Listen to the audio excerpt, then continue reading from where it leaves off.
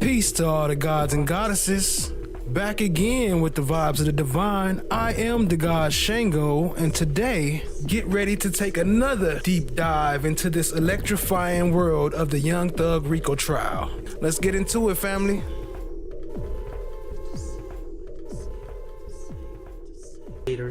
That you didn't do those auto breakings that resulted in those items being stolen, correct? Right. You're saying it was Little Mike and Quez from Etheridge? Yes. Okay. Mr. Copeland, Lil Mike is not a real person, is he? No. That was a finesse. You invented a person out of thin air, correct? Yes. Quez is not a real person. You invented him out of thin air. You invented those people to take the heat off of you and put it on fictional characters. I done told y'all this is what I do. That's your finesse. Saying or rapped the lyrics, hey, this is that slime shit, that YSL shit, killing 12 shit, fuck a jail shit. I'm in the VIP, I got the pistol on my hip, fuck the police. You praying that you live, I'm praying that I hit, this that slime shit. 100 rounds in a Tahoe, I'm prepared to take them down. Got banana clips for all these ends acting monkey. This is that slime shit. This is that mob shit. Fuck the judge, YSL. This that mob life. You wet? Multiple times. Defendant Williams released a video on YouTube of a song wherein he states, I shot at his mommy. Now he no longer mentions me.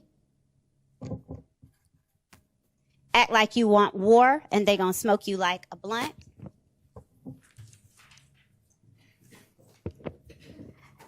Another song, I escaped every one of the licks because I was supposed to be rich. I don't care nothing about a cop. I'm just telling you how it is. I done did the robbing. I done did the jacking. Now I'm full rapping. Gave the lawyer close to $2 million. He handles all the killing. We don't speak about shit on wax. It's all my business. We know to kill the biggest cats of all kittens. He's more about it, but it would be up to one of the, like the Court of Appeals, I think is where this one would go. Those just the time periods. And Your Honor, the state, in addition to the sentence we are asking that the court to impose, okay, we would also be asking the court to require or to have defendant forfeit all of the property that has been seized and that is currently being held, that was found or recovered or taken from his home after it was searched on May 9th. Do you have any kind of list of what that property is? I mean, I'm not familiar with what was seized. And Your Honor, we're not agreeing.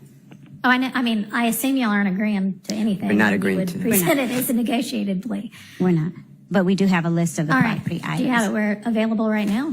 Yes. Actually, would the court permit us to send it electronically? Sure, Because that's fine. And then if that is not imposed as a condition, is it just get litigated as like any forfeiture matter? Yeah, it would be litigated later on. Yes. It's a civil separate filing in this court. It's not related to the criminal. All right. It's related case, but it's unrelated. Understood. And we are sending that to Your Honor. Thank you. At this time. Whether or not you should come down to the Dirty, slimy Miss Love, as always. Peace, peace, family. Welcome. Appreciate you all being here. Shout out to all the gods and goddesses. Let me do a quick roll call. Cha Diggy in the house. I appreciate you. See you coming through, getting them chat prompts together. Appreciate the love, family. Y'all show Cha Diggy some love with some blue hearts in the chat. Always Lion Love. What up, family? FFS. What up, gang gang? Danielle. Tat Flocker, what up, though? Jeff Stayk, Jeff, Steph JK. My bad, family. I'm tripping already. Steph JK, y'all show some love. Drop some ice creams for Steph JK. Cron Tonic Limitless. Man, I'm messing up already. Let me go back and retry this again. Let me start over. Chrontonic Limitless, what up, family? Brooklyn, I see you. Joni 4, Fatima, A&J Smooth, appreciate y'all being here, family. Laugh, always have fun. What up? Chan My Black is Golden, what up, what up? Appreciate you, family. Fatima, Okay, I think we got everybody. Relentless Fitness, what up, what up? Appreciate y'all. Let's get into it, family. Oh, no one. Before we get up out, I see you, no one. What up, family? Police department because people are putting your name in the murder. I don't know. I know when he called me, didn't know what to do, so that's why I was told to go down there. Yeah, I finished. Do you recall telling Detective Thorpe in that same January 11, 2015 interview that people told you not to go down there and to wait till the police called you? But you wanted to come down so you could clear your name. He said, did I tell him that? Yes. I guess. In that January 11, 2015 interview, was Thug in that interview with you? Huh? I guess. Aubrey Yah, what up, family? Appreciate you joining. I see you. And who else was that? Was that Three Faces in the Hood? I think I saw Three Faces. Oh, no, that's Chatty Cathy. What up, Chatty Cathy? I see you, family. When you went to go speak with Detective Thorpe on January 11, 2015, was Thug in that interview with you? What you? Sapphire Ridge News, what up, fam? I see you. Okay. Danny Williams, what up, what up? Mr. Copeland, can you step outside for just a second? Ladies and gentlemen, jury, can I get you to step in your headquarters just for a minute, please? Daniel Hauser, what up, what up? What's up with Miss W? What up? I see you, family. Oh, I love the flag. I see you, family. What's up with Miss W? I love the flag, family. They go Jack jingling his bells back there for you.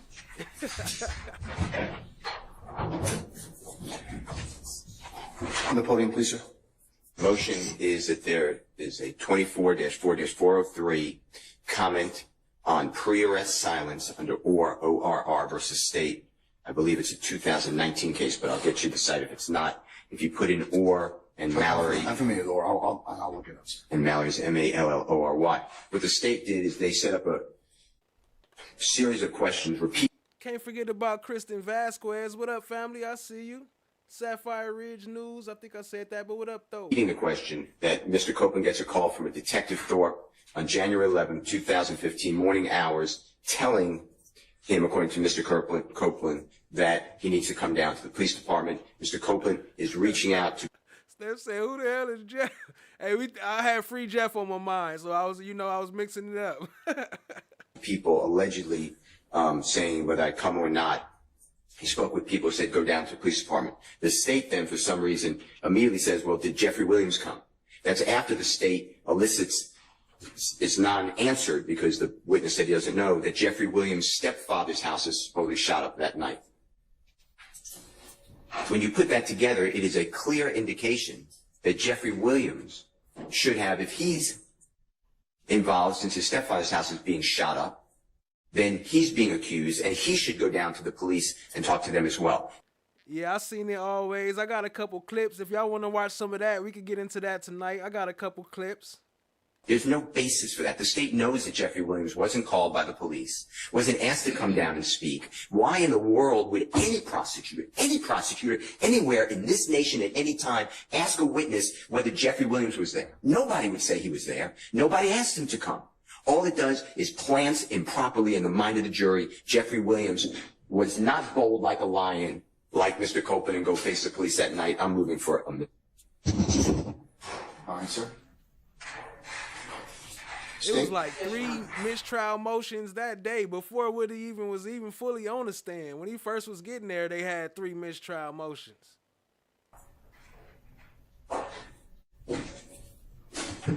Just if you can decipher, or if you can find it, please. What year was it decided? Probably 2016, maybe 19. Hey, no one, I don't know if I missed your answer last show. Did you say you be making the beats too, or do you use other people's beats? What up, Dancing Horse? I see you. Appreciate you joining. What up, Daniel Barry Sports Highlights? What up, though? It's OR versus State? State versus OR. It came from the Court of Appeals of Georgia, the Supreme Court of Georgia officer. And reverse our previous demarcation. I didn't forget about you, Daniel Hauser. I threw you up in there. Appreciate you, family.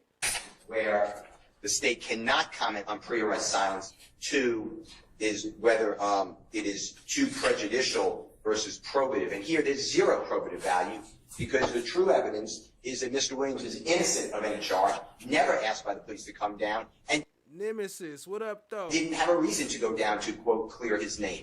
So now the jurors are left with the unbelievable impression that somehow Jeffrey Williams. My bad, y'all. Look, it's hard. These chat scrolls be scrolling fast, all right? So sometimes it skip past, and I can't see till I come back around. But I always come back around. That's why y'all fuck with your boy, right? Shout out to Kristen Vasquez. Much love, family. I see you. Should have gone to the police department, but didn't, and he hid behind Mr. Copeland. It's just outrageous. I mean, to me, that is, I've tried so many cases, this is just wrong. And the state inquires of this witness, knowing, no matter what the witness said, it's just, nobody's going to say. There's going to be a video played where Mr. Copeland's sitting in a room with Detective Thorpe. What a crazy thing to say. Was Jeffrey Williams with you when you went to the police? Why? What's the probative value of that? Well, I'm gonna find out, I guess, so. Okay, all right. Thank you, Mr. And the citation for is 351 Georgia App 578. No, look at the state. That's state v. or. Look at the state versus or in the Georgia report for the Georgia case. I think councilors probably have it. So.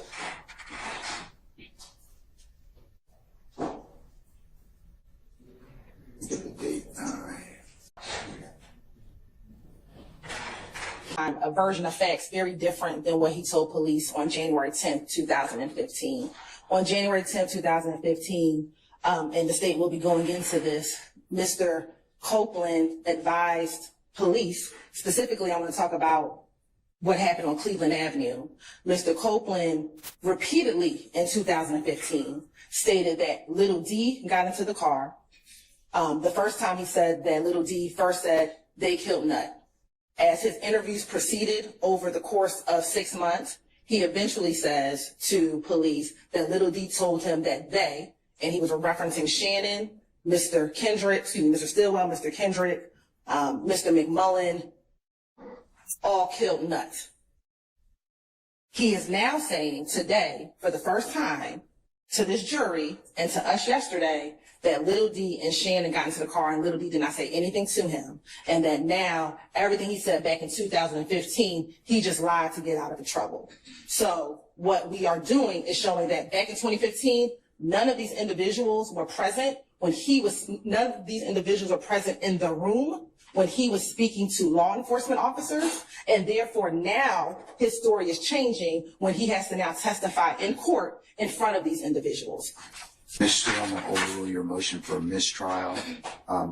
Laugh always say, get them likes up, hit the share button, hit the subscribe. Let's get it in, show some love. Noted that you've asked it before the positive of the next question, and I'll make it a continuing objection, okay? Sir, did you hear me, Mr. Steele? Okay, all right. Anything else, Mr. Steele? Before I move on to Mr. Sharp? I mean, you rule, so. Okay. Appreciate the Turn around and ask for his money. That's a fact. trial being waged. Yeah. Okay, all right. Mr. Sharp? On behalf of Mr. Stillwell, I just want to make it clear. I know the Harvey rule is in effect, but I believe just for the record that the comment, because this is a RICO case, and we've instituted the Harvey rule for a reason, but also specifically, this is a RICO case where the constitutional violations of one defendant affect all the rest of us. We are linked together. We sink and swim together in many ways. I am too moving for a mistrial for the same reasons that Mr. Steele enunciated, and I understand the court's ruling, but for the record, I just want to make it clear that I have specifically joined this motion on behalf of Mr. Stillwell. I'll note that Harvey rule is in effect and all counsel, it will apply for all counsel that you've moved for mistrial and you posited another motion for mistrial before the positive of the next question, okay? Yes, thank you, Your Honor. Okay, anybody else? Okay, thank you. All right. Like I said, I'm going to note it for all defendants present that you move for mistrial. All right. Unless there's anything else. You consider a limited curative instruction admonishing the state in front of the jury Miss D, what up, family? Appreciate you joining. That this has nothing to do with Mr. Williams. They should not have asked that question, and that the jury should take no adverse inference against Mr. Williams whatsoever. No, sir, because it's a proper question at this point in time, given the state's rationale over your objections. Okay? All right, anything else?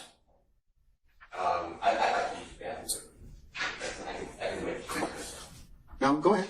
I'll let you all take 5 minutes and bless you and do that. We'll be in recess.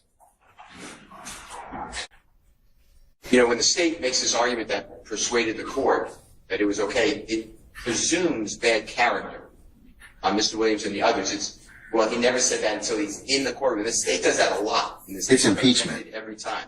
And you have overruled it, said it goes to bias of the witness. But I never heard a witness say, yes, I'm intimidated. The state just presumes that. So that's another reason that I don't believe that that was a valid, persuasive objection. I know you did. But I just want that in the record. And going forward, if you could give me another, I think you gave it to me, but another continuing objection just to make sure. Any comment on, you know, well, you're intimidated by Mr. Williams or the others if they want. We haven't gotten to that yet. I think we covered that sometime earlier in another motion, but it depends on what is testified to. And I'll have to take that on a case-by-case basis. I'm objecting to it now, if that's where the state's going. You don't need, I can't give you a continuing objection about that. I need to hear it first, okay? So, all right. But to that question, I'm saying, you know, well, have you ever, I assume they're going to follow up with, have you ever testified in front of these gentlemen before, something to that effect? And by saying these gentlemen, Mr. Williams and other people. I don't know whether or not they are, but let me find out. Does the state have anything they wish to add to Mr. Steele's comment or assertion? I mean, we would definitely explore the fact that his testimony is changing now in the presence of these individuals versus when he was not in their presence. We will explore that because I think that that is a ripe area for the state to go into because he is now changing his testimony. All right. Well, I'll note Mr. Steele's objection, okay, and make it continuing, depending upon how the foundation you lay, Ms. Hilton, okay? All right. Let's bring Mr. Copeland back in, please. Some of our jurors. So about the last conversation that you had with Nut. I had a conversation with Nut? Do you remember telling Detective Thorpe about a conversation that you had with Nut? I don't remember what I told Detective Thorpe.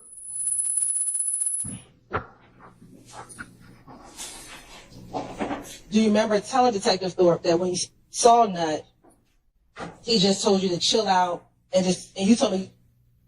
Hold on. Mr. Steele's objection. Hearsay?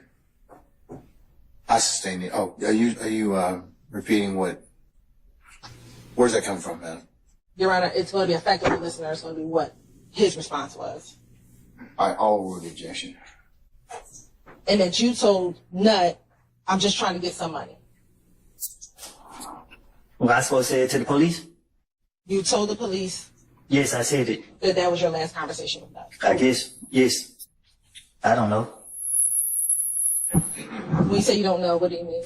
I don't remember what I told any police.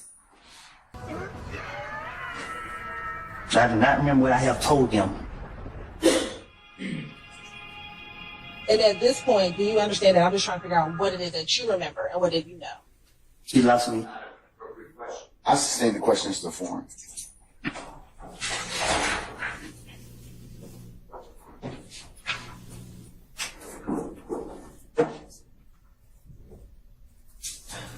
Do you recall being concerned that it was a whole gang after you? You talking to me? Yes, sir. You say that again? Do you recall in 2015 being concerned that there was a whole gang after you? You said, did I tell that to the police, or you asked me, was I? I'm asking you, were you concerned that there was a whole gang? Not even a little bit. Do you remember telling Detective Thorpe, and now these niggas show up at my girl's mama's house, and it's I don't know, Danny. I was looking for that timestamp. I know I got the video, but I couldn't find where I put it at. I know I got it. If somebody got it, send me the timestamp. I'll pull that piece up where he said she stink. I was trying to put it in here. I couldn't find it. It might be in this clip, though. It's the whole gang. It's the whole clique. You know what I'm saying? They deep. You know what I'm saying? That's the only thing that put fear in my heart. Now I have to watch everywhere I go. I have to watch out.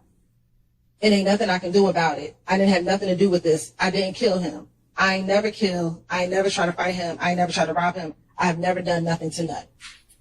Do you recall telling the police that? I guess. I don't remember. Back in 2015, who was beefing with Nut? How I supposed to know that? Detective Thorpe? I don't remember nothing I told the police. Do you recall to tell Detective Thorpe that Thug wanted Kel to pay for his window that got shot up? Probably so. Probably. Or do you remember telling the... Joe, do you have an objection? Your Honor, it's not... For your objection, sir. No.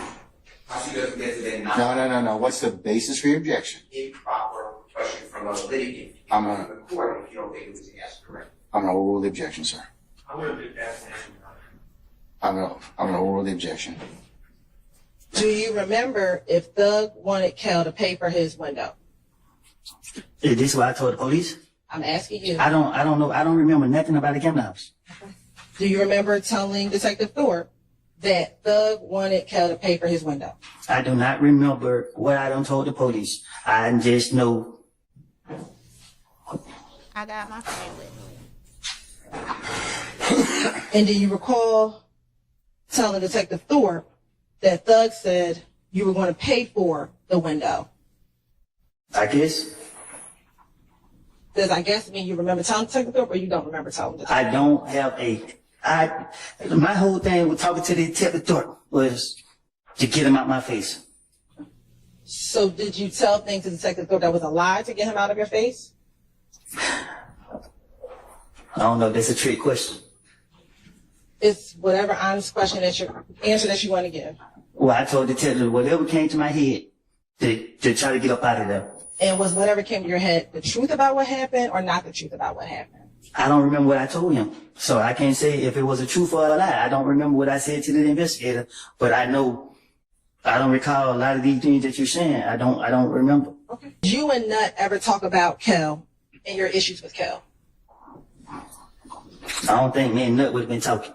Okay. Do you recall telling Detective Thorpe that you and Nut have talked about Kel? I don't know. I don't remember. I don't know what. No, I guess I don't. So do you remember? If Thorpe said I said it, I said it. Do you remember telling Detective Thorpe that? No, I don't remember. I told you that when Detective Thorpe called me down there and tried to question me, I feel like I walked in and walked right back out. I don't remember sitting down talking to him.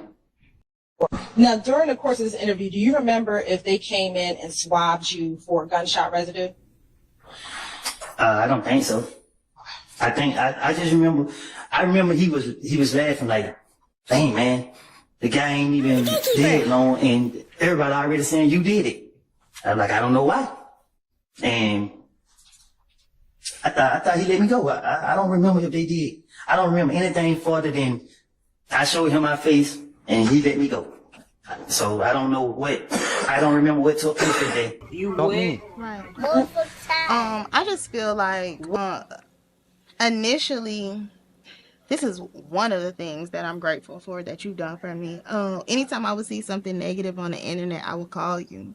And I feel like this summer, you were the only really real friend I had. You were the only person I could call about most things because only you knew.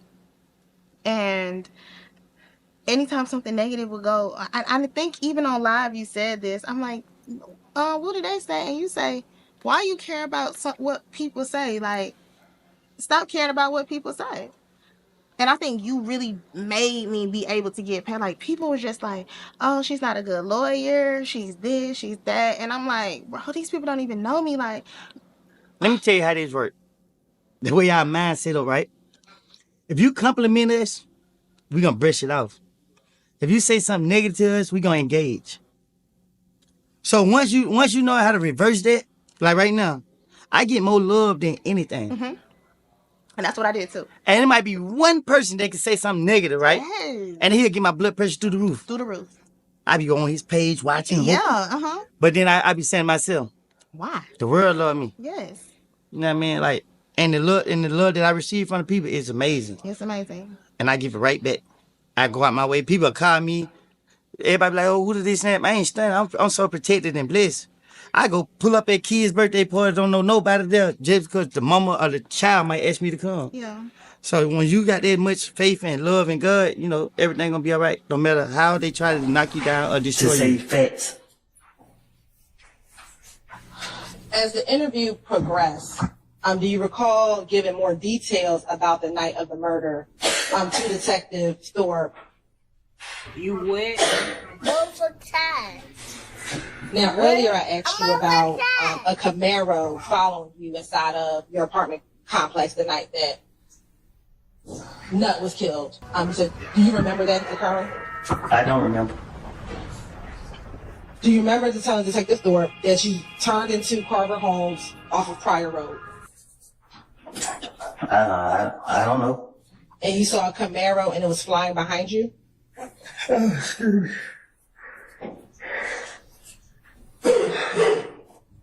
I don't remember what I told Detective Thorpe again.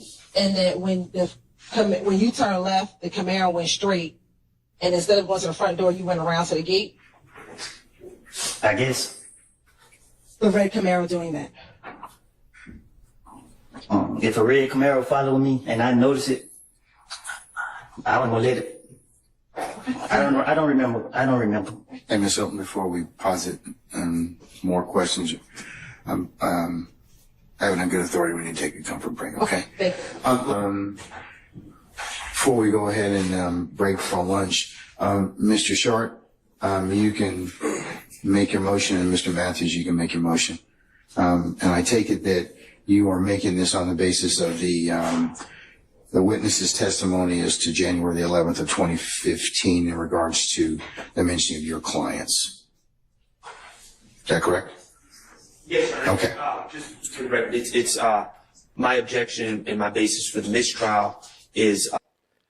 K Tally Pit Love, what up, family? See you. Appreciate you joining. Both constitute. What y'all think about Kayla and Woody? Y'all think there's something going on?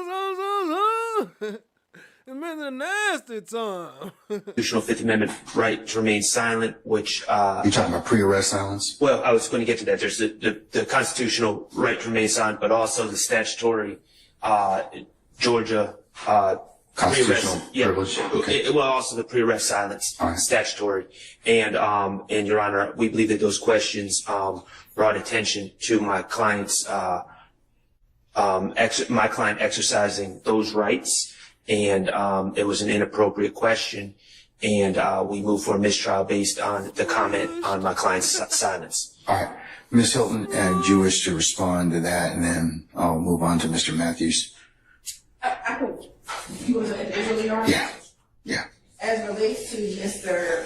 Stillwell, at the time that I'm questioning Mr. Copeland. Mr. Copeland, at the time of January 2015, at that time, Mr. Stillwell was not a suspect in this case, so would not be counted as pre-arrest silence. Additionally, looking at Dinkins v. State. Sorry. Repeat that last thing. Is it Dinkins you said v. State? Dinkins v. State, which is a prosecutor does not impermissibly comment on pre-arrest silence merely by showing that the accused demeanor and conduct during and after the crime, but before an agent of the state questions him and before he knows he's being investigated, were inconsistent with the defense, such as coercion or justification. All right. Well, the jurors don't know when my client became a suspect or not. So, I mean, the effect on the jurors, I don't really see how that's relevant. Cynthia Torp, what up, family? I see you. Further, again, Your Honor, the state's position is we weren't commenting on any of the defendant's silence, but again, to show that Mr. Copeland's demeanor now in court before these individuals versus when he was by himself in a interview room. So Mr. Copeland's demeanor now in court before these individuals versus when he was by himself in a interview room solely with the detective, that his answers are much different. And so that is the state's Appreciate you, family. Purpose and reason for talking about who was present with him in the room when he was conducting his initial interviews in 2015. And Your Honor, just to respond to that argument, what undermines that argument is my client wasn't present yesterday when Mr. Gemini Rising, what up? Appreciate you joining, family. Copeland made it clear to the What do you mean he was in the courtroom here, right? But no, he wasn't present yesterday in some side room somewhere where What up, Wilma? I see you. Appreciate you, family. several investigators from the DA's office and multiple prosecutors were all in a room talking to Mr. Copeland while he was a sworn witness in this case, and he let the state know. Hey, Kissing Pink, what up, though? I see you, fam. Appreciate you joining. That what I said in prior statements were lies, and you were disclosed those particular I was disclosed okay, those I just want to make sure. Okay, last night. Okay. But and before he testified this morning, correct? Yeah, last night. Okay. All right. And so, but the argument that, oh, he's changing his story because he's in front of Mr. Stillwell. Not only is there no evidence that Mr. Stillwell has ever threatened Mr. Copeland or Mr. Copeland is in any way scared of Mr. Stillwell, or any of these other gentlemen, but also the fact that it was disclosed yesterday to the state with none of these gentlemen present undermines their argument that that's the reason for asking that question. All right, thank you, sir. All right, I'm still going to deny your motion for mistrial, and I'll note that you asked, as I said before, that you posited before the next question was asked. Okay. Thank you, Your Honor. All right, Mr. Matthews, Senior.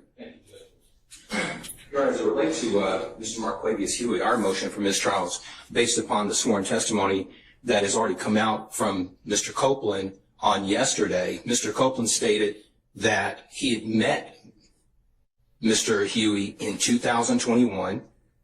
He had indicated that he had met him in 2015, didn't know him in 2015, or anything of that nature. So it's a bad question that was asked in terms of whether or not Quay was there back in 2015. So that's the first point. He did not know Mr. Huey in 2015. Secondly, Your Honor, that places it's a bad faith question. It places Mr. Huey's character in issue, and there's no basis. There's just no basis for that question to be asked.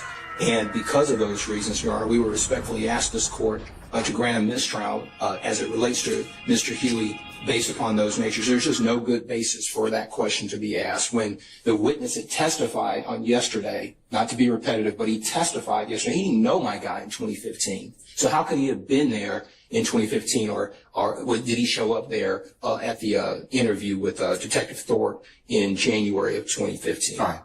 Thank you, sir. All right, Ms. Hilton. Your Honor, the question was a good faith basis. If you recall, yesterday the state asked Mr. Copeland if he knew a number of these defendants. And so what the state did in order to perfect what occurred is asked about every single defendant that Mr. Copeland said he knew in this courtroom, regardless of time, so that the jurors Steph said I shared the live. Did y'all? Knew that none of these individuals were present with him at the time. Now, if Mr. Matthews wants to argue at closing argument that was the state shouldn't have asked that because Mr. Huey, he didn't know him, then that's a question for argument, but not a question for a mistrial, Your Honor. All right. I'm going to overrule your objection, Mr. Matthews, and I'll also note on your behalf and your client's behalf, Mr. Huey, that you have paused the next question before, made another motion before we pause the next question. And one more thing just to answer the record, Your Honor. And while I knew that the answer was no, the jury did not. And so we had to pose that question. And there's one additional thing I want to put on the record after the close of this hearing, Your Honor. All right. Anything else? Ms. D said, what do you have to do strange for said piece of change? Asking for a friend. Hey, what up, Billy Gates? I see you, family. Appreciate you joining. In regards to mistrial? All right. Ms. Hilton, what else? Your Honor, as Mr. Shard just disclosed, the state turned over yesterday an email to all defense counsel regarding our interaction with Mr. Copeland on yesterday in the afternoon. I know Mr. Shard just said that, he was a sworn witness and we were speaking with him in a room without any of the defendants present. The statement from Mr. Copeland was a sua sponte question to us, or response to us, as we were talking in the room yesterday, and that is why we immediately disclosed that information to defense counsel.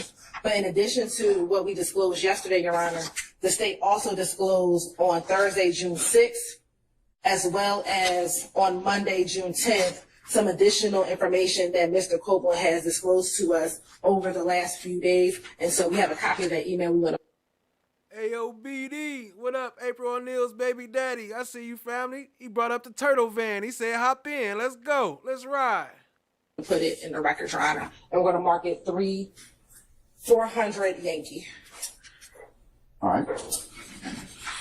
Okay. All right, counsels, enjoy your, sorry. I would like the court to look into the appropriateness. Mr. Copeland. Kissing Pink say he a little bit drunk over there. That's all right, family. Let's get it in. To my observations Shots. around your courtroom, outside your courtroom on breaks, is surrounded by several members of law enforcement, the district attorney's office, and prosecutors, potentially other persons. I don't know why a sitting witness under oath is in a room with prosecutors during breaks, mornings, afternoons. It's totally inappropriate. There are people who are in your court's door. There's a double door where the court sits to. What up, Drea? Y'all want to see a little more? I got a little more if y'all want to watch a little more. Which right that aligns with the witness chair, and I noticed people standing there in law enforcement while Mr. Copeland is testifying. He's making eye contact with them. I don't know if they're his brother. My point to you is this: what gives anybody the right to surround a witness? He's not in custody. And Destined to be. What up, family? Appreciate you joining. bring a witness. I'm sure Mr. Copeland didn't say to the prosecutors, I don't know this, Your Honor, so if you think I'm wrong, then just strike it from your memory. But I'm sure he didn't say, hey, you guys want to hang out in this room a little while? So I believe that he is being led on a tether by the prosecutors, and it is coercion. It is inappropriate. And why would anybody not be recording everything he said? And why do I have to get it in drips and drabs? So I am objecting to the tactics of the Fulton County District Attorney's Office and whomever else they may have employed with a citizen, regardless of what the court may think of him or the prosecutors think. I don't have any thoughts. So please don't put that in. Please don't put that in the ether. Okay, but that's what you just said, sir. Ether is okay. Clear. The court wouldn't do it. I wouldn't do it either. So why is it happening? I have no interest other than I'm a referee. Well, you're the referee who spoke with the witness without my presence. Mr. Steele, we're not gonna get into that right now. Well, okay? my point is, how is he being treated here? And why do I have all this? And why is this going on? What an unfair trial for Mr. Williams. Think about it. If you were accused, Your Honor, and the judge met with this witness, with the prosecutor, and you sat next to me and Mr. Adams, you would say to us, what kind of case is this? Now he's being surrounded with all this law enforcement. My point is, Your Honor, we're going to object at this. I'm not going to be interrupted. Mr. Steele, hold on. No, but you're cutting it, Mr. Steele? Mr. Steele? Yes, sir. What? Okay. I want to finish. I'm making a record for the court to understand. Well, Mr. Steele. I've never been interrupted in a court except for this one. You all well, you know, but the challenge is. And all this is based around the Woody thing. I was doing a Woody the next episodes, but I realized he was on the stand, well, from when he first came was what, day 87, all the way up until day 121. And then he testified twice. So the whole first time he didn't even get cross-examined. So I had to just include some of this before we get to the cross-exam, because there was 2 complete parts of his testimony. So that's why we start here. Appreciate y'all, family. Hit the like, hit the subscribe, tap in, share with a friend. In this point in time is that some of the things that you have said at certain points in time are not appropriate. Not true. Okay, well that's the court's. The court is wrong. Well, you know, you have, everybody has an opinion, and it can certainly be reviewed at the appropriate time. But finish up so you can go ahead and make your record. He said finish up. Finish up. What up, Dream? I see you. Hello. Or anyway, this is a record. This is important. Okay, but it's your allegation and assertion, sir. Okay, so. Well, we don't know that. We don't know whether or not they're true. What's going on? Every time Mr. Copeland comes in the courtroom or out of court, he's escorted by a DA's office investigator. You see that? His court is observant. You're not just sitting there in a cloud. You see exactly what's going on. You hear the prosecutor tell you, we were in a room with Mr. Copeland, and he said, why? Okay. Why do I have to bring it up? You should be bringing it up. This is crazy. This is like communist Russia. Mr. Williams is having a worse trial. So I'm moving, again, to stop intimidating the witness by the prosecution, leave people alone, and stop accusing. You've allowed the prosecutor Love to accuse me of misconduct. Oh, but you've also accused her of hold on. You have accused her of misconduct as well. And remember what I told you about your professional remember what I told you about your, and she's going to take me down as opposed to you. So when I start talking, stop talking, please. Okay? I'll let you complete your record, okay? I understand the one already talked. I got it. All right. Okay. All right. So I told you, several times before, I told you and your colleagues, remember your professional responsibility. And let's not make this an ad hominem issue. I don't believe that either one of you are trying to do anything that would. Puerto Rican Gloria, what up, fam? I see you. Appreciate you joining. I'm going to have to skip down through some of these chats because I'm way behind. But I appreciate you, family. I just saw this one on the way. I want to welcome you in. Subvert your ability to practice law. So, but. Ms. Love has intentionally lied to the court numerous cases. Hold on. Let me finish. See, this is Mr. Steele. This is exactly what I'm saying. You cannot, it is not a good idea to state that your brethren across the bar are lying, okay? At any time, right away. I don't like doing Okay, but don't. So don't.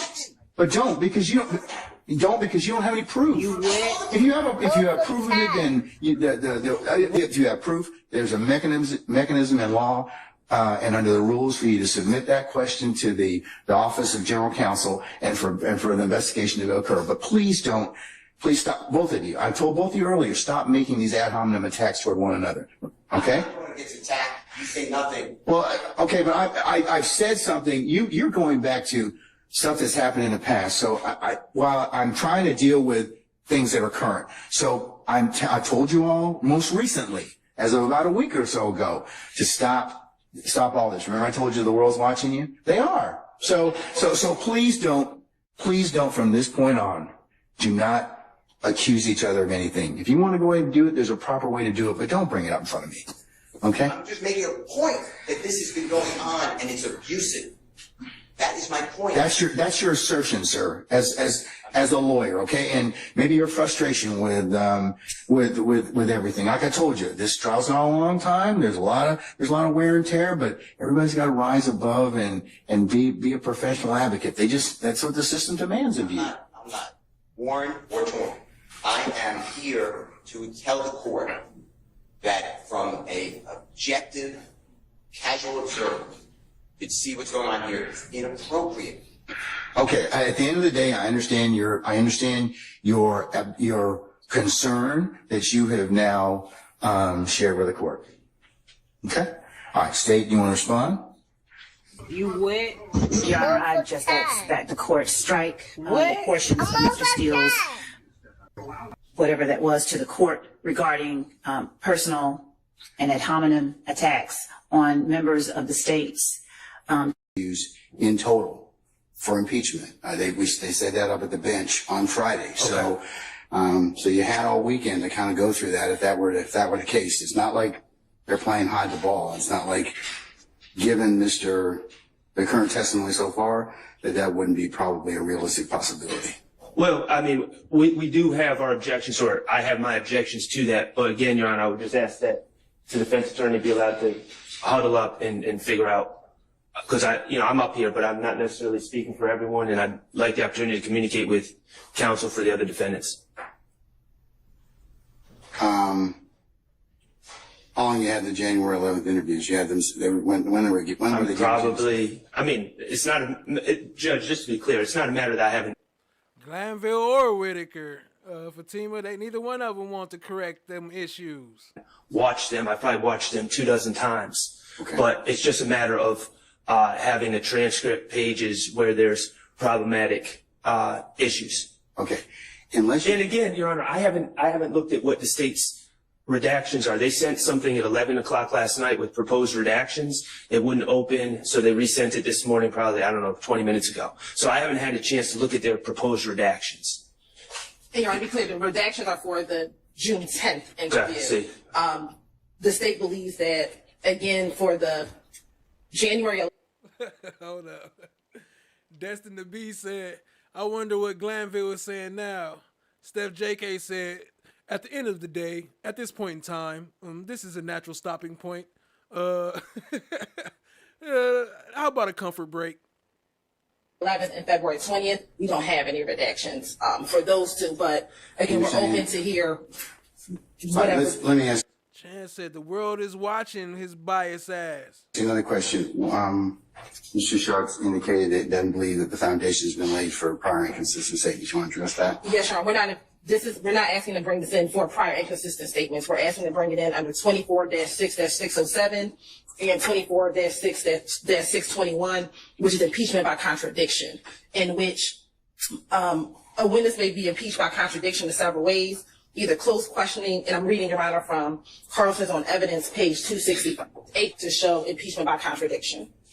Well, and if there's certain things that are said that indicate that the officers did not pressure him about quote unquote thug or things like that, that maybe fall under contradiction. But playing the whole video, it's like they're saying he said he lied, and we're bringing this to as contradiction, evidence of contradiction. But that would be assuming that he's telling the truth in that interview. It doesn't in and of itself facially contradict anything he's saying. He's just saying he lied. Ordinarily, you'd be right.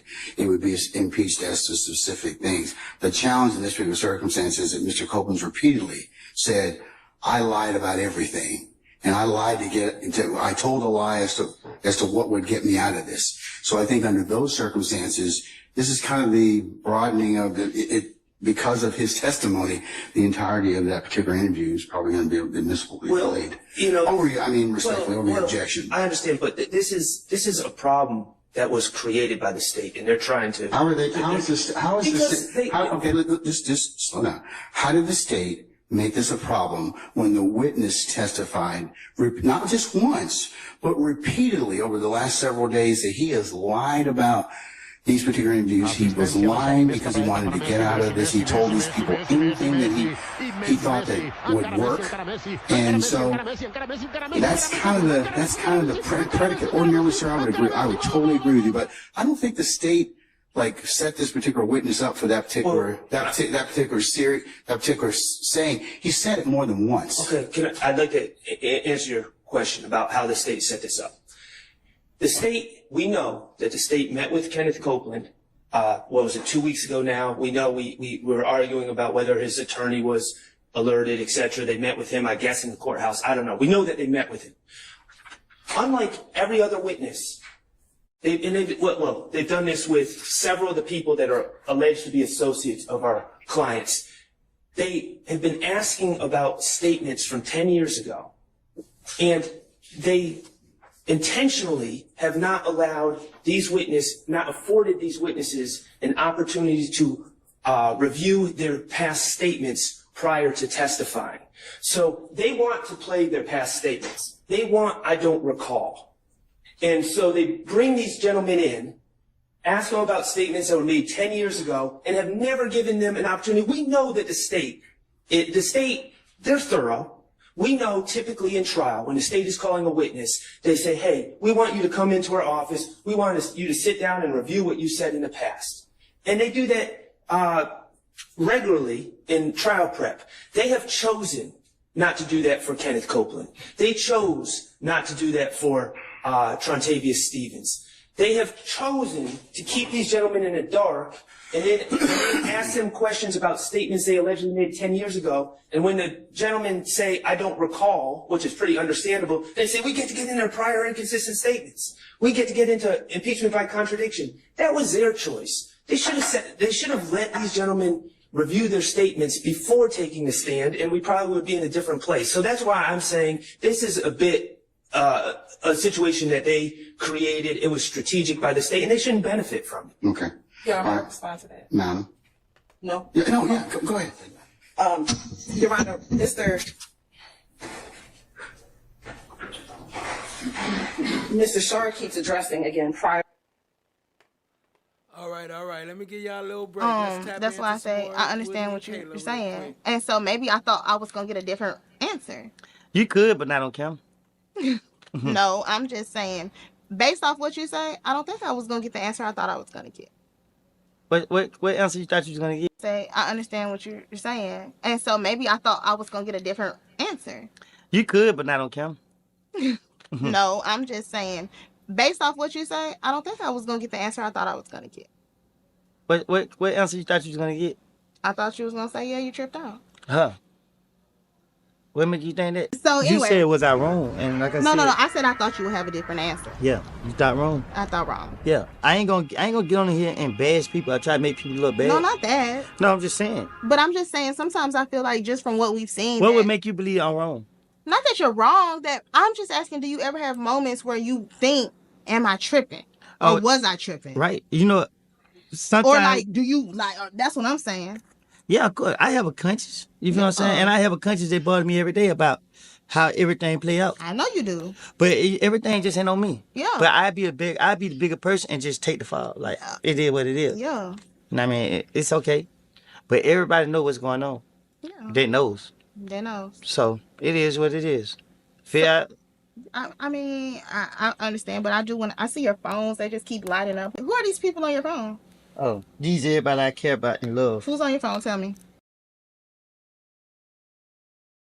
Inconsistent statements. What we expect for any of our witnesses to do is come in here and tell the truth about what they remember happening in 2015, given why they're here. What Mr. Copeland said is everything I said was a lie. So at this point, Your Honor, it's not about, he's literally. So my notes do not reflect that Mr. Copeland gave a blanket, everything I said previously is a lie. What I have is he would answer some questions, probably did. Other questions, yes, I remember that. And some questions, that was a lie. So we need to go, we have a duty not to just play prior statements that are not inconsistent and do not impeach current testimony. In addition. They're not saying it's impeachment. They're saying testimony by prior contradiction. It's an impeachment way to do it, but it's not impeachment for some things. Other things, sure. He said, I said anything to get out of trouble, to get the police to stop investigating me, or words to that effect, and put them on someone else. Also, I'm sure all y'all seen that video with Woody and Caleb, but if not, I'll drop the link to it towards the end of this video. there are detectives. There is Detective Thorpe in the January 11th, early morning hours, 2015, video, audio, recording, and there are other officers. Those officers give statements as well. Now, some of the statements have to put in context, so the rule of completeness. However, other statements, the detectives are giving El hombre negro. The black hombre, huh? information that do not put anything in context. It's their opinion. So I do believe, I agree with everything and endorse everything Mr. Sharp said, but I do believe that the state needs to be more focused and not just say they're playing everything. And then, obviously, bring it to the court with any other issues that we have. If the state's position is what it is, and my position is the court needs to make findings on each line because they're not all inconsistent under 24-6-602 or anything on 24-6-613. All right, Chris.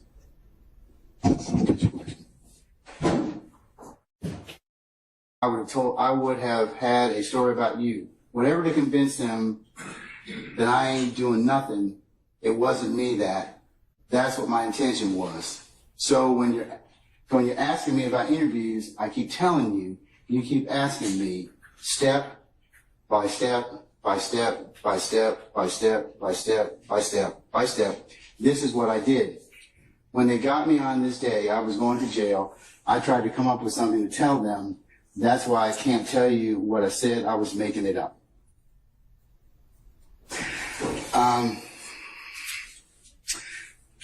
State, unless you've got something more specific, it looks like from looking at 607, it allows for the admission of intrinsic evidence to impeach specific errors or falsehoods in the witness's testimony on direct examination. So it's more so, they give the case of United States versus, this is in Carlson, Antonius, and that's Antonokeas, And this particular accused was charged with illegal narcotics offenses, and when he testified, he made sweeping statements about disavowing any involvement with drugs. So the government provided testimony that from somebody that had sold him cocaine on 2 occasions, or they asked him about it. So, sold him cocaine on 2 occasions. So if you open the door, I don't think, which is what I think you're trying to tell the court, that, but I don't think it's quite broad enough. I haven't found anything in the transcript that indicates that what you said, everything I said was a lie.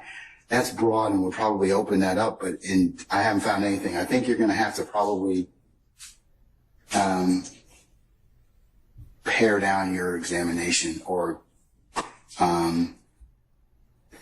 rethink what you want to do in terms of 607. But Your Honor, when he says in court, I was making it all up, that is. Because I was making it up. Well, I was making it up, meaning everything that he told law enforcement back then, in order to get out of whatever he was doing, I was making it up. We don't believe he was making it up. We believe that he was being truthful in those interviews. And so when he comes in court and says, I was making it up, meaning I was saying anything in that interview room in order to get out of custody, or to get out of that interview, then everything I'm saying isn't true.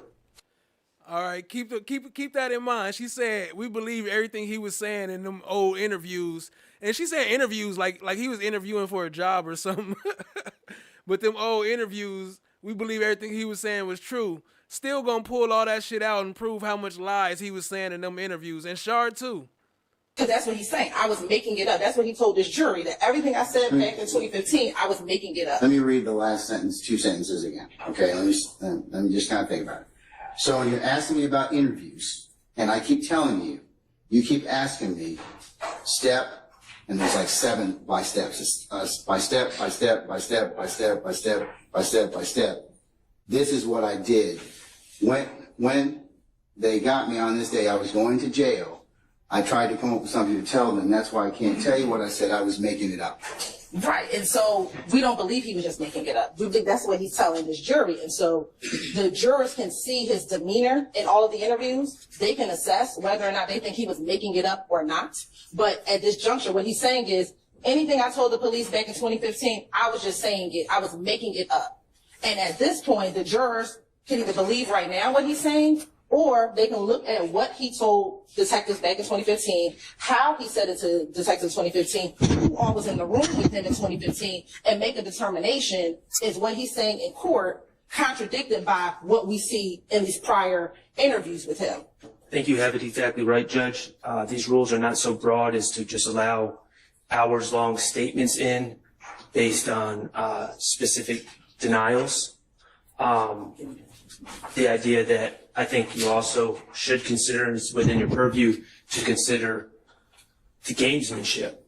I'm going to stop you there. I don't think that anybody's playing or running games in terms of that. Well, I respectfully disagree with you about that. Okay? So you don't think? What you mean you respectfully disagree? Ain't you supposed to be the referee, motherfucker?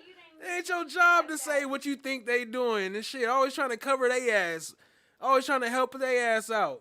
When it's the prosecution, I don't think they did that. You don't say that when Love is saying they intentionally deleted the files and her ass be lying. Fuck out of here. That they specifically chose not to show this gentleman his videos so he would not recall things when asked about 10-year-old statements? I don't think that any self-righteous advocate worth their salt is not going to prepare a witness. I don't believe you would do that. I don't believe anybody would do that. Well, why hasn't he seen the videos then? I don't know, sir. I don't. Okay. I don't. And I don't know what their prep entails. But again, we're not going into, ad hominem attacks against anybody, okay? Now you talk about ad hominem attacks. What did you talk about? No, we talking about facts, nigga. They lying. What are you talking about ad hominem attacks? Sounding like Love. That's her word. Why are you trying to bring that back up? We brought that up last episode. And I even brought up the definitions of it. It's not an attack. I just think it was strategy. And they shouldn't benefit from the strategy. I'm not making a personal attack. I mean, but there are pros and cons about how witnesses are prepped. So, I certainly, I certainly think that is something that, has to be taken into account depending upon the witness and depending upon the circumstances. So, but they're trying to say just because he doesn't remember, recall, or denies specific parts, somehow this opens up the entire statement based on, well, the jurors should get to see his demeanor. And again, they can see his demeanor on the specific part that is being impeached. But I'm concerned about this last couple statements about, because he says when you're asking me about interviews, that's broad. He's saying in these interviews that I have been undergoing, I keep telling you, you keep asking me step by step, seven that. This is what I did. So when they got me this day, I was going to jail. I tried to come up with something to tell them. That's why I can't tell you what I said. I was making it up.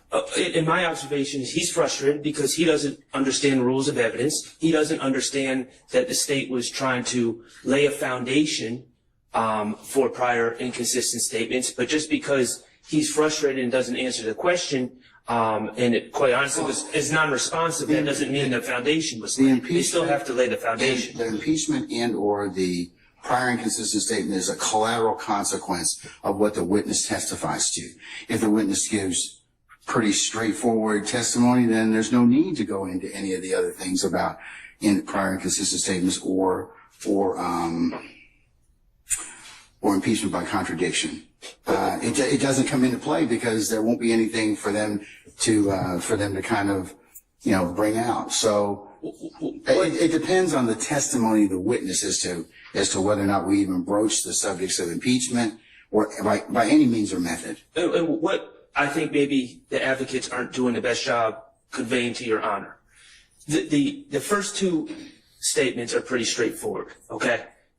But as we move on, these statements are very Are you talking about the statements on January the 11th and February 20th? They're pretty straightforward and pretty compartmentalized, fairly compartmentalized about what they talk about.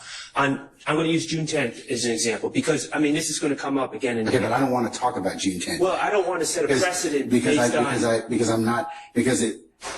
haven't kind of covered that. I have a jury that's sitting out here. I want to kind of see if I can go forward with that. Okay, well, so that's my intent at this point in time is to see whether or not I can make an agreement, or not make an agreement, but I can make a decision as to whether I'm going to allow the state to play these two interviews. Okay, well, I'm just trying to make it clear to your honor.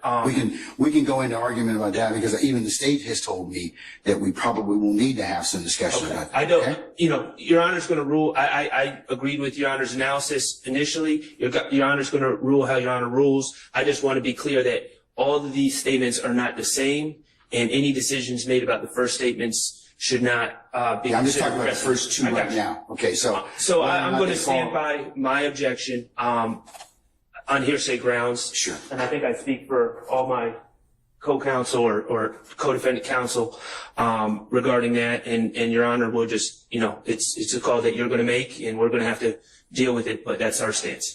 Mr. Steele, anything else, sir? I got it. Okay. All right. And we agree, Your Honor. Anyone else? Mr. Harvey? Yeah.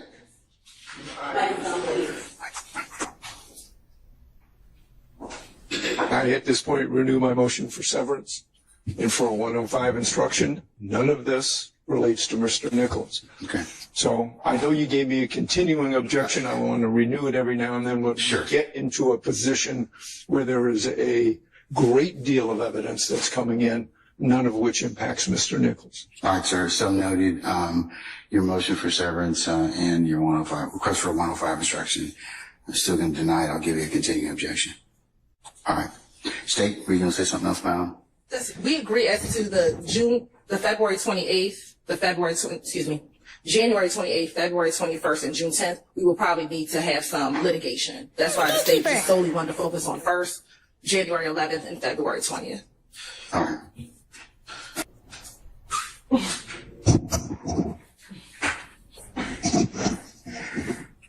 Ladies and gentlemen, this might be an appropriate time for us to recess for the day since we had, I've had a conversation with counsel. This might be a place to stop. So we're going to go ahead and just recess you till tomorrow morning. This applies to both motions that have been filed to recuse the court, or disqualify the court. Recusal by Superior Court judges governed by Uniform Superior Court Rule 25, etc. Rule 20. AOBD, that's a fact. Me and Chan was talking about how he don't know what the hell he doing. He just up there like, if it ain't in front of him, you ain't got no paperwork in front of him telling him what to do. He don't know what to do. He don't know what's going on. He just going off whatever everybody else say.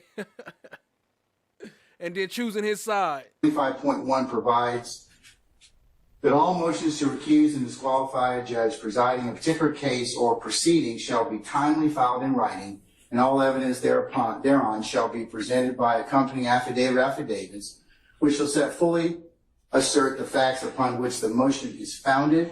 Filing and presentation to the judge shall not be later than 5 days after the affiant first learned of the alleged grounds for the disqualification, and not later than 10 days prior to a hearing or trial, which is the subject of the recusal. What up, Louisa? I see you, family. Free Lil Rod, a.k.a. R. Kelly, huh? Okay.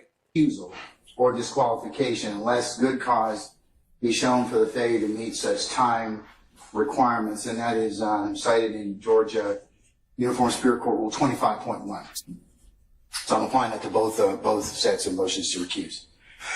In applying this rule, Georgia courts have held that when a motion to recuse is filed, the trial judge shall immediately, 1, determine the timeliness of the motion, 2, the legal sufficiency of the affidavit, and 3, the legal sufficiency of the grounds, and has no power to do anything else, and that is Robinson versus the state, 332 Georgia Appeals at 242-41.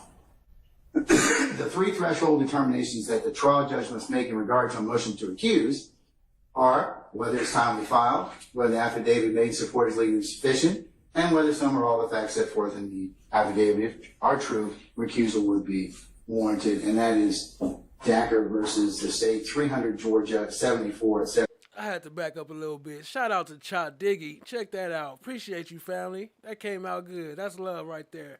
Y'all show Cha Diggy some love. 77, 2016. Blue Hearts.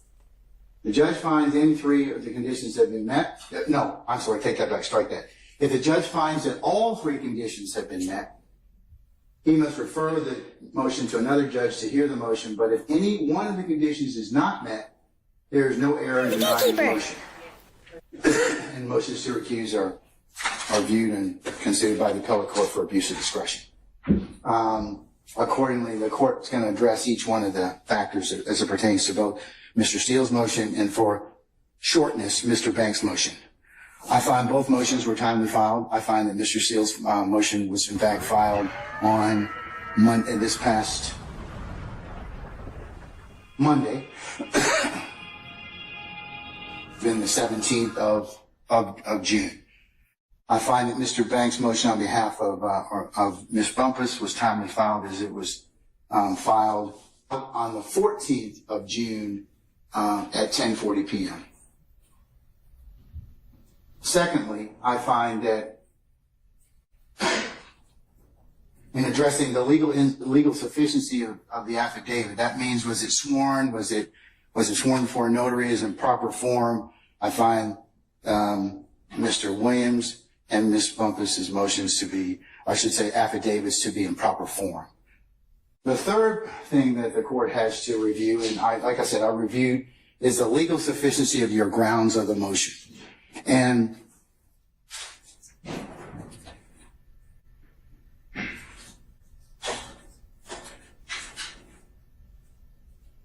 here's where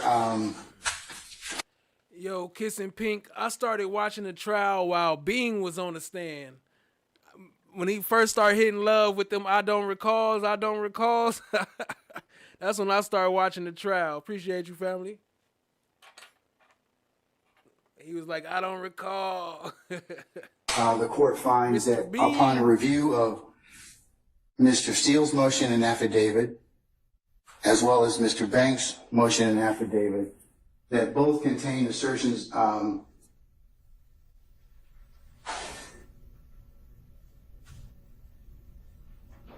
bare assertions and legal conclusions which aren't sufficient for the court to grant your motion at this point in time and refer it to another judge for it to be heard. So I'm going to deny the motion at this point in time. I invite you all to look at Baptiste versus the state. Just because adverse rulings have been made, doesn't mean that the court stops the trial. So I'm going to make that. I'll reduce both of the motions to recuse to an order, and I will file that so you can take whatever steps you need to necessarily after that. But I don't get into anything about the affidavit itself, argument on that. I just have to read it. Those are the only three things I do. And then if I find it to be not sufficient on space, I go for it. I just make the ruling at that point in time, let you all take it up. No, I won't grant a motion for a certificate for immediate review. And that's where we are at this point in time. Anything else, Mr. Banks? If I could just briefly be heard, Judge. Sure. And I'm not trying to, I understand the court's ruling and we'll proceed as we see fit. I do take issue with the court's characterization about the legal insufficiency of the affidavits. Well, that's why when it was reviewed on appeal, sure, it can certainly be. I mean, the appellate court will review my ruling for abuse of discretion. Certainly understand that, Judge. And in stating that, Judge, I would just say that one of the issues that is raised in our affidavit, because our motion to recuse is to recuse you from the contempt proceeding, not the underlying criminal case in which Your Honor is presiding. And so we really don't have an issue or standing to even challenge that. And so to the extent that there is a contempt proceeding that is set for the 25th, Your Honor, you are a witness to that proceeding. And so because you were a witness. I don't believe you. Well, I'm not going to get into any argument about it. I don't believe you. Hey, Billy Gates said, was they having a freak off? Here, let me show you what they had up in there. This is what they had right here. Boom. I don't believe you. Can't. So the 25th, Your Honor, you are a witness to that proceeding. And so because you were a witness. I don't believe you. Well, I'm not going to get into any argument about it. I can't. So that's your assertion at this point in time. And like I said, when that is taken up, I'll consider. I also remember I still need to rule on the issue of the motion to quash. So I may, depending upon what I decide to do at that point in time, sure, other things may be ripe. Okay. Do you want to hear about the motion to quash, or you want to take? No, not yet, sir. I'm going to take up the motion to quash after I finish. We finish the direct of the current witness. Okay. And to other issues that have been raised, as I've told some of the other lawyers here. There is a transcript of what occurred in the ex parte matter. I will, in fact, I'll authorize defense counsel. I'll do a privilege review and see what needs to be disclosed in terms of impeachment and or Brady. And for that, and I will do that. And then yeah, FFS, that's a fact. That's right. When I came in, I'm so high, I'm about to fall asleep on y'all ass. I ain't gonna tell you no lies. Can I get a water or something? Gatekeeper. So if that pertains, or if that issue affects you, then certainly that may be something that at the appropriate time you'll be able to have a look at. Well, I appreciate the court's time. We would certainly rely upon our brief and our motion, and that's a part of the record. Okay. All right. I will reach out. The court will reach out to you on two things. One, the ability to take a look at the ex parte transcript and review it for the appropriate parts that the court will authorize. And then also for the, I'll re-notice you because I know that it's supposed to be done this Tuesday, but I doubt that we'll probably have it this coming Tuesday. If I just may say, again, Judge, I know I've already said it as it concerns the issue about you being a witness to the proceeding. We don't believe that that's a bare allegation. We believe that would be an established fact at the hearing. We also. But I can't take it. It's not something that I can argue with you at this point in time.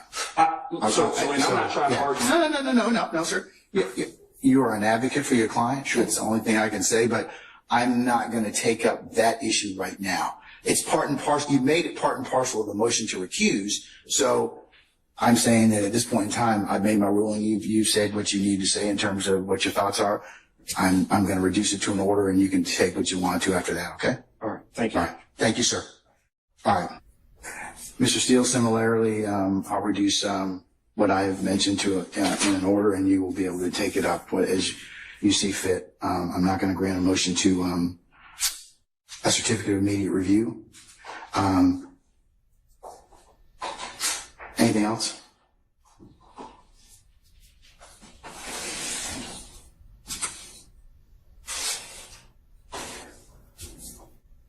I have read Baptiste versus State. I've read all the cases that I believe are applicable, best I can. But specifically, if the court would reconsider. Baby oil, giggity giggity goo, giggity diddity doo. And if nothing else, the Honorable Keith Adams and my joint affidavit in paragraph 12, we assert not a bare assertion or a legal conclusion, but we make facts that we specifically adopt from the Honorable Attorney Winchester, Collins, Banks, Nove, and Mormon's motion, where a person that they represent was in a meeting ex parte with the court and others and the prosecutor and a witness, and specifically they wrote in a pleading and under Parish, which is P-A-R-R-I-S-H versus State, which is 362 Georgia Appeal, 392 Division 1, 2022, the lawyer's pleading on behalf of the client becomes a statement of the client. And they said that this court got involved with speaking with Mr. Copeland and assisted in Mr. Copeland testifying against Mr. Williams. So I've added this court to the witness list. I plan on calling the court as a witness in the trial. I added lawyers Hilton and Love from the district attorney's office to the witness list. And when I cross-examine Mr. Copeland when that day comes, I'm going to ask him about how much pressure, if any, the court put on him. And you're going to be the one instructing the jury. And I just can't imagine how that's fair to Mr. Williams. So I just ask you, I'm not abandoning anything in the joint affidavit from the Honorable Attorney Adams and myself, but if you would just look at just even paragraph 12, again, if you didn't consume it entirely, I don't believe that meets a legal conclusion or a bare assertion. I ask the court to recuse. I've read your affidavit, Mr. Steele, and I've consumed everything on it, and that doesn't change my ruling at this point in time, respectfully. I also, on the transcript, I'd like the recordings and the transcript, and I object to the court going through it and deleting it, because to me, the way I understand it, there is zero privilege. So I don't understand how. Mr. Steele, I can't argue with you about anything such as, I've made my ruling, okay? If you have some other basis to ask for the recordings or anything like that, you're going to have to put those in some other pleading. But at this point, Ms. Weaver's going to prepare the record. She does that. And like I said earlier, the record should be ready soon. And you all, as a defense group, will have the opportunity to take a look at that particular ex parte transcript that was done in chambers. Less anything that is totally, that the court considers to be privileged. And I'm going to let you do that before you examine Mr. Copeland. So you'll have everything that you have at that point in time. Thank you. All right. We've gotten through, and this is just for the January 28th, out of the 17, we are on number 16. We're in concurrence with 12, 13, Art of 14, and 15, and we're working through 16 and 17. So there continues to be a certain amount of agreement. They have. Hey, you ain't never lied, you know. It take me hella long. It depends, though. It depends on which email you got, you know. So my phone is usually on one email, but if you want me to check the FOG's email, I need to know that you sent something there because I don't check it regularly. Appreciate you, family. Hit the like, hit the subscribe, tap in, share with a friend. I would just advise you all, unless there's disagreements to the contrary, to continue working on those other, I think, 16 and 17? 16 and 17. I recognize that voice. Eerily similar, eerily. Okay. All right, okay. I'm with you. I see where it says, where the Muhammad talks about 24-4-405A. Yes, Your Honor. And so again, they are, what they're trying to do is improper. We rest on what we just argued to the court. Okay, all right. Now, if you're done, I'll hear from Mr. Shaw. I am finished. Okay, all right, madam. And I'll preserve time for any rebuttal, Your Honor. All right, yes, sir. Okay, first of all, just to deal with the Muhammad case, and that's essentially Muhammad. We used to call it Chandler evidence. It deals with it deals with in a self-defense case. The Muhammad essentially says that the defendant in a self-defense case has to be aware of the prior, have personal knowledge, or be aware of the past violent acts of the victim for it to be admissible in a self-defense case. That has nothing to do with what we're talking about here today. It has absolutely nothing. They want to cite to a case that deals with a completely different area of the law and then base it on, well, because it doesn't fit this, therefore it's not admissible. We're not talking about self-defense. We're not talking about our client's knowledge of Kenneth or of Donovan Thomas's prior violent acts. We're talking about Kenneth Copeland and his knowledge of Donovan Thomas's violent propensities. Let me just talk with you about Muhammad. Muhammad indicates that under 405 that generally it makes a distinction from the evidentiary rule set forth in Chandler before the new evidence code took effect. So they're saying now in all proceedings which evidence of character or trait of a person is admissible, proof shall be made by testimony as reputation or by testimony in the form of opinion.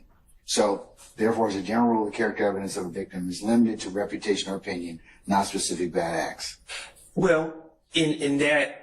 That's what Mahmoud said. In that particular context, Your Honor. And if I was representing Kenneth Copeland, who was once charged with this, by the way, with the murder of Donovan Thomas, he was charged by Detective Thorpe and thrown in jail. So to suggest that we have no evidence, well, the state actually did charge him with the murder. So, but if I was representing Kenneth Copeland, I would be arguing that Kenneth Copeland had personal, and it was a self-defense case. Muhammad would be on point, and we would be duking it out. But I don't represent Kenneth Copeland. I'm not saying it's a self-defense case. Muhammad has nothing to do with this. This has to do with the state of mind of Kenneth Copeland as another person who was charged with this murder, and his potential knowledge of what he was into by running afoul of Donovan Thomas. Now, a couple things that I disagree with what the state said. State said that Kenneth Copeland said Donovan Thomas was not at the meeting. My recollection of the statement, I just went over it. Initially, he said he wasn't, that Donovan Thomas wasn't present at the meeting. And then he said, no, I think Donovan Thomas was there. He does say Bloody J was there. He says Mo was on the phone. But he also puts Donovan Thomas there. Secondly, the idea that the phone records show he was in a different part of Atlanta. Kenneth Copeland's statement puts him at the Green Store, which is maybe 300 yards, 250 yards from the scene of this shooting. Okay? So we're acting like, oh, well, and we know how cell phone records or cell tower data works, and it's not the exact time. And obviously it goes by towers.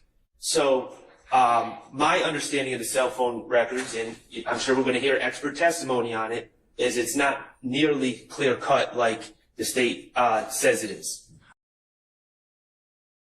So when you not an app, how you do it, Cha? You don't be on the Google server? I mean the Chrome browser?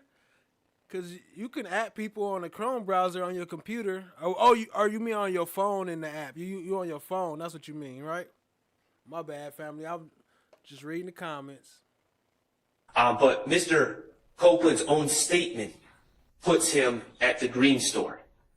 So, which is right there. So, and Your Honor, the other thing is the state can say, oh, well, there's no evidence because Kenneth Copeland repeatedly said he had no issue with Donovan Thomas. Well, on my client's behalf, I guess we had no issue with Donovan Thomas, so I guess the case is just dismissed based on what we say? I mean, that's not really how it works. He said he had no issue with Donovan Thomas, and since those statements were made, he's actually clarified and said, no, I was actually lying when I said all that, and in fact, I stole from Donovan Thomas. And the state... Shout out to One Nation. Salute FOGs in chat. I've been in the struggle since I lost my job, but I'm here.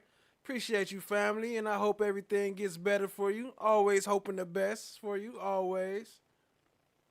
Handed that over to their credit as Brady material. So, you know, just because an individual says I'm not a suspect doesn't mean they're not a suspect. Can I ask you a question, just to address the elephant in the room? Did you say earlier that you did represent Mr. Copeland earlier in these proceedings? No. I was saying hypothetically. Okay, all right, okay. I was saying hypothetically. I just want to make sure. Okay. If I was representing Kenneth Copeland on. Okay, all right. Because you did say that he was. So out of all that talk, out of all that he just said, that's the only thing that Glanville heard. You see how they go through and they just ignore your whole conversation and then just look for that one little thing to pick apart so they can make the argument about that and throw everything else in the trash. Shady business. He was charged with a murder and He was charged. Okay, all right. Enough said. Done. Yeah. All right, okay. No elephant in the room, thank you. Okay. All right, okay. No, I want to make sure. All right. Yes, sir. Okay. Anything else? Yes, Your Honor. Mr. Sharp, anything else? I'm sorry. No, Your In terms of this. Okay. All right, sir. All right, madam. So, first thing regarding Mr. Copeland being charged, were the arrest warrants taken out? Yes. However, when the case came to the district attorney's office and we investigated the case, we did not indict him given the evidence that was presented before us. So Mr. Copeland has never been indicted for the murder of Donovan Thomas. Second, Your Honor, looking at 244405A, what the defense is asking you to do meets no exception. And they have not brought to you any case law that says the state of mind of another individual that they are claiming killed someone with no evidence can come in. They have not presented any case, because this is what they're asking you to do. They're asking you to bring in evidence of the state of mind of someone who they think killed Donovan Thomas with no evidence that that person killed Donovan Thomas. If they have some case law to say that the law allows that, we would like to see it. But according to 244-405, what they're asking you to do meets none of the exceptions in how character evidence of a victim can come in. Okay. All right. Anyone else have any argument on this particular section? Mr. Steele or anybody else? All right, sir. Go ahead.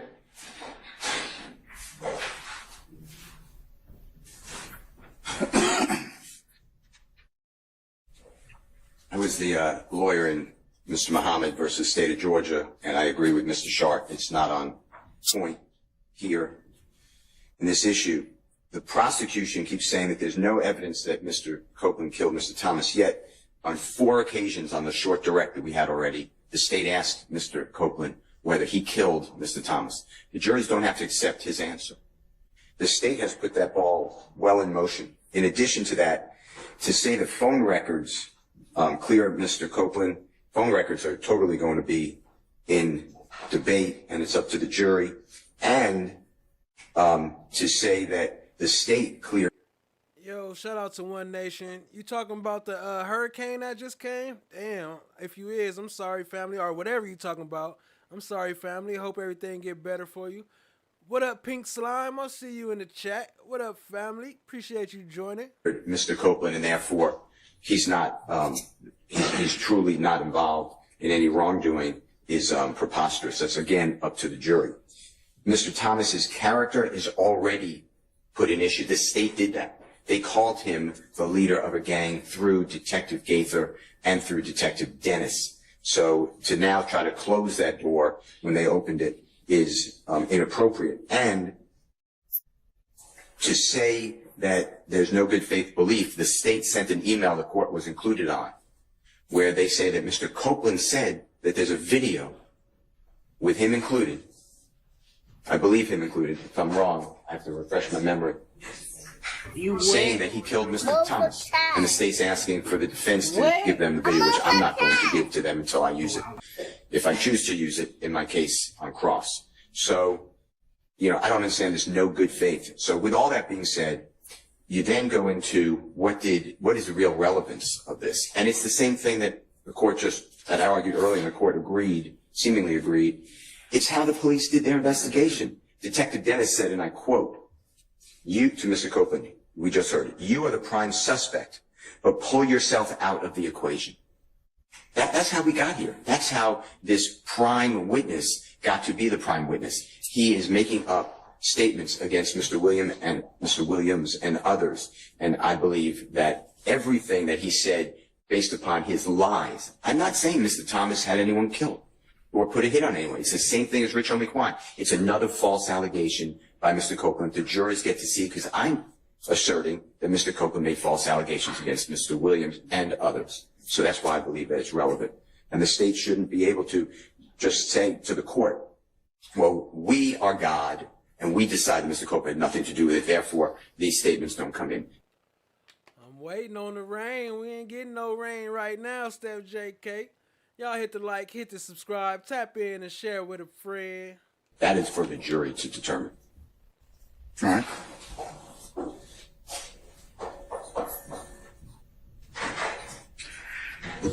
Your Honor, again, if you listen to what Mr. Copeland says, he doesn't say Mr. Thomas had someone killed.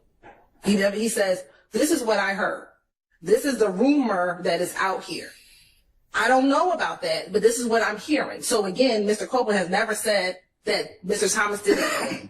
This is a rumor, and yet we still don't have a case law that allows what they're trying to have the court do. There is no exception to bring in what they're trying to do, which is a specific act to show the character of Mr. Thomas. Mr. Thomas, if they're trying to bring character, it has to come through reputation or pity. That's first and foremost. I don't think it's character. I think what they're trying to do is just impeach him. Orderly, pink slime. And they're trying to impeach him on the issue of whether or not he has told another falsehood or discrepancy. And they're also trying to bring in, in fact, from the interview of the police and how they asked him about this particular person. So, Your Honor, this will be a collateral issue because, again, whatever happened with this rumor of a killing of someone else is collateral to whether or not Kenneth Copeland or anyone else killed Donovan Thomas. What we're here for is the question of fact is, did the individuals charged have something to do with the murder of Donovan Thomas?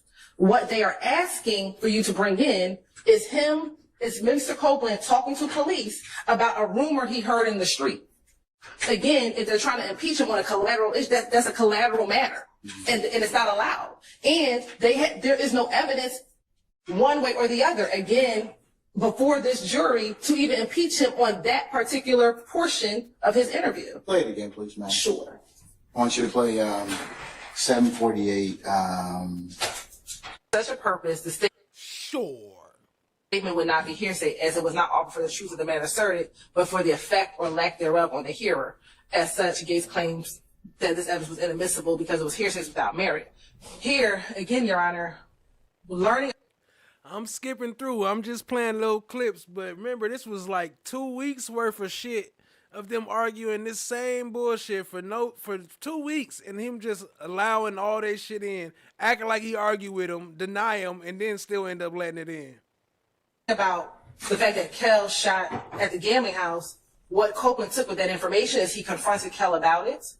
They had a discussion about not just the gambling house, but all their other issues that they had with each other. And then furthermore, during this interaction, which was, I believe, the next day after the gambling house or some time later, Mr. Williams speaks to Kel about that shooting that happened at the gambling house, and specifically about paying for the window. So again, Your Honor, it's not about what, and I believe it's Gucci Red. I think Mr. Shar said it was Trivia who said it, but I believe he said Gucci Red told us it was Kel. That information is what he used to confront Kel about what happened at the gambling house. So that's what the state wanted to add. What's your response to the defense's assertion as well as cumulative? Because it's been testified to. Because, Your Honor, defense counsel assertion is that Mr. Copeland lies about everything. And so what his reiteration of this incident shows is that not just in the February interview, not just in the January interview, January 11th, He talks about it, I think, briefly in January 28th and February 20th, that he's reiterating these events to different investigators to talk about the history of what has occurred between them. And if he's such a liar as they want to purport him to be, then he would not be able to recount this historical perspective to the detectives that he is meeting with. So while he is repeating the story, he's repeating it to different detectives at different times to show that he is at least consistent with the historical events that lead up to Donovan Thomas's murder. All right. Consider your arguments as well as take a look at Gates 298 Georgia at 324, as well as Garner versus the state at 342 Georgia Appeals 824. Both of them stand for the same proposition about effect on listeners. So what up, JoJo 777? I see you. Appreciate you joining, family. I'm going to permit the inquiry area of 6025 through 60605. All right. I'll give you continuing objection. Defense counsel's just respect to that. Let's move on to 8.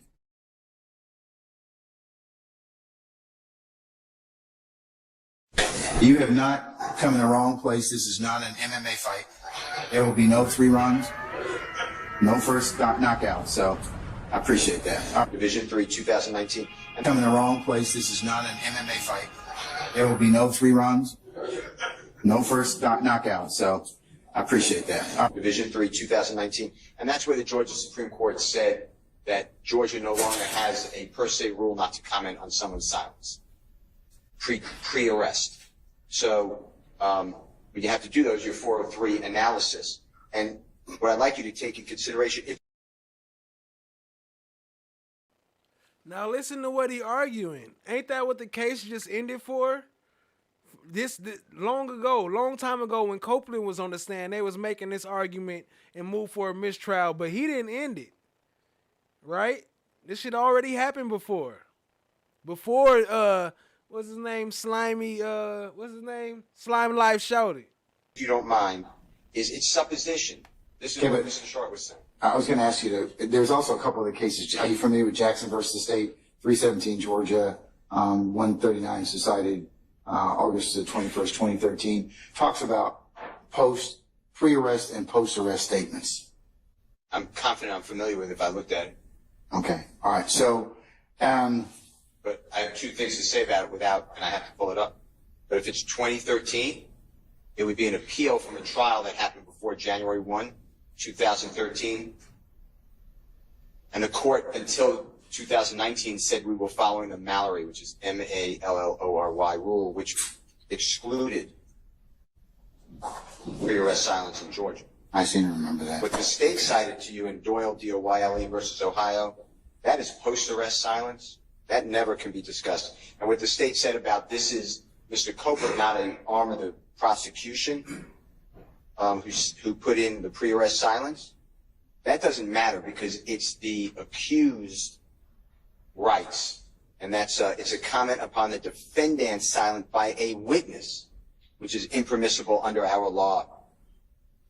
That comes from Jackson, J-C-K-S-O-N, saying these individuals will not say anything. That's guesswork because you can't predict the future, and it does not have to be a law enforcement officer. The state can't ask a layperson to comment on someone's silence, whether it's pre or post. So those are my objections. I understand your rule. No. I appreciate you bringing up the issue of the timing. For that reason, I'm going to reverse myself. I'm going to admit it. Can I, before you do that, Your Honor, in reading.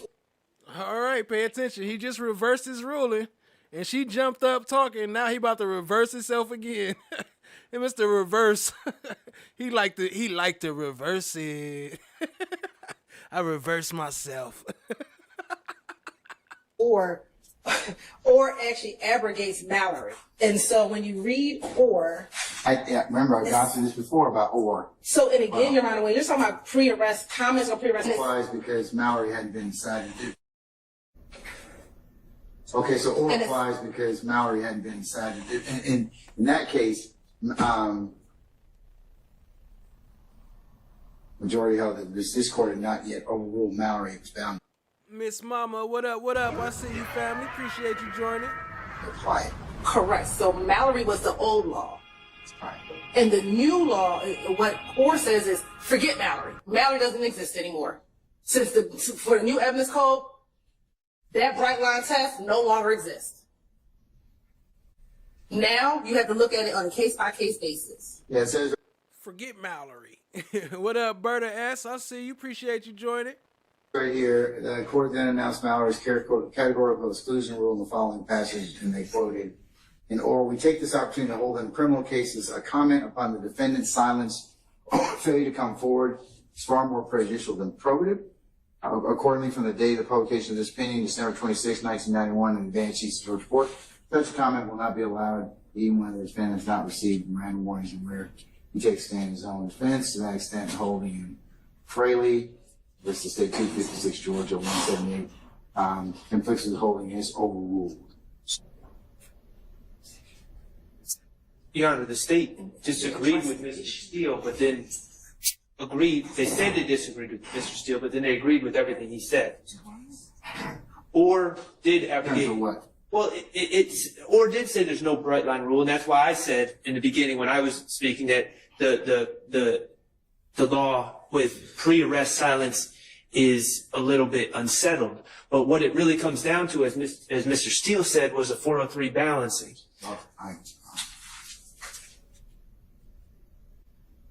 None of us are claiming that the bright line Mallory rule is still in effect. But the state seems to be implying that pre-arrest silence, there's like no protections. And that's not true either under Orr. It's improper to comment on the pre-arrest silence to the extent that it prejudices the defendants. There's scant probative value here, if any at all. And the fact that Mr. Copeland or anyone else is commenting about what my client's likely to do with being arrested, first of all, it's speculation. But secondly, it's an improper comment on his right to exercise his constitutional right to remain silent. As it is for Mr. Kendrick. Your Honor, I believe that when the courts are talking about commenting on a pre-arrest silence, it is the government commenting on the fact that an individual, after when he was Mirandized, decided not to talk, or that he was the suspect and decided not to talk. And the state is commenting saying, if he was innocent, he would have come forward. That is not what is happening here, Your Honor. What is happening is Mr. Copeland, and talking about why he does not want to be in the paperwork or how people want to find out that he was the one who told, is saying they're going to know it's me because these other people, they're not going to talk to y'all. They're going to know it's me because I have been talking to you all. And so they're going to know that I'm the one who gave up all the information about the murder. So it is very distinguishable from what Mr. Shar is arguing. And there's no case that will say that a witness saying, I am concerned that they're going to know that it is me who disclosed this information about the murder, is commenting on pre-arrest or post-arrest silence. Because it is generally the context of the state arguing, if this person was innocent, they would have done this. So you're not, yeah, you said that already. So you're saying that Orr applies when you got a defendant? Yes. Okay, not a witness necessarily. Right. Yes, I didn't even say yes so abruptly. Sorry. It's okay. All right. All right. I didn't mean to bang on you like that, Glanville, but yes. Bitch ass nigga. All right, Mr. Steele, unfortunately, I'm gonna go back to my original ruling. So I'll note your objection. Reverse. Reverse. One step to the left. Crisscross. That's how Glanville be ruling. That's what he do on the stand. One clap this time. Overruled this time. And that you cited Orr once again, and I will give you a continuing objection on that issue. All right. Okay. maybe we sometimes have a tendency to conflate the issue.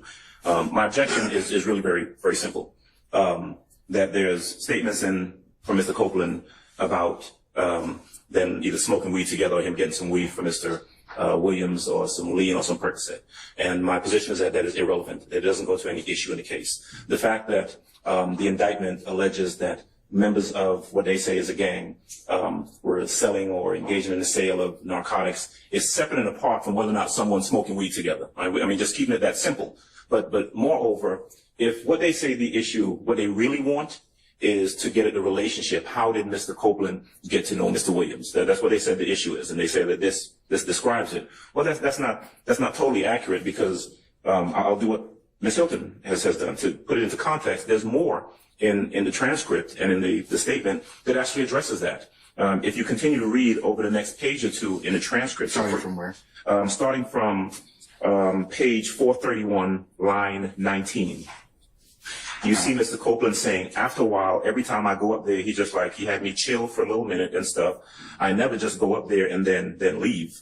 He says chill or something. We carry over to the next page where Mr. Copeland says, and then after that, just started hanging with him. You know what I mean? Started putting my name in his songs and stuff, just like, oh man. Then we started hanging a lot.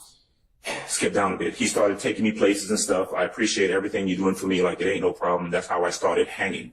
You know, so there really is more in his statement that describes exactly what the state says they're looking for, how the relationship developed, what was the nature of their relationship, without us necessarily having to inject this character evidence about them smoking weed together or getting lean or getting Percocet into the trial. That's simply not a relevant issue.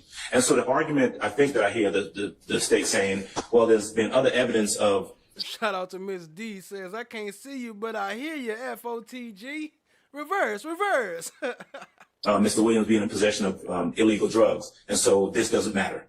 Right? Well, it kind of does. That's like an argument saying, well, if someone is charged with a burglary and there's some evidence or some statements about the person committing other burglaries, that, well, we can let that in because, there's already been evidence about some other burglary. Well, you got to notice the defense if you intend to introduce other items or relevant similar items. You just call it similar transactions, 404B at this point. But that's my position. I'm trying to keep the issue simple. I think it's irrelevant. I think it injects his character improperly, and I think for that reason. And I also think that what they're looking for is contained in other unobjectionable portions of the statement. That's why I asked for it to be kept out. What about, Mr. Adams, let me answer this for me, if you wouldn't mind. Yes, sir. What about... Well, Diggy, she was cleaning up her sloppiness, but it's only so much you can do in a year or two. With a year or two worth of fuck-ups. Try to clean up that sloppiness. About the issue in the preamble of the indictment where it says, that members possess, let's just say it's just... Love was admonished and rebuked in front of the jury. I admonish and rebuke you, Miss Love. Offered for that particular reason. What would your argument be at that point in time? Because it's up to the jury to determine whether or not it's relevant, but I'll make a threshold determination, but whether or not it goes to anything. Right. What would you say if I just said, well, it could be potentially admissible, if just to show possession of illegal substances by YSL members, purportedly YSL members. Because they have to first make that determination, and then, of course, what it would be used for. Sure. The preamble, to the indictment is really, that's argument, right? What we get to, what they have to prove and what we have to address is what's actually alleged in the indictment. What's alleged in the conspiracy, in the RICO count, and the specific acts. And we're put on notice by way of specific acts and also by specific indictment numbers. Now, if they want to allege that Mr. Copeland and Mr. Williams smoking weed together at the studio is an act that is part of the overall conspiracy, then they allege it in there. But they haven't done that. Because by that logic, really there's a lot of things that are said here by Mr. Copeland that aren't part and parcel of the indictment, but they can make the argument that, well, we said something about drugs in our preamble, and so all of that comes in. And I think that's essentially their argument, which I think does not control here. But my objection is just pretty straightforward. Pretty simple. I think that is irrelevant. His character should be taken out. That's all. The rebuttal, Your Honor. Yes, ma'am. The YSL organization uses criminal activities to expand their criminal networks. So the fact that Rudy started off as a drug dealer, this isn't about them smoking weed in the studio. What it was is that he was bringing him the drugs. That now they saying they witness was a drug dealer. Ain't none of those facts and evidence. We ain't seen no evidence of Woody selling drugs. I'm not saying he didn't, but they didn't bring none of that up in court. Now she want to throw this up in there talking about he was a drug dealer. This is your witness, right? the fact that he started off as a drug dealer and then was able to get into the gang itself or the organization and become an associate is a part and parcel of the larger RICO conspiracy. He went from not just the person who supplied drugs, but he moved on to a more associate membership relationship, again, talking about all of the portions that Mr. Adams just cited. So we transitioned from you bring me my drugs to now I have embraced you into our organization. Now you are a member of our organization. Now you can take trips. Now I can give you money in the club. Now you are a part of our organization. And I think that development in and of itself is important and relevant for the jury. Well, that's a really good argument. That's something good for closing argument. So that's, and it's fine for them to have a theory, right? But just because they interpret it as such doesn't mean that there is evidence of that. You can't say that, well, him saying that we smoke weed together in the studio is evidence of him bringing him into a gang and them engaging in conspiratorial conduct. Again, the state is fine to have whatever argument they want to have. But the court's determination is whether or not this particular piece of evidence is relevant, and whether or not it impugns Mr. Williams' character by its admission. I think it does. And I think it's unnecessary. Pink Slime said they playing the most high stakes game of Uno ever. Glanville's Uno courtroom. Draw a card. Let's see what you get. Sir.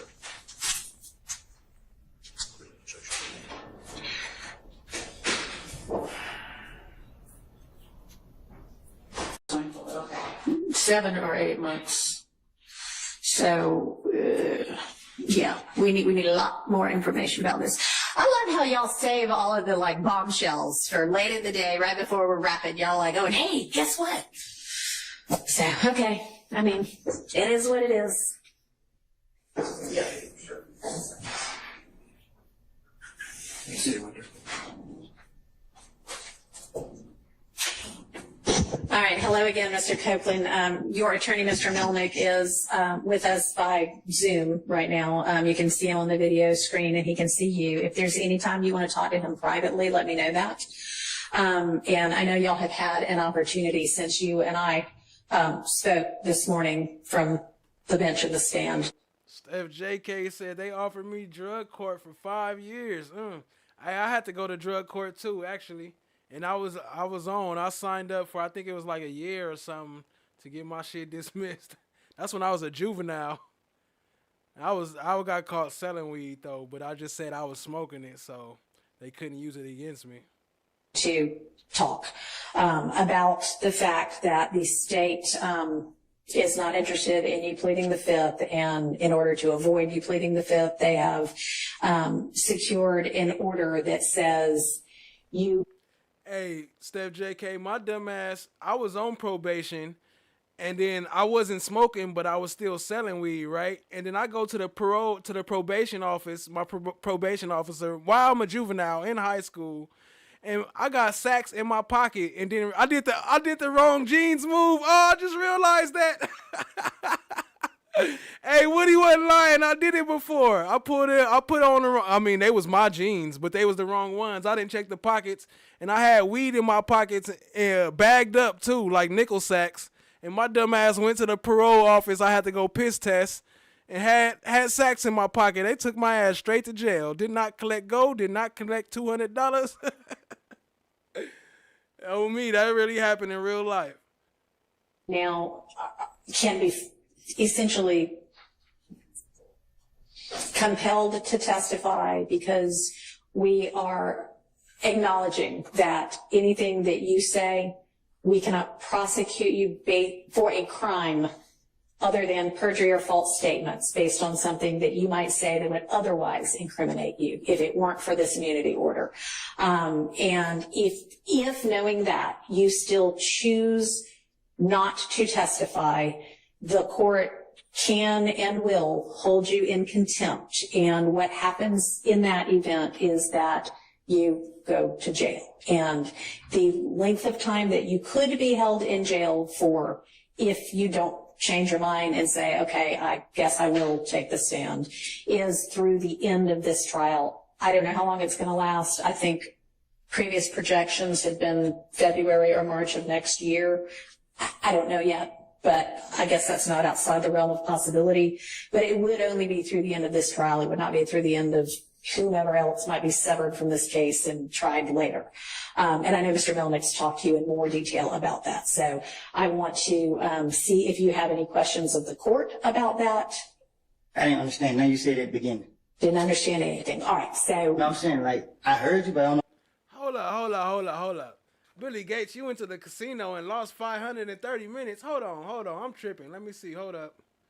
You spending 530 minutes. Let me drop my Cash App up here. You know, at least make it worth it. At least pay for something that you gonna get something out of. You feel me? They go to Cash App up top. Y'all show your boy some love one time for the one time.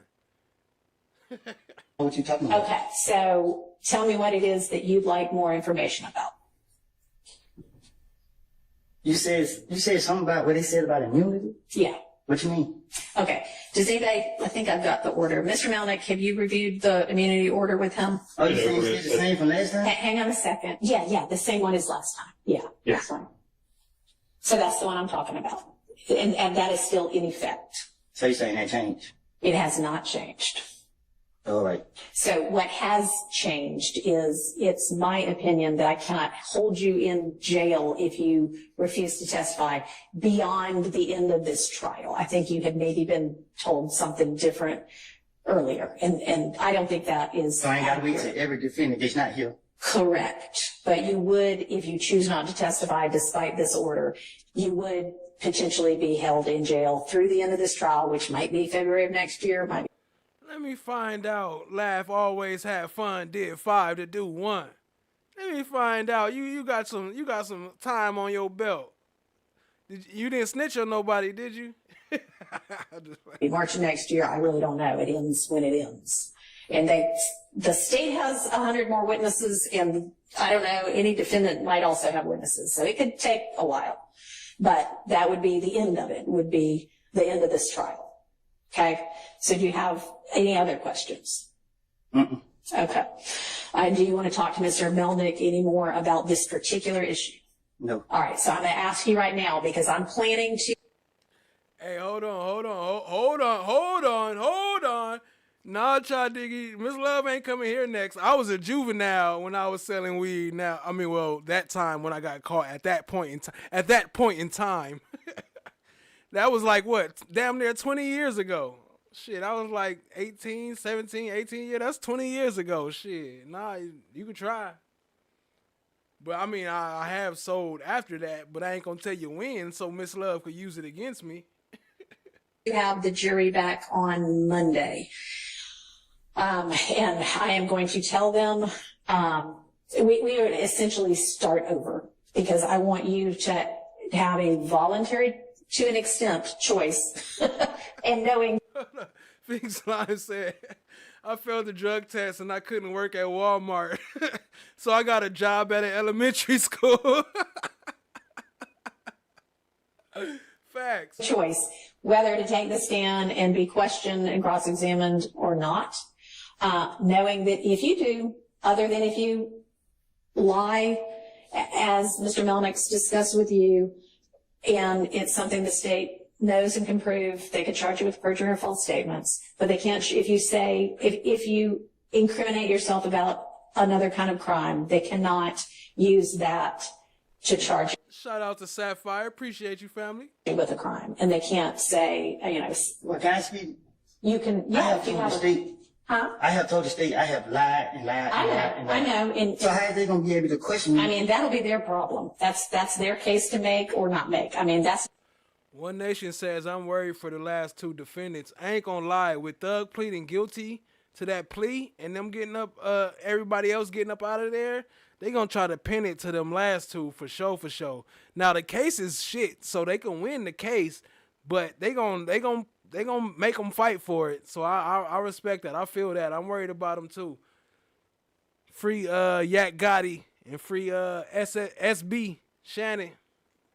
I was about to say SSB. Not for you or me to worry about. So They said they're gonna be able to charge me if I lie. Like when it's up to them to choose when I'm not prior. You said you've lied in every. I don't know what you've said, but let's even say you've said you lied in every statement you ever gave to the police. If you get on the stand and I used to park 5 blocks away and lock my keys in the truck. say that again, or if you say, all right, this one was the truth. That one they cannot charge you with perjury for, because those are things in the past. What they might be able to charge you with is, I don't know, I mean, give me an example of something that you know he didn't do, and, well, maybe not, never mind, don't do that. Can I give you an example for what they told me? Yes, and then I'll see whether that's what I think or not, yes. So she said that the only reason she won't lock me up, I just want to know if it still applies. Okay. She said if I do two things, if I plead the fifth and I say that I killed Donovan Thomas. Okay. She said if I don't say them two, she will not lock me up. All right, what was the first one?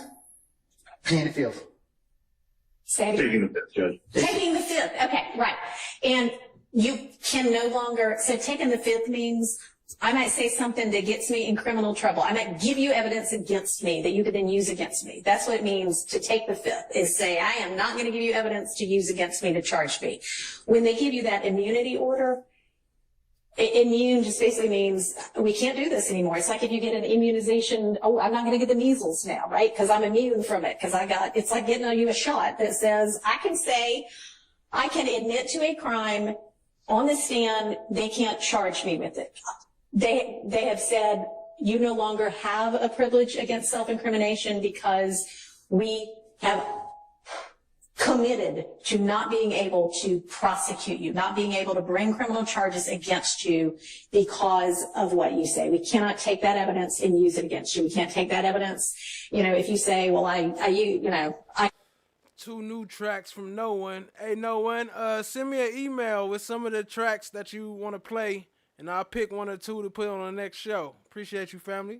Committed some crime. Here's what I committed it with. I buried it in the yard. They can't go dig it up in the yard and then say, well, we've got this. They can't use any of that. So that's why taking the fifth at this point would get you in trouble. Being held in contempt is what we So what if they call it. They fence together? Like they saying something that they don't know what they're talking about, and then they ask me about it.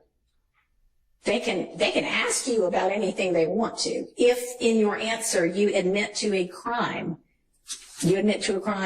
they cannot charge you with that crime. Now, if you admit to a crime and they have evidence that is pretty certain that you did not commit that crime, for instance, somebody gets robbed yesterday and they have proof that you were in Europe yesterday. There's no way you could have.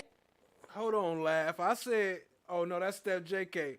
Steph JK, I said I was on drug court 20 years ago. Don't be trying to say they just started 20 years ago. Don't be trying to date me like I'm old, like I was the first person put on drug court. Like I was the first one there. Trying to sign me up. Take me to jail. I ain't afraid. Hey. Committed that crime. But you say, yeah, I committed that crime yesterday. It was here in Atlanta when they know you were in Europe.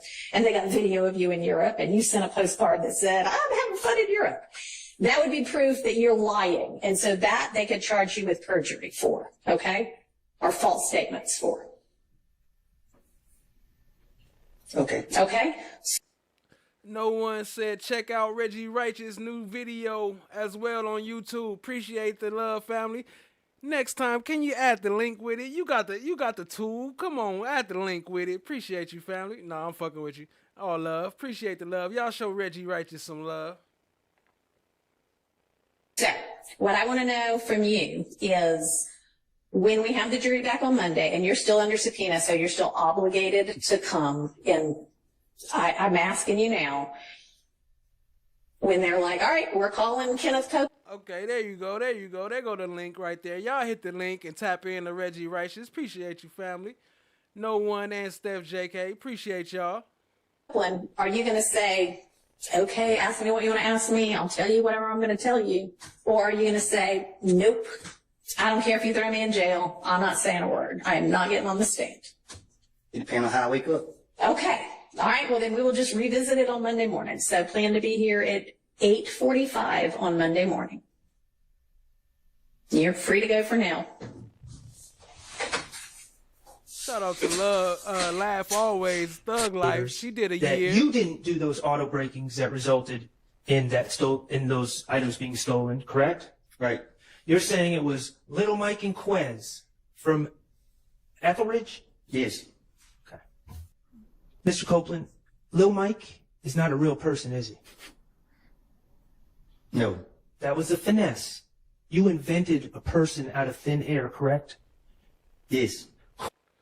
Chadiggy, I think that depends on if it was that charge. They will only give him credit if he was doing time for the nut murder. But if he wasn't doing time for that, if it was for the other charge that he was locked up for, then he won't get credit for it. Unless they agree to make it, what you call it, cumulative, not cumulative, congruent. Unless they run it congruent. Quez is not a real person. You invented him out of thin air on the spot, correct? Yes. You invented those people to take the heat off of you and put it on fictional characters. I done told y'all that's what I do. That's your finesse. I'm sorry if y'all are pulled. Sorry. All right. Let what your intention is. May I speak? You can answer my question, please. You can answer my question. Hey, Three Faces in the Hood. What up, family? I see you. I said what's up to you earlier. I thought somebody else was you, but then I noticed it wasn't. So what's up? What's up?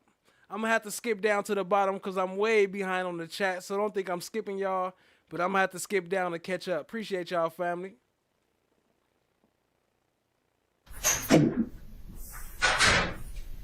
So you're under subpoena.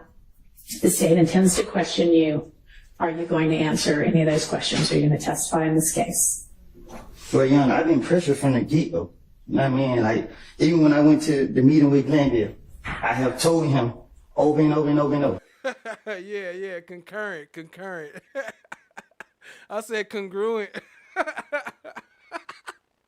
That's that drink kicking in. You know, my brain ain't functioning right. Concurrent. Okay, there we go. Y'all know I'm kind of slow. I was raised in the hood, too. Now, I ain't got that top education. I'm just working with what I got.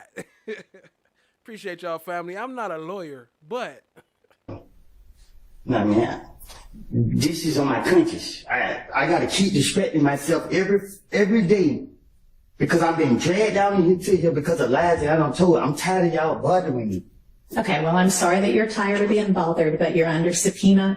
It's a valid court order. So your decision at this point is, yes, I will abide by the subpoena and testify, or no, I will not abide by the subpoena and the immunity order, and I will be held in All right, Billy Gates, shout out. Have a good one, family. contempt for my refusal and put in jail. So which is your decision?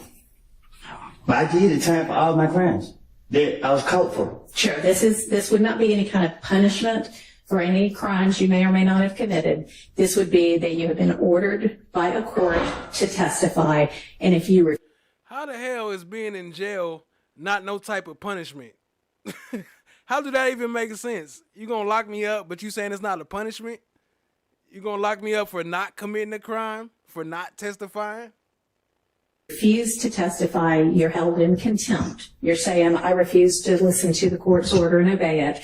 And it is not a punishment, it is an incentive to have you change your mind and obey the court order. So which is your decision?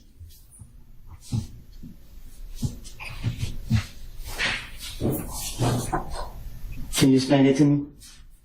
So we talked about it. It's the same thing that Glanville doing to me? It is the same order that is still in control. You have a subpoena for your testimony. That is a court order. You also have a court order that says anything that you say can't be used against you other than if you get on the stand and lie and it amounts to perjury, you can be charged with that or with false statements. But if you refuse to testify, That's a fact, One Nation. We get an extra hour. What y'all talking about? What y'all going to sleep? We up an extra hour tonight. What y'all talking about? Hey, Rainy Rain in the building. What up, family? Appreciate you joining. altogether, when you're under a court order to do that, then that is considered contempt because you're saying, I don't care what the court has ordered, I'm not going to do it, and then you'll be put in jail through the end of this trial. Or until you decide, you know what, I think I will testify after all. So let me, Young, I'm telling you to your face, you just said that something about it, they can lock me up for lying. I'm telling you to your face, this is all I do. And you're telling me that they can lock me up if I lie. But if I sit here and testify, so the E-way going to jail. No, not with regard to anything that you might testify to that might otherwise admit to a crime or admit to your involvement in a crime. That's what the immunity order does. And I'm sure Mr. Melnick has explained this to you, and I know I've explained it previously, but none of that is going to result in you being put in jail because they cannot use that evidence against you to prove any of those crimes that you might incriminate yourself about.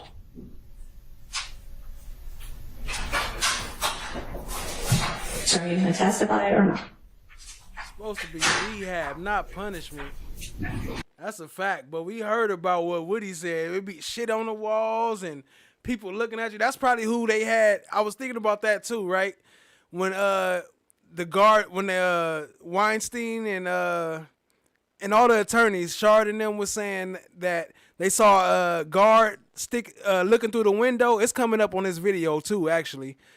But think about that part. I think that was one of them guards from the prison they had looking at him that be abusing his ass in the prison. And they had him looking at him through them doors like, you testify wrong, you're going to be back in jail with me. And you already know what I do up in jail. But I don't want to get into that part. I don't remember that part, Pinky.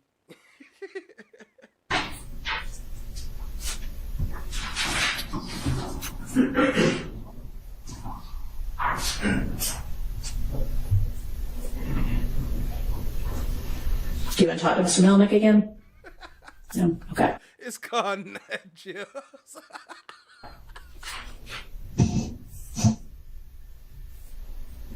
All right. Okay. All right. Thank you. All right. So I'm going to have you step out for just. I think trial will be continuing.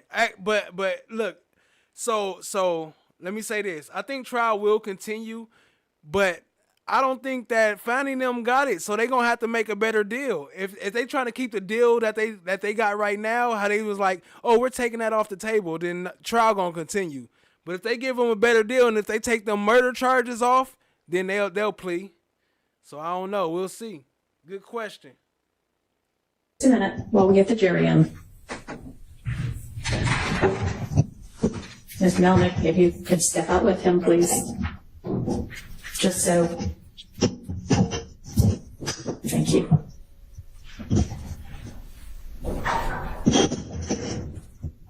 Yes, ma'am. I am. I was gonna see if anybody had anything to say first. Your Honor, I'm going to renew my motion for a mistrial based on coercion by Judge Clanbell.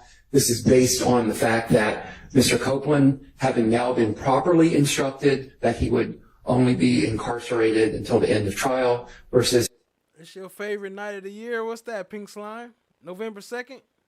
his instruction previously that he would be incarcerated forever. He's now deciding to testify. I think at this point it demonstrates the coercion by Judge Clanbell, so I'd like you to reconsider that. All right. I don't think it just demonstrates anything of the sort. I think it demonstrates that he's now been properly advised and he's making a decision anew. Thank you. Overruled. Yes. Housekeeping matter. Is the Harvey rule still under your guidance? Still in effect? Okay. Yes, it is. Thank you. Okay. And so I'm going to have the jury out. I'm going to give them the 3 instructions that we just discussed. Then we'll have Mr. Copeland in. I'd like him resworn, and then you can pick up from whatever you want to do post 3 p.m. June 12th. Hey, Ronald, do you know who Kel is? No, I don't recall. Okay. And when I say nut, is that Donovan Thomas Jr.? You asking me that? I am asking you that.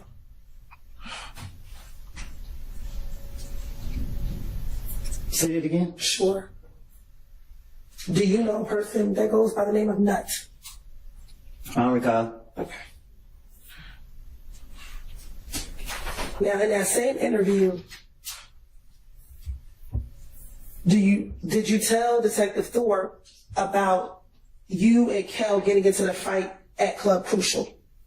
I don't recall nothing from 2015, 14, 16, none of that. Okay. And during that same interview, did you tell Detective Thorpe that you and Kel had been in a beef for maybe about no longer than 4 months? And this is Interesting. Texas T in the house. What up, family? Appreciate you. Judah. What up, what up? I see you, family. Appreciate you joining. Good to see y'all. back in 2015. And he's still alive?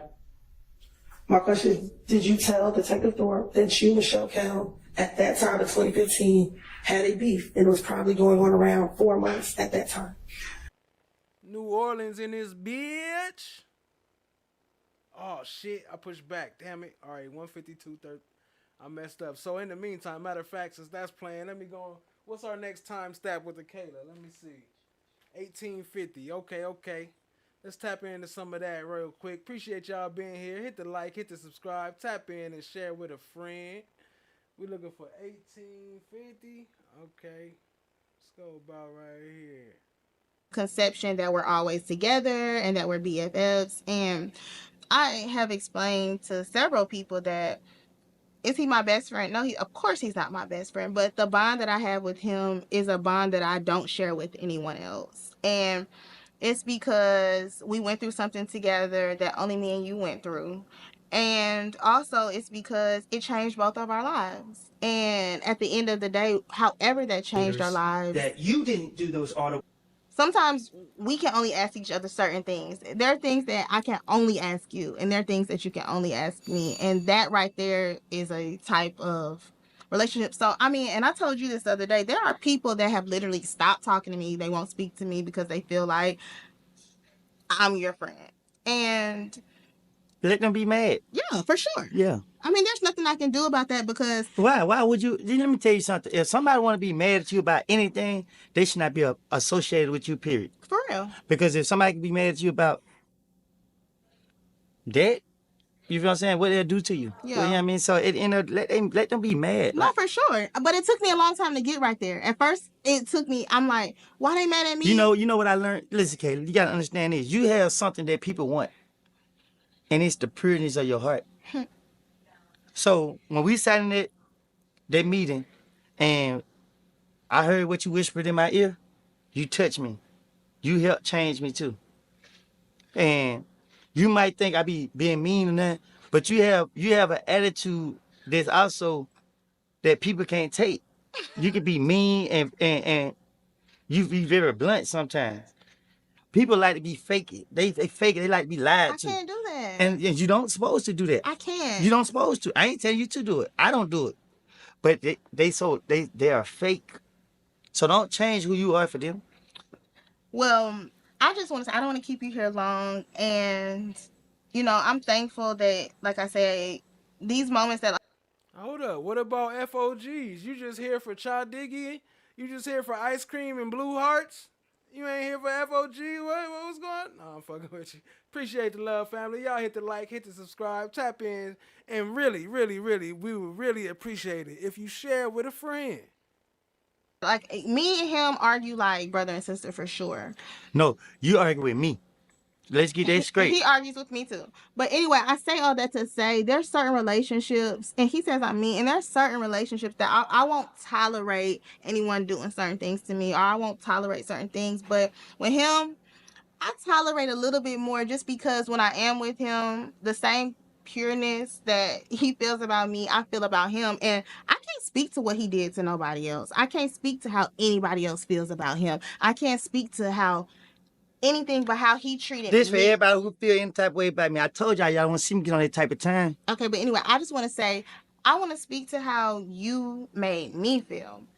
And on June 10th, I did, like I said, when Melnick called me, I wasn't sure that you would even want me to show up.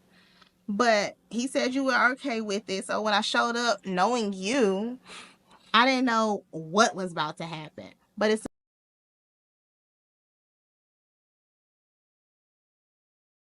soon as you walked in and you sat down, and I think the first thing you said was, "Can you tell Judge I can't hear?" I said, "Here we go." I said, "Okay, here we go." And I knew right.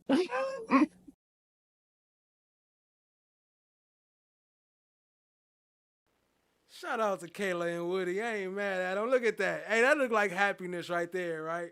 They look happy. Even if I don't know if they know, but we all know, right? We see that family. They look happy together. That makes sense right there. Shout out to Kayla and Woody. Yesterday, it was here in Atlanta when they know you were in Europe, and they got video of you in Europe, and you sent a postcard that said, "I'm having fun in Europe." That would be proof that you're lying, and so that they could charge you with perjury for, okay, or false statements for. Okay. Okay, so what I want to know from you is. What I want to know from you is, what up, Brandy P? I see you. Appreciate you, family. When we have the jury back on Monday, and you're still under subpoena, so you're still obligated to come in, I'm asking you now, when they're like, "All right, we're calling Kenneth Copeland," are you going to say, "Okay, ask me what you want to ask me, I'll tell you whatever I'm going to tell you"? Or are you going to say, "Nope, I don't care if you throw me in jail, I'm not saying a word, I am not getting on the stand"? It depends on how I wake up. Okay, all right, well then we will just revisit it on Monday morning. So plan to be here at 8:45 on Monday morning. You're free to go for now.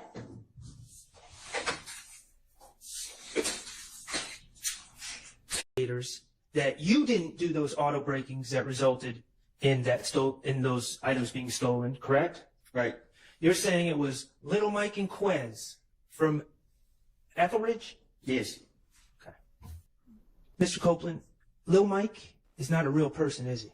It was Lil Mike and Quez. No. That was a finesse. You invented a person out of thin air, correct?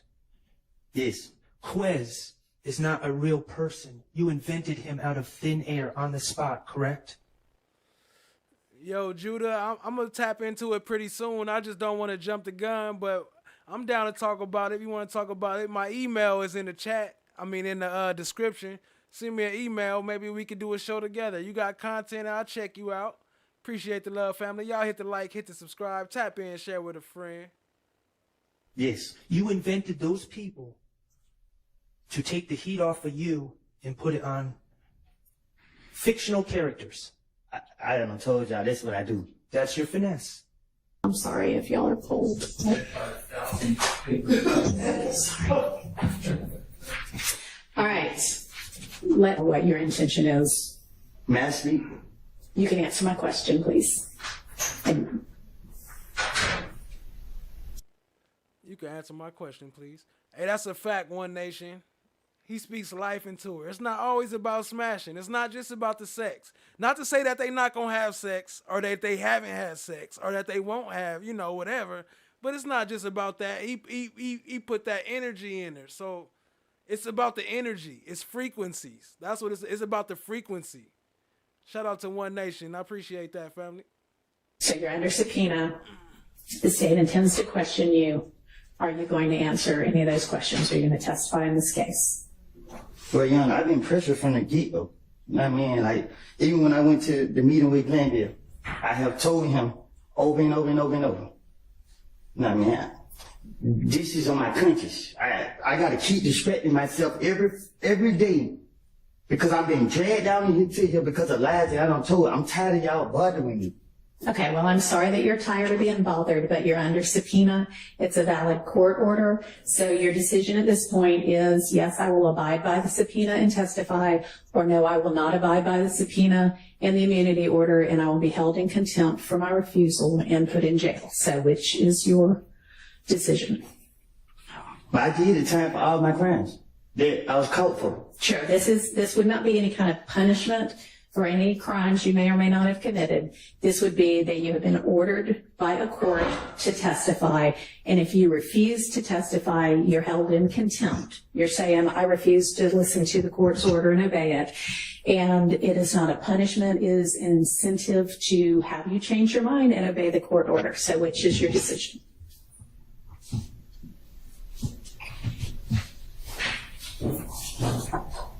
Can you explain it to me? So we talked about it. It's the same thing that Glenville are doing to me? It is the same order that is still in control. You have a subpoena for your testimony. That is a court order. You also have a court order that says anything that you say can't be used against you, other than if you get on the stand and lie and it amounts to perjury, you can be charged with that or with false statements. But if you refuse to testify altogether, when you're under a court order to do that, then that is considered contempt, because you're saying, I don't care what the court has ordered, I'm not going to do it, and then you'll be put in jail through the end of this trial. Or until you decide, you know what, I think I will testify after all. So I'm telling you to your face, you just said that something about it, they can lock me up for lying. I'm telling you to your face, that's all I do. And you're telling me that they can lock me up if I lie. But if I sit here and testify, so the E-way going to jail. No, not with regard to anything that you might testify to that might otherwise admit to a crime or admit to your involvement in a crime. That's what the immunity order does. And I'm sure Mr. Melnick has explained this to you, and I know I've explained it previously, but none of that is going to result in you being put in jail, because they cannot use that evidence against you to prove any of those crimes that you might incriminate yourself about. I just got that. Pop that balloon. I just now put the two together. So are you going to testify or not?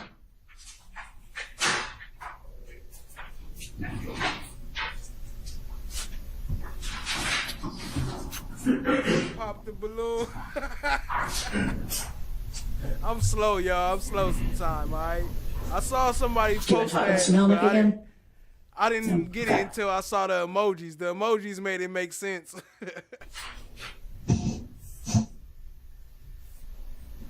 All right. Okay. All right, thank you. All right, so I'm going to have you step out for just a minute while we get the jury in.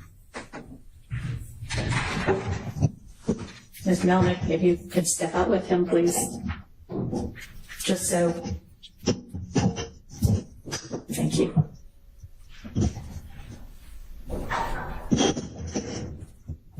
Yes, ma'am. I am. I was gonna see if anybody had anything to say first. Your Honor, I'm going to renew my motion for a mistrial based on coercion by Judge Clanbell. This is based on the fact that Mr. Copeland, having now been properly instructed that he would only be incarcerated until the end of trial versus his instruction previously that he would be incarcerated forever. He's now deciding to testify. I think at this point it demonstrates the coercion by Judge Clanbell, so I'd like you to reconsider that. All right. I don't think it just demonstrates anything of the sort. I think it demonstrates that he's now been properly advised and he's making a decision anew. Thank you. Overruled. Yes. Housekeeping matter. Is the Harvey rule still under your guidance? Still in effect? Okay. Yes, it is. Thank you. Okay, and so I'm going to have the jury out. I'm going to give them the 3 instructions that we just discussed. Then we'll have Mr. Copeland in. I'd like him resworn, and then you can pick up from. That's a fact. Email me, but don't get mad if it takes 7 to 14 business days. Whatever. Those who know, you they want know. To do post 3 p.m. June 12th. Hey, Ron, do you know who Kel is? No, I don't recall. Okay. And when I say nut, is that Donovan Thomas Jr.? You asking me that? I am asking you that.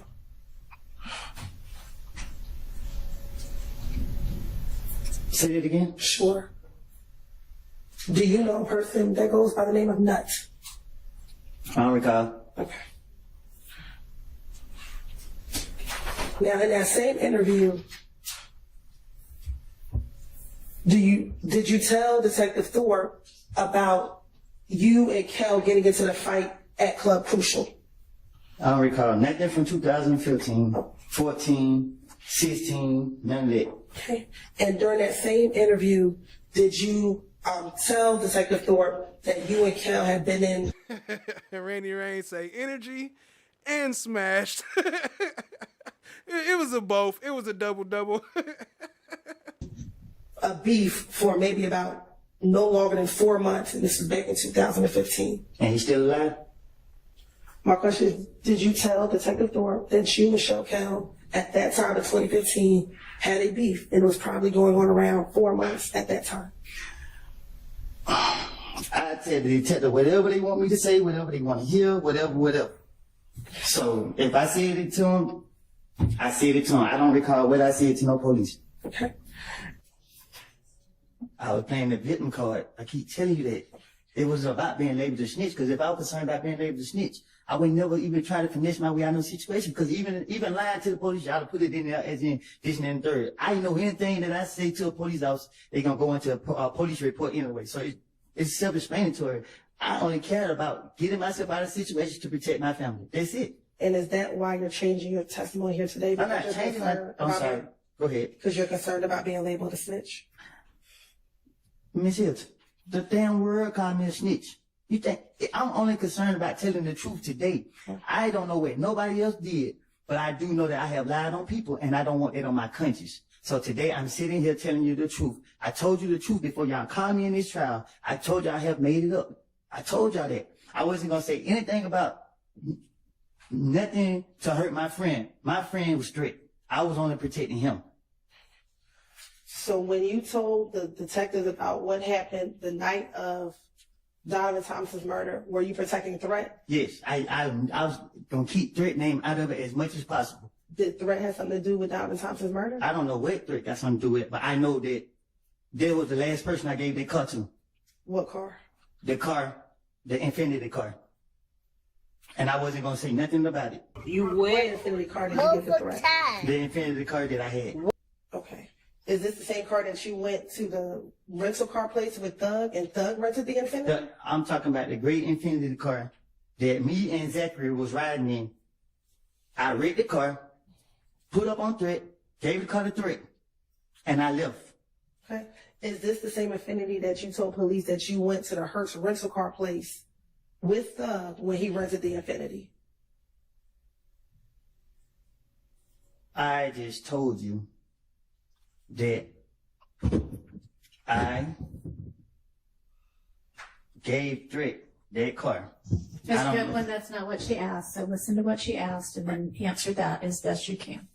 You're saying you gave Threat that Infinity. Is that what you're saying? Hold on 1 second. Y'all just confused me. What you say, Young?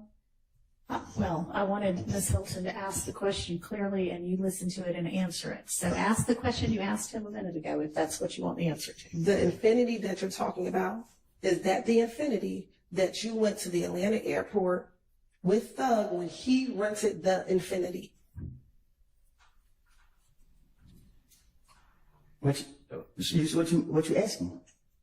You're talking about an Infinity that you gave to Threat, correct? Right. The Infinity that you're referring to, is that the Infinity that you went to the Atlanta airport with Thug when he rented the Infinity? Yes. Okay. Shout out to Amy Thomas. What up, family? Appreciate you. She said I wasn't going to say anything in the chat, but I done got caught up. Appreciate you, family. Let's get it. Shout out to Amy. And that was the car that Thug rented, correct? I asked him to rent me a car, and I read the car, and I gave the car to Threat. When did you give the car the threat? The same night I read it. The night before that happened. John Diggy said his suit sharper than Creflo Dollar on Easter Sunday. For what happened? The same night it happened. I can't remember. I gave the car the threat and I left. Where did you give the car the threat at?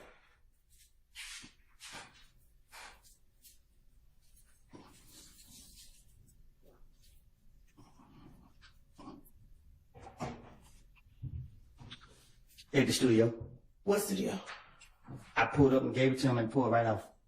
What studio? Why he had to pull right off though? I pulled up at the studio, then pull right off. I didn't stay there or nothing. I just pulled right off.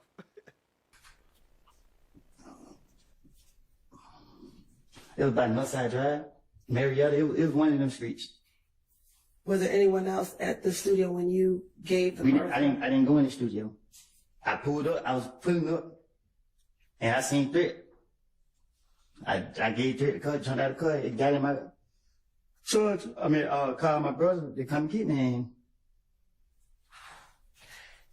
And was this the day Donovan Thomas died? Was this a few days before? In relation to when Donovan Thomas died, when did you get threat this vehicle?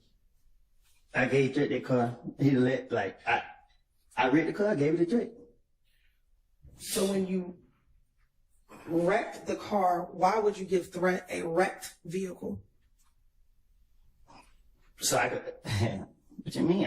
It wasn't damaged bad. I don't know. I hit something on it, and then shit.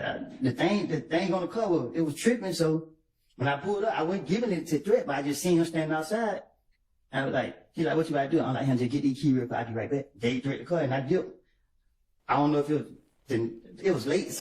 Look, that's right, Steph JK. I respond to emails fast. You just gotta let me know you email me. That's a fact. So when I woke up the next day, I came outside, and this when I heard what happened. Okay. All right, Ms. Hill, this is a good time to start for the day. All right. Ladies and gentlemen, to maintain the integrity of this, to decide this case based only on the evidence that is admitted during this trial. Huh. In telling me yesterday that you gave the affinity to threat, were you trying to infer that threat must have something to do with Nuts' murder? I don't know what threat did. Okay. So why did you tell me about giving threat the affinity? Because you put me up here to tell the truth. Okay. Is there some truth that threat? Because I did. Okay. And why did you tell me that? What you mean? Why did I tell you that? Yeah. Why was yesterday the first time that you ever mentioned giving threat the affinity? Because y'all sitting here like y'all know what y'all talking about when y'all don't. Okay. So why didn't you tell the police that back in 2015? You I ain't trying to go to jail. Why would you go to jail for giving someone a car? What? I'm over The same way y'all take me to jail for everything else. Okay. But is there a crime to give someone a car? Sustain. Why did you think you would get in trouble for giving someone a car? Her stupid ass gonna ask, is it a crime for renting someone a car? But then y'all trying to lock Thug up for renting someone a car. How stupid. I don't recall.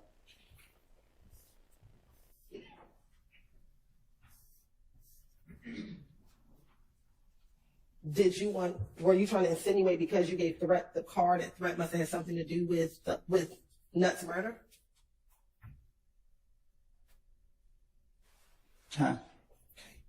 In telling me yesterday that you gave the affinity to threat, were you trying to infer that threat must have had something to do with Nuts' murder?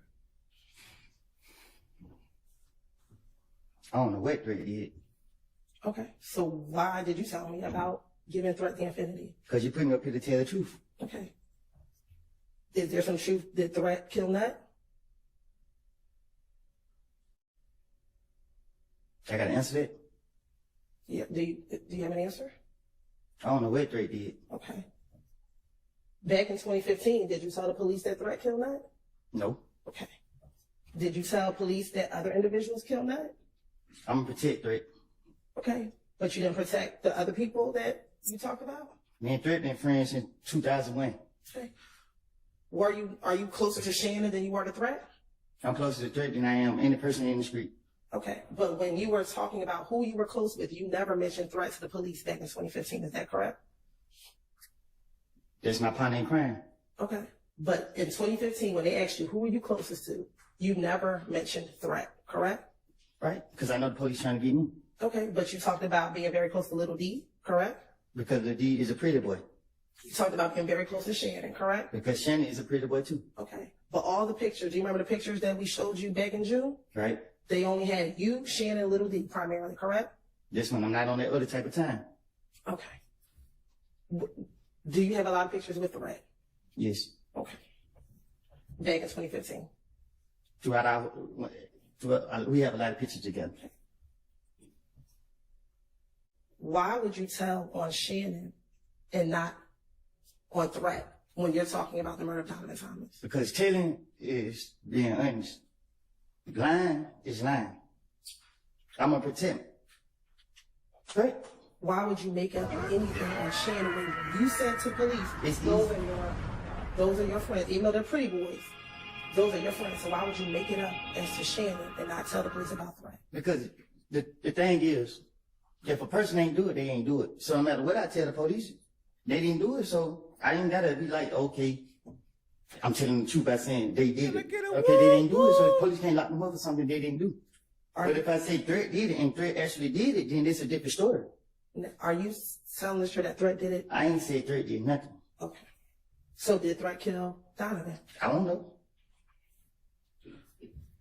Are you now bringing anything about threat because he's deceased and now can't come in here and defend himself with whatever it is that you're saying? I'm up here to tell the truth. You going back into the past and I done told you 1.5 million times that I don't lie.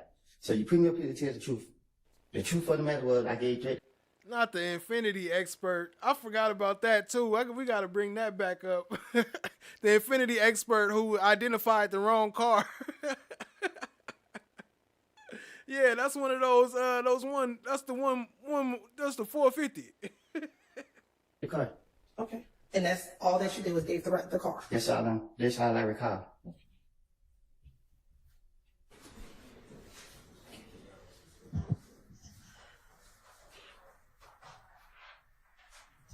All right, Ms. Love, were you able to get on the server?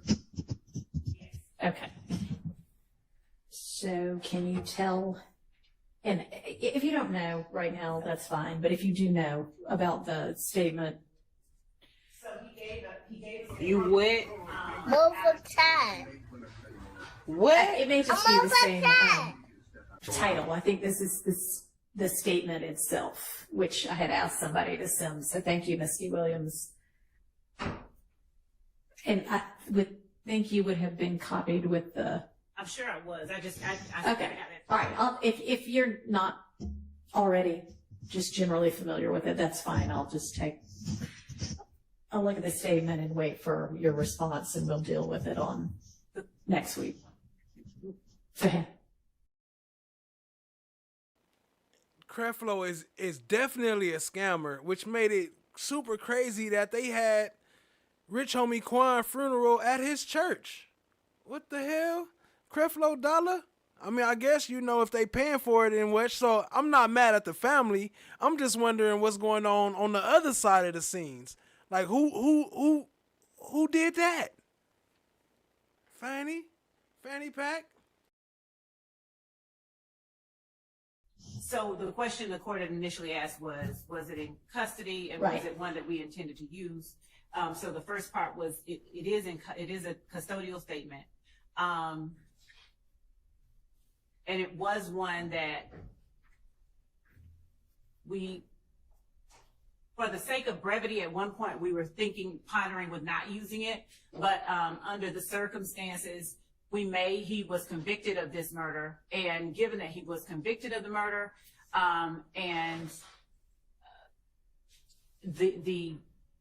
It's fantastic to hear that y'all are making considerations based on brevity.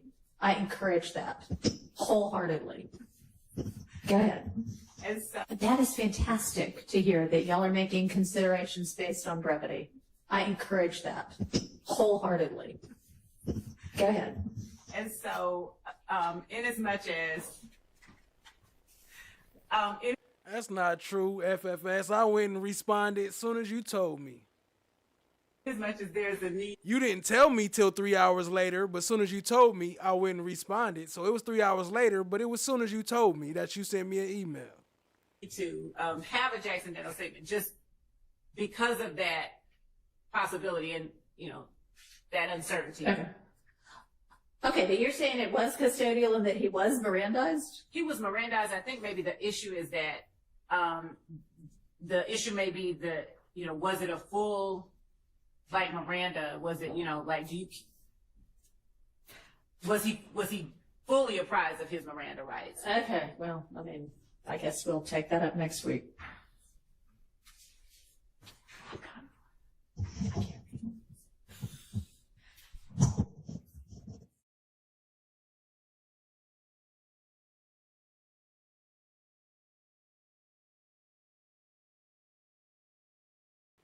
Miss D. Williams. You know, we And I gotta don't show know, Miss D. Was I Williams some love. misunderstanding what you said in your motion? I thought you said that he was not given any Miranda rights at all.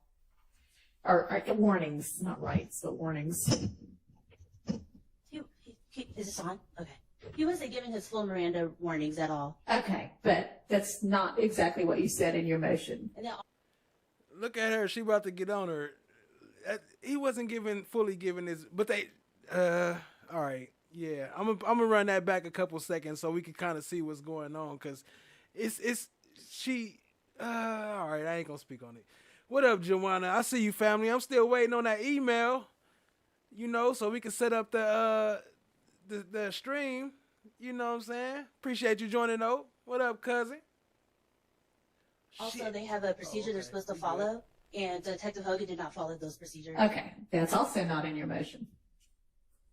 Would you like me to redo my motion? So they have a.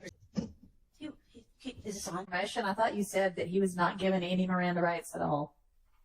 Or warnings, not rights, but warnings. Is this on? Okay. He wasn't given his full Miranda warnings at all. Okay, but that's not exactly what you said in your motion. And then also they have a procedure they're supposed to follow, and Detective Hogan did not follow those procedures. Okay, that's also not in your motion. Would you like me to redo my motion?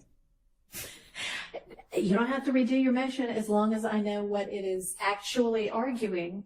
But, I mean, you ought to try to get it right to begin with. So we're going to be on the calendar for next week, Your Honor? Yeah, but I told y'all that yesterday. That's not a surprise. On Monday? I don't know when we'll get to it. We're going to be working all week next week. Be prepared to deal with it on Monday. Okay. Hey, Steph, JK, and everybody else too. We always talking about we scared to go Atlanta, go to Atlanta, go to Georgia. No, we all good. We all small fish. Now, if you a big fish, you might not want to go to Atlanta. They looking for them big fish, but they ain't worried about y'all small fish. You could commit murder and you be out of jail in 2-3 months. If you a small fish, they just looking for the big fish.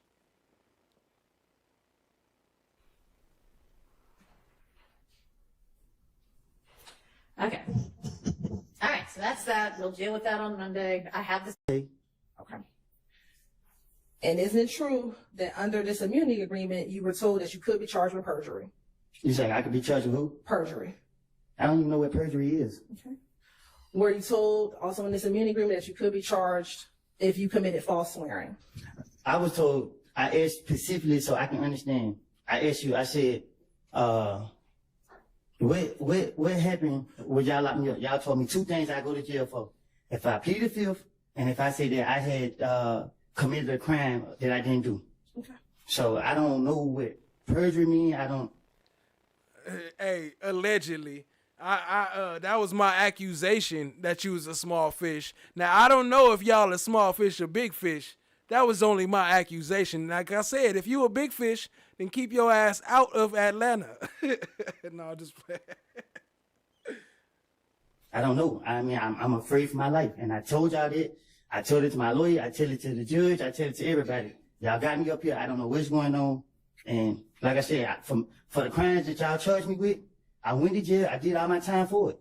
Y'all still bring me in here. I feel like I'm on trial at this point. I'm going to jail because I don't know. Y'all got me up here asking me questions. I don't know how to answer these questions. Y'all want me to be a witness to something I don't know nothing about. Isn't true that even with the immunity agreement, you did not want to testify? Can you explain that? Sure. Even when you were given immunity, you did not want to testify. I still don't want to testify. And isn't it true that you feel that you were pressured by the state to testify? I feel like I was pressured by both sides, the state and the defense. Okay. And isn't it true that you told me in front of these jurors a couple weeks ago you felt pressured to testify? And I still, right now, I feel pressured to testify. Because it's not like I'm up here to be. Shout out to Chad Diggy with the what's down. Hey, look, I realized that today. Like, when I be saying the what's down, I be carrying that Z too much. So I appreciate Chad Diggy. She lowercase the zam. That's really how you say it. What's down? You gotta lowercase the zam, the last zam. Makes sense. I get it. That's how you properly spell it. It's not. I can't sit here and tell y'all. And what's up, Rochelle Ingram? I see your name. Appreciate you being there, family. I can't sit here and tell y'all nothing. I don't know what y'all want me. I don't know what y'all looking for. I didn't see nobody kill nobody. I didn't see nobody rob nobody. I didn't see none of these boys do anything. I did some stupid things. I got caught for the stupid things that I was doing, and I just went from there. Like, I didn't. And then y'all got me up here, and I done told y'all before y'all put me up here, y'all can't talk to me on like a Tuesday or something, and you can't talk to me in the streets. And I told you, like, I lied. And I told you that, and then y'all still brought me in here. Isn't it true that you did not want to testify because you don't want to deal with the reality of being labeled a snitch? Miss Hilton, I was been labeled a snitch way before I had to come to trial when y'all linked that video out to social media. So the world look at me as a snitch no matter what goes on to this day. But me coming here, like, I have put my faith in God's hands, and I come here and I let it be known. I guess got no choice but to be letting know to y'all now that I have told y'all time after time that I done lied. And a snitch is someone who actually tells the truth, correct? Yes, Miss Hilton, like, I mean, like, I feel like I got the world in my back now. You ask me these questions, like, I don't know, man. Like, y'all training me.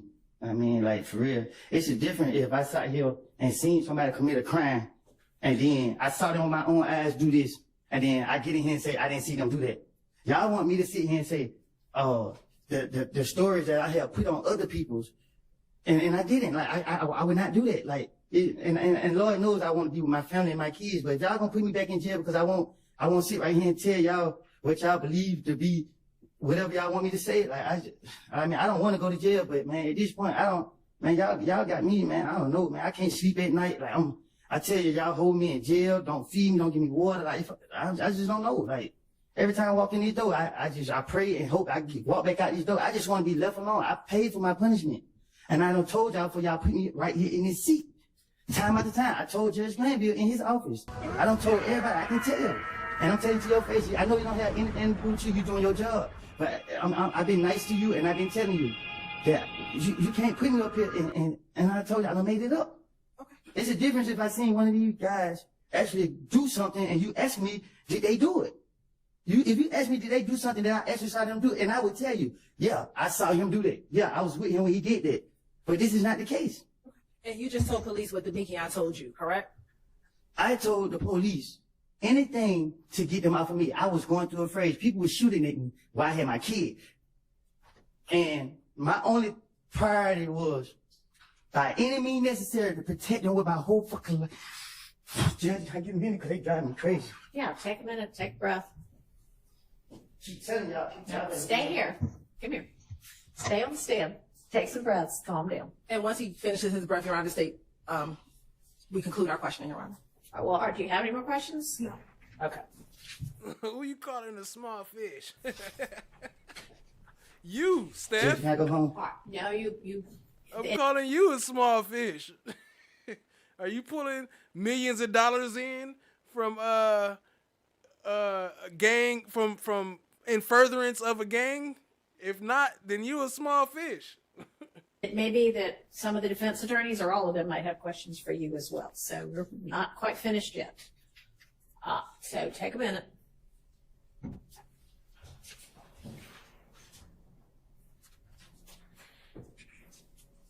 Come on, Grace. I'm ready to get it over with. All right. Who's got questions for Mr. Copeland?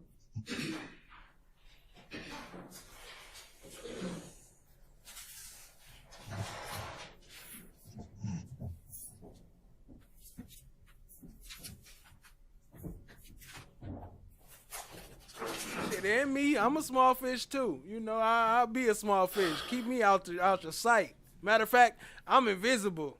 I'm just the water. I just want to be the water. I don't even want to be the fish. Don't even look at me. Don't look at me, little puppy. Don't look at me. No more locked doors. Gracias.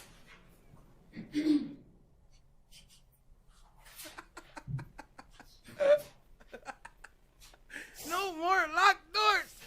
Gracias. I want to talk with you about verification or corroboration of statements made to law enforcement by you that we listen to on recordings, okay? And by verification, I mean something that, besides your word, it supports.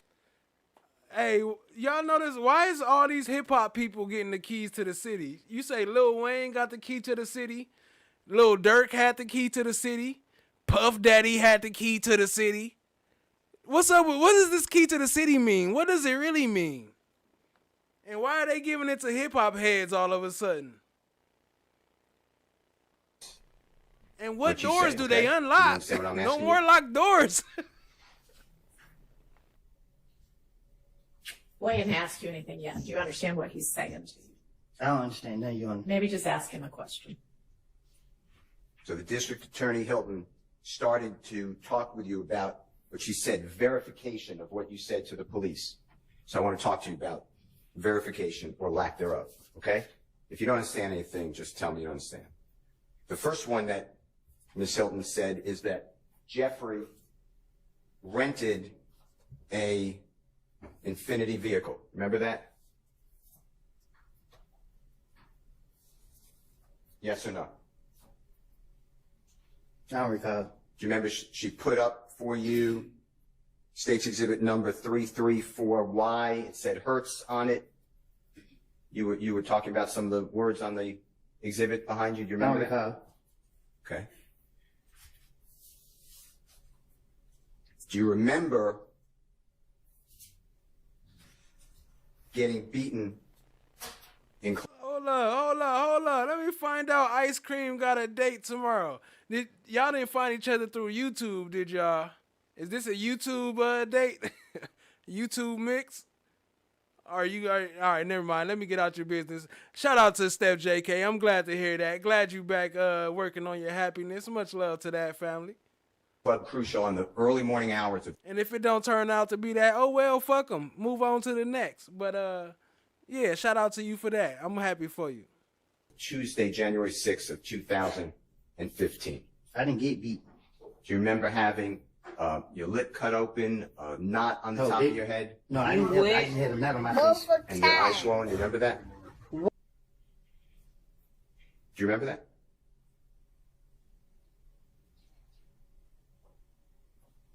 Yes or no? I don't recall. Not from OnlyFans. If that's on the early morning hours of January 6th of 2015, do you remember going to Jeffrey Williams?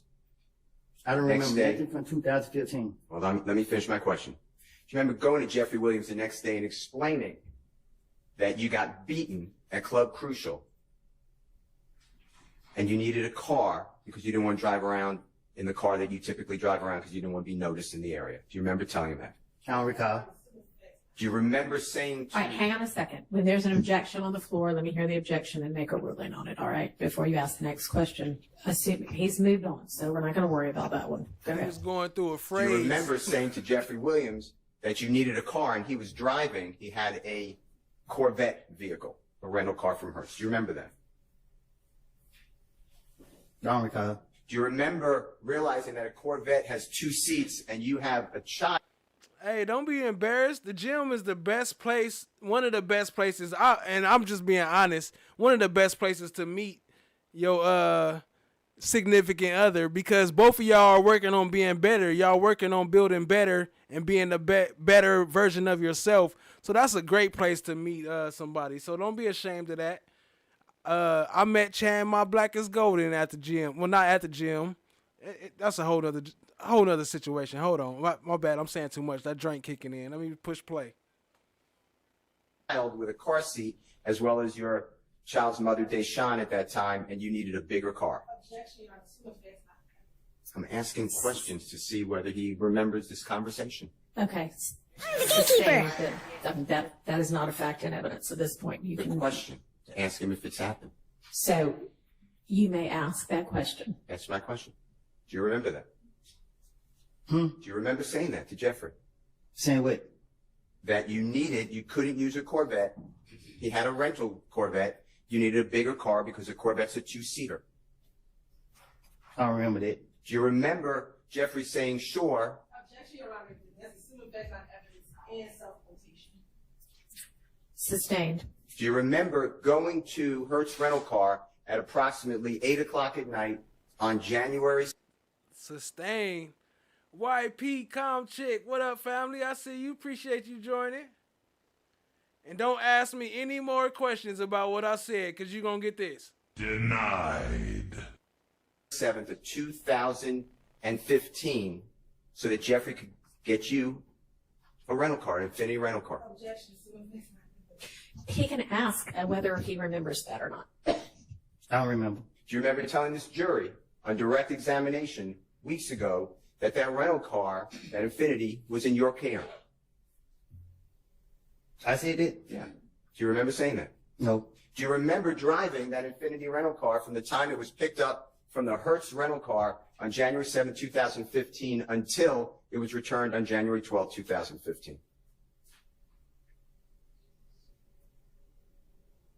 Mm-hmm. Do you remember driving that Hertz rental car that we're talking about from the time it was picked up on January 7, 2015 and having control of it until it was returned on January 12, 2015? I don't remember 2015. Do you remember driving with Mr. Zachary? Little D. Do you remember driving with Mr. Zachary and striking cones on the side of the road on the highway and damaging the Infiniti rental car? Do you remember doing that? I don't recall. Do you remember giving that Infiniti rental car to other people on the night of January 10th, 2015? They keys won't open themselves, though. Hell no. I can't remember 2015. Well, let me ask you this way. Do you deny having that Infiniti rental car January 7th of 2015? What you mean? Did you have that car in and around your person?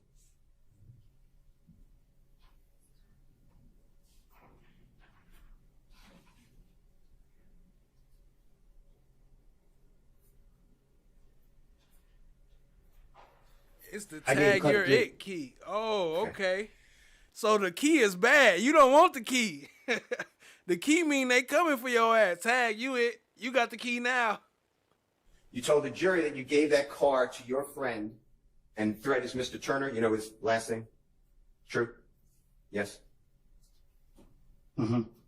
Okay. You what? I'll take it for the court order. Yes, is that fair? What? Yes. I'm over And you told the jury you gave the car to Mr. Turner the day of the killing of Donovan Thomas. From that morning to that night. Do you know what I'm talking about? January 10, 2015. I didn't mean to say that. Okay. But that's what you said. Out of frustration. All right. Now, you also had that rental car, not only when you gave it to Mr. Turner, your friend, but you had that rental car before you gave it to Mr. Turner, obviously, right? Otherwise, you couldn't give it to him. I don't recall. And you had the rental car after you gave it to Mr. Turner, right? I don't recall. All right. Let me ask you this.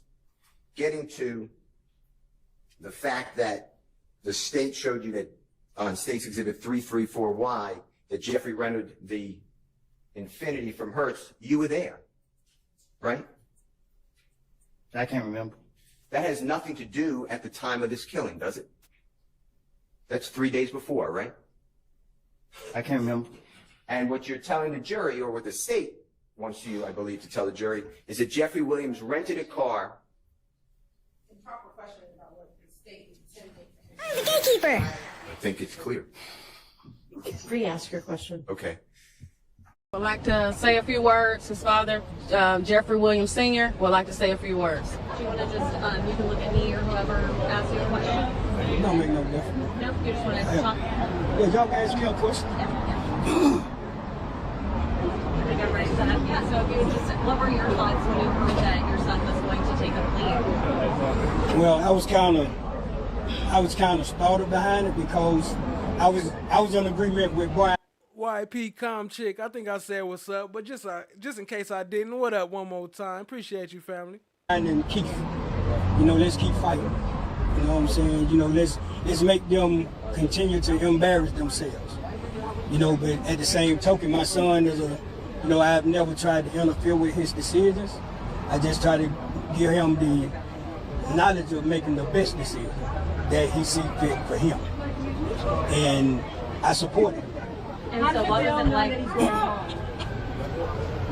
I feel great that he's going home. I feel great that he's going home, but at the same token, I still wanted to fight. But that's his decision. That's his decision. On the other hand, I raised him to be the man that he is. I've always been in his life from a pup to now. And I'm going to continue to be in his life. And as an adult, he has to make his own decision. And do you live here in Metro Atlanta? Yes, I do. So how does it feel to hear that he's not allowed to be in Metro Atlanta? I'm totally against that because this is where he's from. And to have a district attorney take that away from him that isn't a resident from here. She's from another state. And to see her take a man away from where he's from to have to go live somewhere else, that's offensive to me. I'm really offended by it. Can you talk about, sorry, I should say, can you talk about your volunteer music, and part of his conditions is that he can still make music, still do some performances. I know you said you were hoping to get back to that with that. Yeah, we're going to get back to work. You know what I'm saying? We're YSL loaded. I'm YSL loaded. And in order for us to get back to our normal life, we're going to have to put in some more work. We're going to have to put in a lot of work, but the work that we need to do foremost for the city of Atlanta, Fulton County, we need to get rid of the poison that's in our system, and that's the district attorney office. So vote Courtney Kramer. Courtney Kramer, I support Courtney Kramer to the fullest. I feel like she's the best person for the job, and it's not because of what she said about us, it's because she said that and she was in my company and never knew who I was. Absolutely true. What are your thoughts on his art being used against him? Not just the art, freedom of speech. Let's talk about his rights. We freedom of speech, man. How can you take a person's freedom of speech and say, now we're gonna tell you how you need to talk or how you supposed to talk? Who would feel comfortable with any of us out here right now? Shout out to B Hall. Appreciate you, family. No slime brothers today. We ain't got that today, but it's all love. I ain't gonna shut y'all out. I ain't gonna close the chat. I ain't gonna do y'all like that. Appreciate y'all either way. It's a struggle, and I know I gotta work harder. I appreciate y'all, family. Let's get it. Now feel comfortable with someone telling us you confirmed from saying this? You can't say that. What do the Constitution play a role in? These young men, all of these young men, and some of us too, all of our rights are being violated right now because we're being dictated to on how we supposed to live, how we supposed to look, what we supposed to say. We have a Constitution.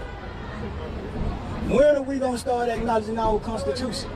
We did away with supposedly, we did away with communism. I can't tell. We took down a statue. We tore up a flag. What about the laws? Let's change the laws too. You know what I'm saying? If we're going to do away with it, let's do away with all of it. Change the law. We're in a new day and time. Let's make the laws for the new day and time. Do you think his lyrics will change now? I hope not. I wouldn't. But he's behind the 8 ball right now. So we're gonna have to justify something. We're gonna have to make some justification on how we got the narrator now. And that's sad. That's sad. that a man's out to do that, and that's his way of life. That's how he feeds himself. That's how he feeds his family. That's his job. And how are y'all? Huh? Yes. Definitely. Definitely. So we thank you guys. We do gotta head to Wright Street.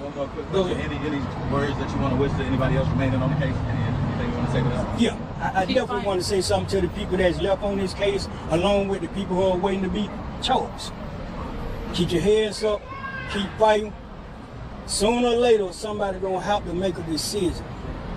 We need to start making the people accountable that makes the decisions for us. So we need to put the right people in office. We need to start scanning the people that we vote for. And now that we have voting right now, it needs to be a presidential topic. It needs to be a topic about prison and reform. Why, the presidents are not discussing this during their debates. It needs to be at the forefront of the presidential debates at this time. So. But the people got to make that decision. Yeah, we got to make that. And I'm going to leave y'all with this. In any fight you go through in life, and anything that you have to deal with in life, you can't be scared. You can't be scared. I'm out of here. Drop the FFS and the Slime Brothers in the chat. He said, what? We ain't doing that. We gonna show you some love.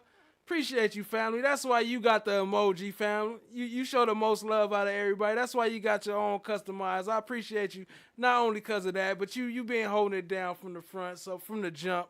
Y'all show FFS some love. Appreciate you, family. We working now. I could go pour my last shot. Shit. We working now. And the entire family from this point. In the words of John Lewis. Get to your kids, get to your grandkids, support them, tell them you love them, hug them, and just be there. Just be there. And especially if you got a membership, please show FFS some love and say thank you for the membership. Something wrong and you see something that's not just, say something. Get in good trouble. In the words of John Lewis, say something. Yeah. Don't just sit there and let it happen if it's not your family. Don't wait till it's your family. If you see his family, anybody else's family, like the other guys that are still here, don't just stop coming because Thug is out. There's still other guys fighting for their lives. Still come, still support the others that are still here. Because we will. So we thank you guys. So I will be informing you all later on the extortment that came to me from the DA office. I was extorted. I was extorted by the DA office. Yes, that those pills were going to anyone associated with YSL. There's absolutely nothing to suggest that any proceeds from those pills were being provided to anyone in YSL.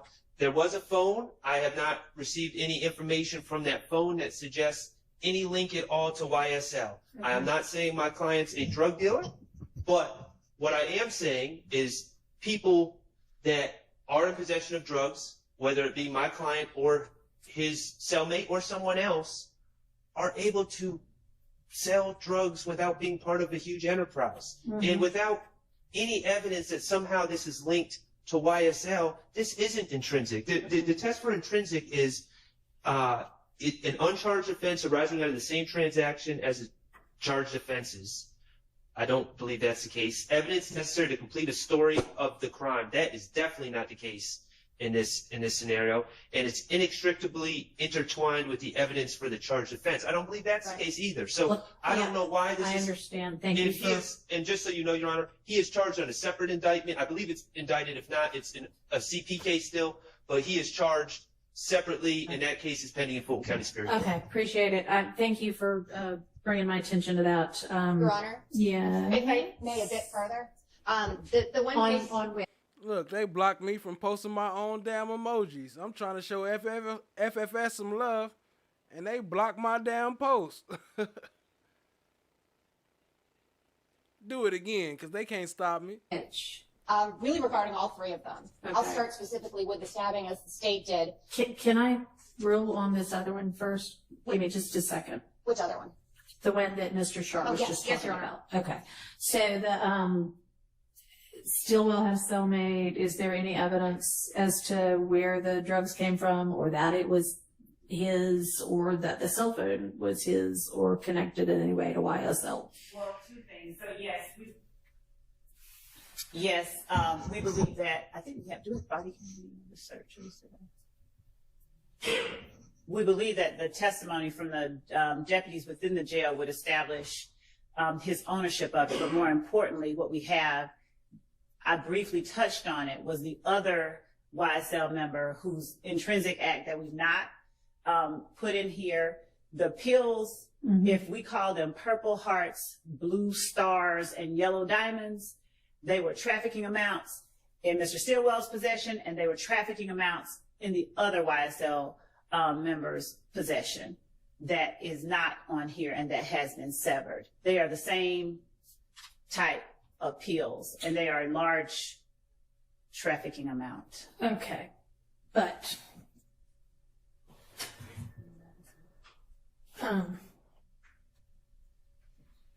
and we know that at least that other one, that other YSL member, smuggled the drugs into the jail, or at least into that area, through the courtroom. As it was described, it was enough in one, it was a pharmaceutical. okay, so any evidence that what was in Mr. Stillwell's cell came from that? Other than it was that they were just alike. If you looked at photographs of it's not like you had all white pills. Like you had the same array, Blue, variety, purple, and to use just some colors. Like there were literally at least three different colors and three different shapes of pills. And they were the same, three different colors and three different shapes. And you can establish that. Shout out to Shannon and Yak. We still here holding it down. That's a fact. Appreciate you, family. Freedom boys. Free YSL. Those were YSL related? Yes, because when you say those, you're talking about the ones? So if I'm to accept that y'all have enough that you can make the assertion that the pills that came through some court proceeding to this other person who's not victim of this trial, right, are the same that are in Mr. Stillwell's cell, then what's the YSL connection? Not the same pills, the same type, the same, shipment or whatever, the same. That person was in this trial. That person was in this trial during that time. Okay, but them being in the trial and co-defendants doesn't establish what the assertions are. No, it's the not similarities, the exactness of the, like. No, I'm not asking at this point, like, assuming for the sake of argument that, yeah, these pills all came from the same place. And he, in fact, then what's the YSL tie-in?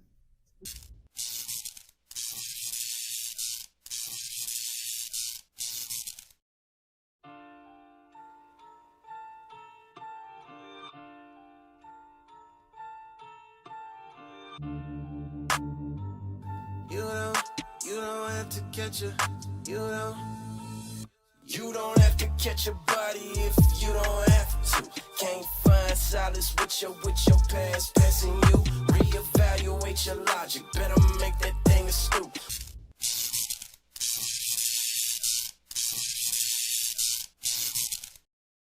And we would define it. We would use it in a sentence, and you can see his intellectual curiosity. He's a really good kid and a smart kid, and I want him. I truly. It's true. I mean, we've spent 2 years. I told y'all last video, right? We had to come back to this. We had to come back and see Miss Westmoreland, because, I messed her up on the last video, so I had to bring this back and show her some love. Shout out to Miss Westmoreland. Over 2 years with our client. And like Attorney Hard was saying, he's intelligent, and he's so much more than, unfortunately, what comes out during a trial process. And, the word a day, he has the word a day. Myself, Attorney Harvey, we go back and forth of picking a word. And we teach him the pronunciation of the word, and then, 2-3 weeks later, he'll use a word that he learned, 2-3 weeks before, and he keeps it going. And so he's a great individual, and we're glad that this is over for him. It's been 2 years too long. But he's also developed a pretty sophisticated understanding of the system. I mean, he can look at me when something happens and go, hey, this is what happened. This is what should happen. You know, I know what is going on here. So he, like I'm saying, he's a sponge. I mean, let's bring these kids forward. And what you're telling the jury, or what the state wants you, I believe, to tell the jury, is that Jeffrey Williams rented a car. The proper question is about what the state is intending for him. I think it's clear. Re-ask your question. Okay. Jeffrey Williams, therefore, rents a car in his own name that's going to be used in the killing of Donovan Thomas. That's what you're telling the jury. Objection. Rephrase your question. The rental car that's used to kill Donovan Thomas, are you telling the jury that Jeffrey Williams rented a car in his own name? I don't know what car was used to kill him. Okay. All right. So what corroborates for the killing of Donovan Thomas on January 10th, 2015? Corroborates means supports or verifies. What corroborates the fact that Jeffrey Williams rented that car with you 3 days earlier? Objection is improper. He can't ask. This is a proper question. I'm asking. I think maybe it calls for speculation. Can you rephrase it? Sure. The district attorney started questioning you about the Hertz rental car on January 7, 2015, talking about verification of what you said to the police. I'm asking you, how does it verify any? All right. Much love at Laugh Always Have Fun. Y'all can follow her on all platforms at the same name if you want to go show her some love. Instagram and all that. Same name. Appreciate you, family. Anything you told the police that Jeffrey Williams was involved in the killing of Donovan Thomas, the fact that he rented that car for you 3 days before? Objection. Compound speculation. Sustained. Does that, the fact that Jeffrey did a favor for you, does that verify anything about the killing of Donovan Thomas that Jeffrey Williams was involved? Objection. Some effects on the evidence. Overruled on that basis that it's not a proper question. Ask a different question. Can you tell the jury how Jeffrey Williams doing you a favor 3 days before in that vehicle, the Infinity vehicle from Hertz, how does that put Jeffrey Williams involved in the killing of Donovan Thomas? Objection. Speculation. They asked this question to verify it. Okay, that's that question overruled on that basis. How does that support your statement to the police? Huh? How does that? You don't get to speak to Westmoreland. Westmoreland's mine. No, I'm just playing. Corroborate or verify your statement to the police? What you mean? That Jeffrey was involved in anything to do with the killing of Mr. Thomas? The police did it. Okay. Number two, you were asked by the district attorney specifically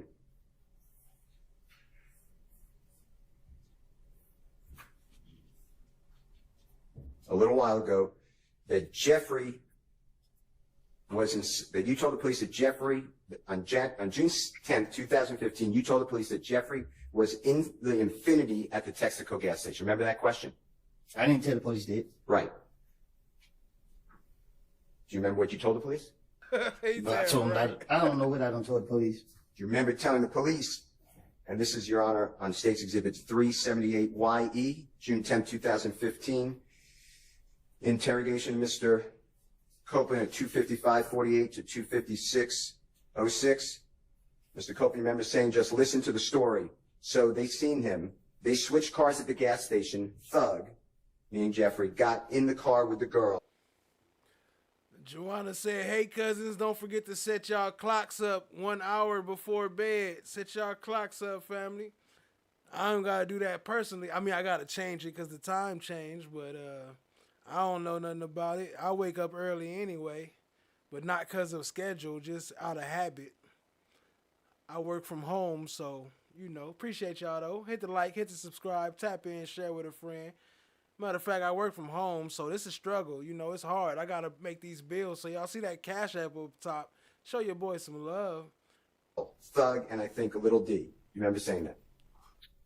I lie and tell the police anything. This was my, anytime they question me, that's what my intention was, to get them off of me. So what I done told them was whatever I said. Okay. Well, I'm going to play, with the court's permission, Your Honor, Just for simplicity, I made this JW240N as a nice, and it's really States Exhibit 378YE. It's just easier to find the snippet, and it's from 255.48 to 256.06. It's already in evidence. All right. You might need your earphones if you need them. Can you hang on a second before playing that?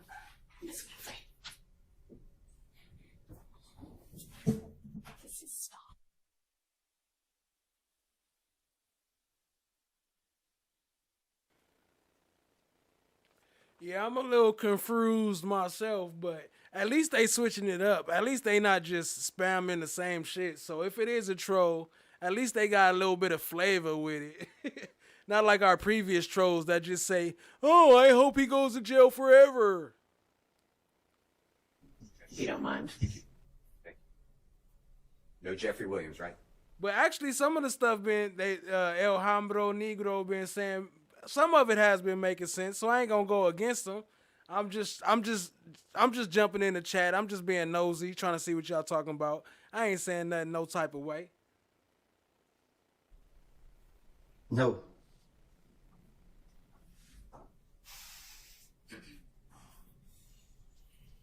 You can double speed it unless the court says no. Yeah, we're going to double speed. In the YC video, didn't see him.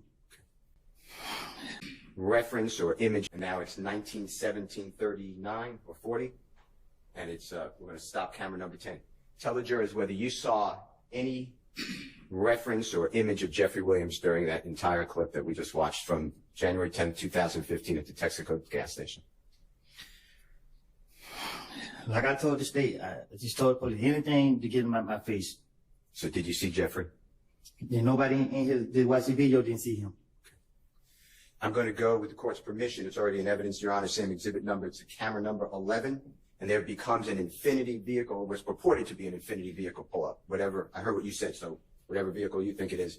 We will start at, can you get it right when it pulls up, which should be at 11:19:16. Hey, Miss Dee, what up, Auntie? Appreciate you, family. If you need your 11:19:16, I am. Your Honor, we're starting at 11:19. Oh, that's wrong. I'm saying 11. I found it. 19:16:06. All right. Not in double time. And Mr. Copeland, if you can watch here and tell ladies and gentlemen, jury, if you see anyone who resembles Mr. Jeffrey Williams.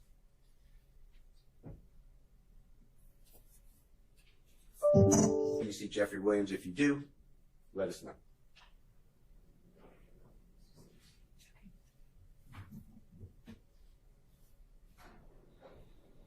Don't talk a lady up. Hey, that's funny that everybody feel that way. Like, everybody be like, don't say her name, like Candyman. Like, don't say her name 3 times or she gonna pop up.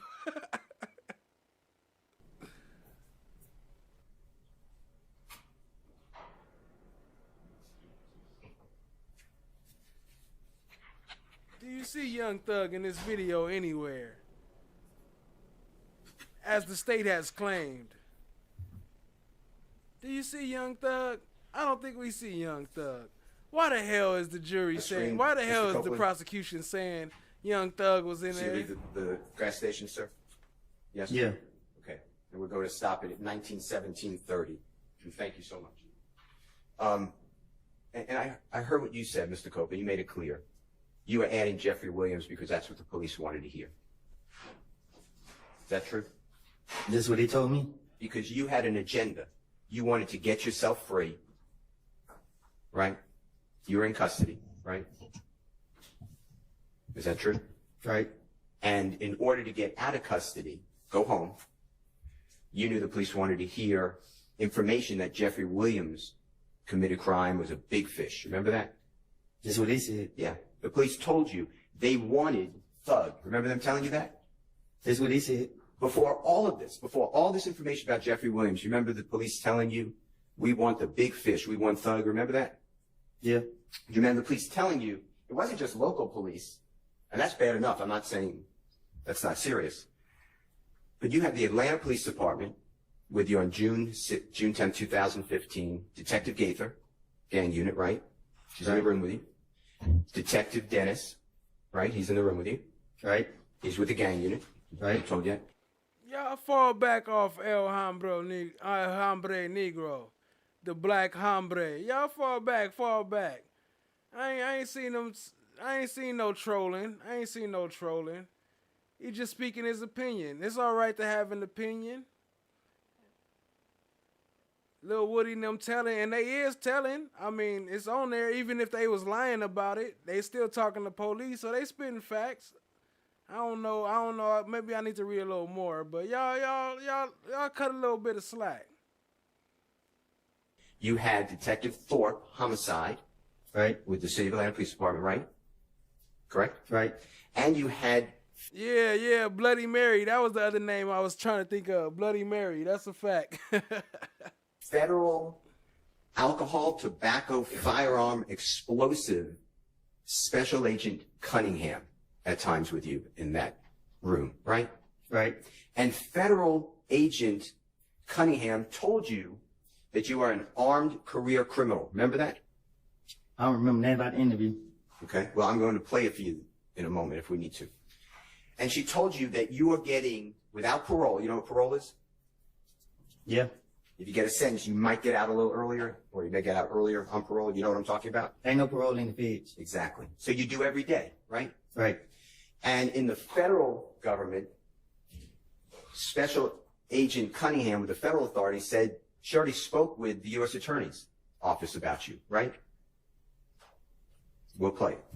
Do you remember her telling you you're getting 15 years without getting out every day to the door as an armed career criminal? Remember that?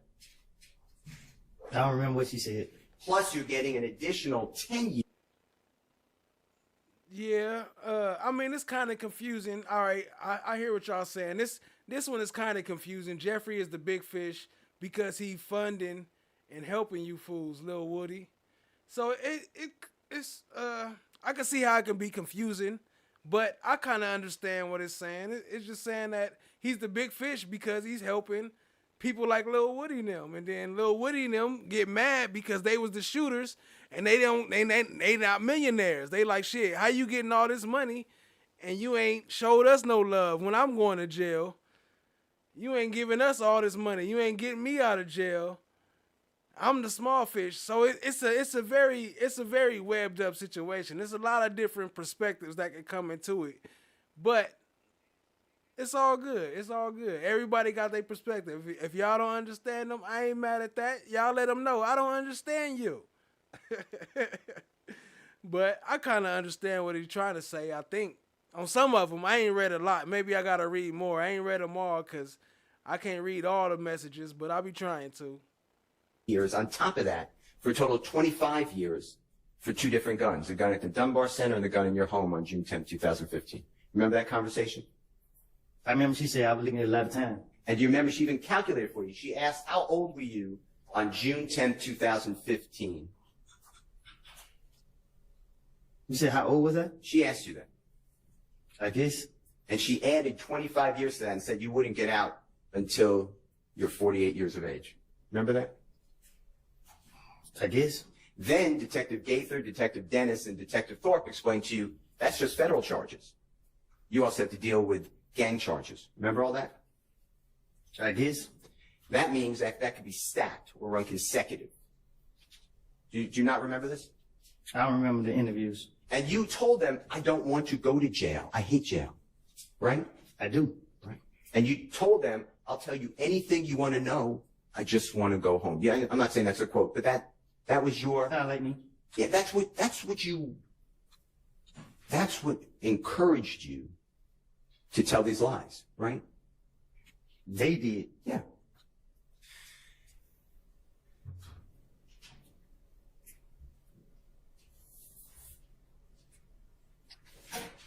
That's why when you told them that Jeffrey Williams went to the gas station and changed cars, it's not on the video because it's not true, right?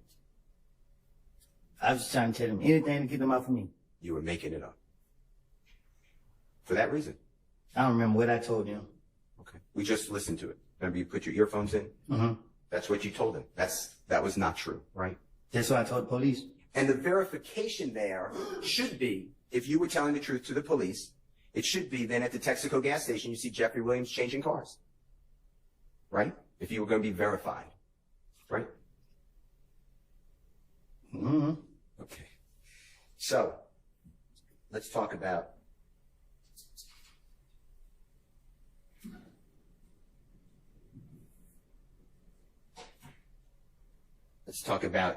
you in the Infinity at that gas station. Okay? Objection, Your Honor. Assuming facts not Sustained. I mean, I think we hadn't really heard. All right, El Hombre Negro, you getting on thin ice now. I'm starting to get confused myself. I was trying to defend you as a chat speaker, but you know, I don't know, you know. You starting to lose the scale. You starting to get weighed down on the balancing of the scales. you might want to correct yourself a little bit. I'm just saying, because you know, I'm just saying, gang. The question yet. if you were in that Infinity at the gas station and had anything to do with the murder of Donovan Thomas, what did this district attorney Hilton tell you would happen to you? objection, assuming it's not evidence, it's speculation. Why don't you not ask it as a compound question? Tell the jury what District Attorney Hilton told you on June 10th of 2015, if you admitted that you were involved in the killing of Donovan Thomas. Tell them what she, excuse me. Try that question again. I just got it. June 10th is the same exact date. Okay. June 10th, 2020. The same exact date. Y'all know how many times June 10th came in there? Oh shit, you done got Chan My Black is Golden out there now. Okay. You really on the borderline now, family. Oh, too late. FFS got you up out of here. Too late. I tried. Too late. I see it. 2024, June 10th, a Monday. You have a meeting with your lawyer, Judge Glanville, District Attorney Hilton. Right. Yes. In this courthouse. In the jury chamber? Yeah. I wasn't there, right? Huh? I wasn't there. You wasn't where? In the Hey, that's a fact. Talk up Maple Candy. Where Maple Candy at? Y'all done made Loa mad. She don't even come visit us no more. Where Maple Candy at? Shout out to Loa. And shout out to Julie Horn. Where Julie Horn at? What's up, family? Appreciate y'all. judge's chambers with you, Miss Hilton, your lawyer, Judge Glanville? No. None of anybody here was there, right? It was just the people I mentioned and security. Objection, Your Honor. Let's get to the actual question. Tell the jury what District Attorney Hilton told you would happen to you if you admitted in any way that you had anything to do with the murder of Donovan Thomas. Tell them. Hey, that's a whole different story now. You're confusing the two now. That's a different channel, different time. Different topic. They gonna lock me up. So when you have this use immunity for anything you say, District Attorney Hilton told you, but you can't say that, right? Objection, Your Honor. It's improper foundation. You must ask the question again. That is testifying. I'm asking Mr. Copeland to tell the jury. Everybody, the jury. Lady Justice is blind. Everybody Ms. is here. Hilton told you if you admitted to being involved in the murder of Donovan Thomas, even with use immunity, tell what the District Attorney's Office would do to you. Huh? Objection is compound. It's a compound question. I don't think that was compound. Okay. If you admit, the way you were told by Miss District Attorney Hilton, if you admit to being involved in the killing of Donovan Thomas, you get prosecuted for that, right? Objection is improper question. You'll have it on radio. Every word. Is that true? She said, if I do that, plead the fifth, I'm gonna go to jail. And when you say, if I do that or plead the fifth, if I admit to being involved in Donovan Thomas' murder, I go to jail, right?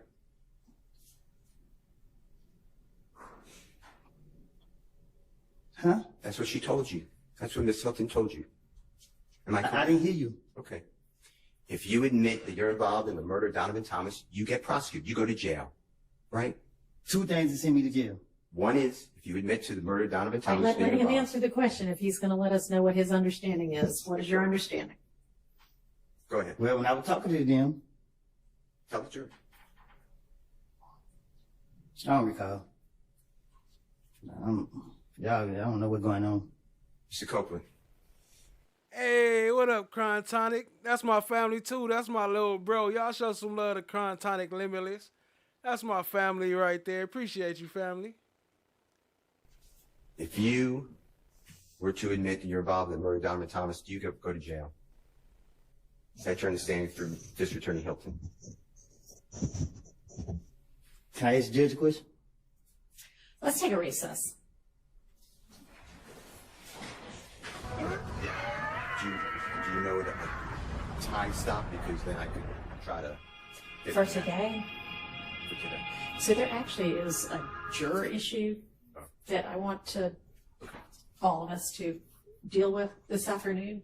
So I may just, I mean, if you, we can go 15, 20 more minutes, or we can just stop for today. I'm with you. I just didn't want to start something big and then... Yeah, so if you have something that's, 5 more minutes. Lady Justice is blind. Great. Everybody You can think see. this itself is going to last another 40 minutes. I may just say, let's break and deal with our other issue that I don't know, so. I appreciate it. This will take a while, so Okay. more than 10, 15 minutes. Okay. All right, let's get the jury out. Fine. My question to you is this. During the time that you were speaking with your lawyer, District Attorney Hilton, 3 of them. Shout out to Chloe Albert's Revenge. No, it's not a mob meeting. It's just the timing. You just came in on that timing. Shout out to Chloe Albert's Revenge. Appreciate you joining, family. No court reporter. Did District Attorney Hilton tell you that if you testify that you were involved with the Donovan Thomas murder, you would be locked up or arrested? You can't ask me that again? Yes, sir. When you, your lawyer, Ms. Bumpkus, and District Attorney Hilton were speaking, the 3 of you, just the 3 of you, did District Attorney Hilton tell you that you would be arrested, locked up, whatever the words are, if you testified to this jury that you had anything to do with Donovan Thomas's murder? Yes. Okay. Did District Attorney Hilton tell you, with you, Ms. Bumpkus, and District Attorney Hilton, no one else, that if you invoked your Fifth Amendment right, meaning I'm not testifying, you would be locked up in jail? Yes. Other than those 2 things, did District Attorney Hilton tell you you could testify to anything you want, or something to that effect, and you would not be locked up? Just tell the jury. Just think about it. I don't know what you just said. I'm sorry. Look, that was a bad question. That's me. Thank you for telling me that I was inartful, is my word. Okay. Other than those 2 issues you just told, I'm going to get locked up if I invoke the Fifth Amendment. I'm going to get locked up if I testify that I'm involved in Donovan Thomas's murder. Shout out to no one. You know everybody got their emoji symbols. We know no one got the gloves. Chan, you ain't got yours yet. Chan, my black is golden. What's your symbol? Oh, yes, you do. The purple, hold on, I'll drop it right now. The purple demons. I know yours, matter of fact. Other than those 2. So if you And don't I say know those 2 why. things, then your use immunity kicks in and you would not be locked up for anything else you testified to. Is that how you understood it? Yes. Okay. Now, did you ever ask District Attorney Hilton, why can't I testify if I'm sworn to tell the truth about being involved in Donovan Thomas's murder? Did you ask her why did she exclude that? What you mean? Did you ever ask any question to District Attorney Hilton? Let me ask it a different way. Did you tell... There wasn't no question. We was talking. Okay. And we were going back and forth. That's what she said. Objection. That's fine. That's fine. Sustained. All right. That they fell out, meaning Jeffrey and Mr. Thomas, they fell out before me and Cal got into it. Is that what you heard? I just heard something about me and Kel. I didn't hear what I said before that. All right. Well, the jury's can make a determination, but that's great. Whatever you do, okay? And the next one is JW 241A. That's State's Exhibit number 378Y. A is in Elisa. That's at 3:01:37 a.m. The 3:02 Who's messing with you now? They always on FFS. He always in some shit. Gang. He always banging and getting in gang conflicts. 6, 7 hours, 8 hours after Mr. Thomas has got the bid. Hey, but we always got his back though. It's always love. We always got his back around here though. Gang. Shot. Okay? So this is the morning of January 11th, the next day, Sunday morning. Okay? 2015. And Detective Thorpe, remember being with him that day? January 11th, 2015. I don't remember the date, but this. Yeah, Chloe Albert's Revenge. Top Chatter gets their own emoji. I mean, not Top Chatter. Top stream sponsor. Top stream sponsor gets their own emoji. That's a fact. You question me. And on here, just tell us if you hear Detective Thorpe saying, what made you want to pull you into the situation? And you said, me and him had a problem in the club. Kel, they say, is the little brother. Me and him got into it at the club, probably about no longer than 4 months. So 4 months before January 2015. Just listen to it, make sure that's what it says, okay? Tell me exactly what you know dealing with this situation. Like, now, without everything. Whoa, FFS. Woosah. Come on, we gotta keep the chat clean for the YT algorithm. We don't want them taking my views. I appreciate you, family. Tell me everything what make you want to pull you into this situation. Okay. Me and Kel. You know what I'm saying? Me and we had a problem in the club. I don't think it's playing through the speakers. But... Okay, well, ITs can do about that. Okay, well, IT's here, and there's not anything I can do about that. They did the little brother. I thought they did it, but they said they real brother. Okay, let's K-E-L. let's stop. Now they're here, and maybe they can fix it, even though they had all week last week, and it didn't get fixed. We thought it was, but it's not. So I'm gonna excuse y'all.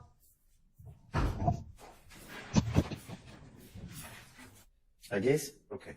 Mr. Copeland, you referred to Detective Thorpe as a squirrel brain. Do you remember that earlier in the testimony? Do you remember saying something like that? Yeah.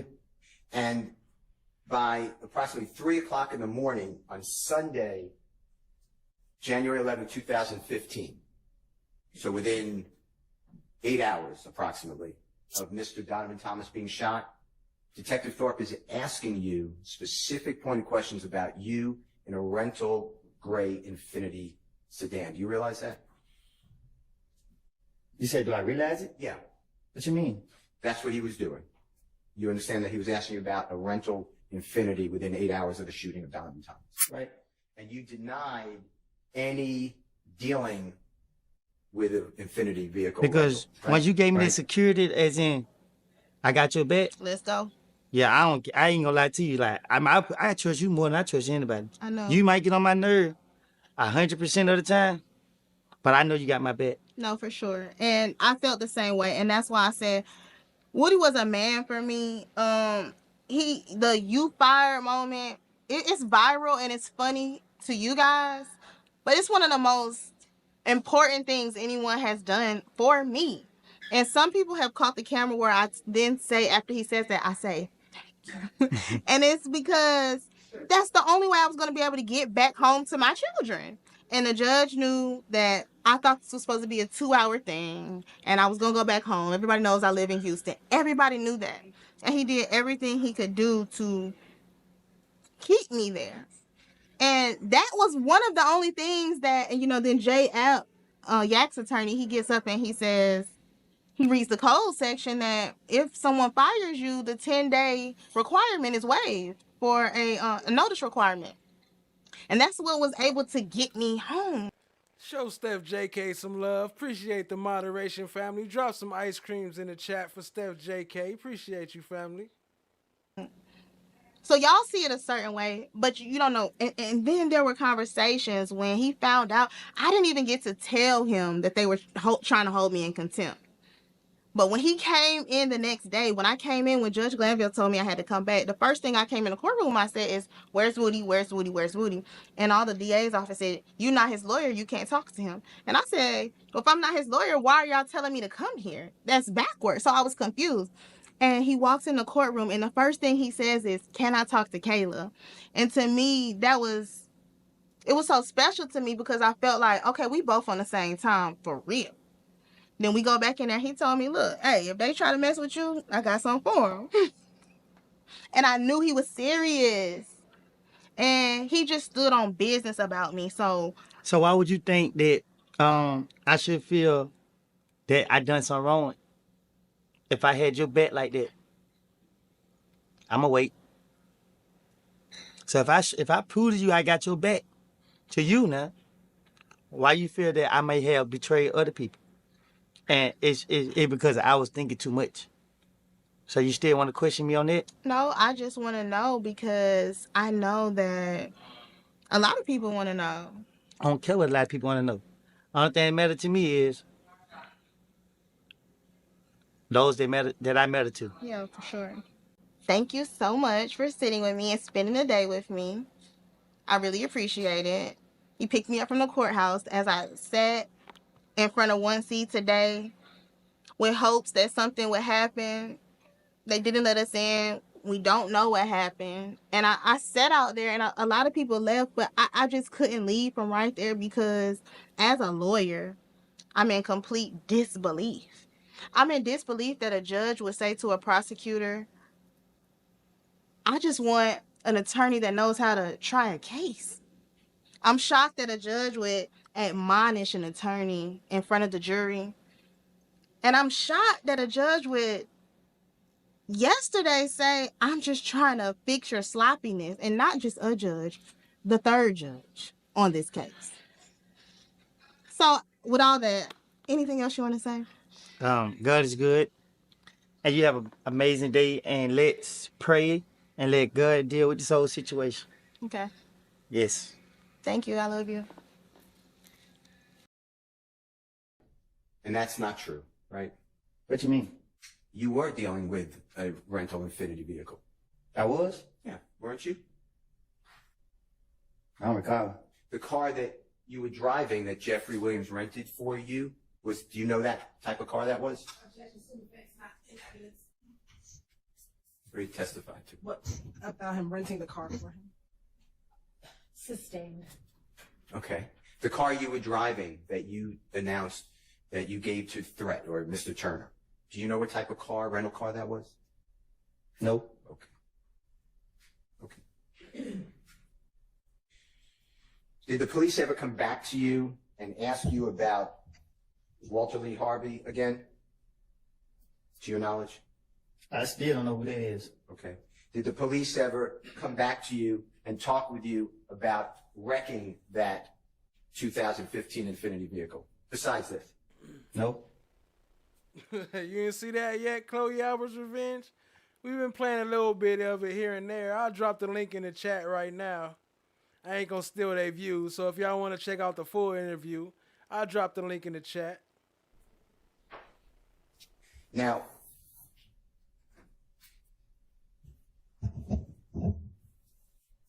you have used other people's, like when other people rent cars, you know, Miss Quarterman's mother rented cars, allowed you and Miss Quarterman to use. You know what I'm talking about? Mm-hmm. Just do me a courtesy, I apologize, but for the court. Oh, yes. Okay.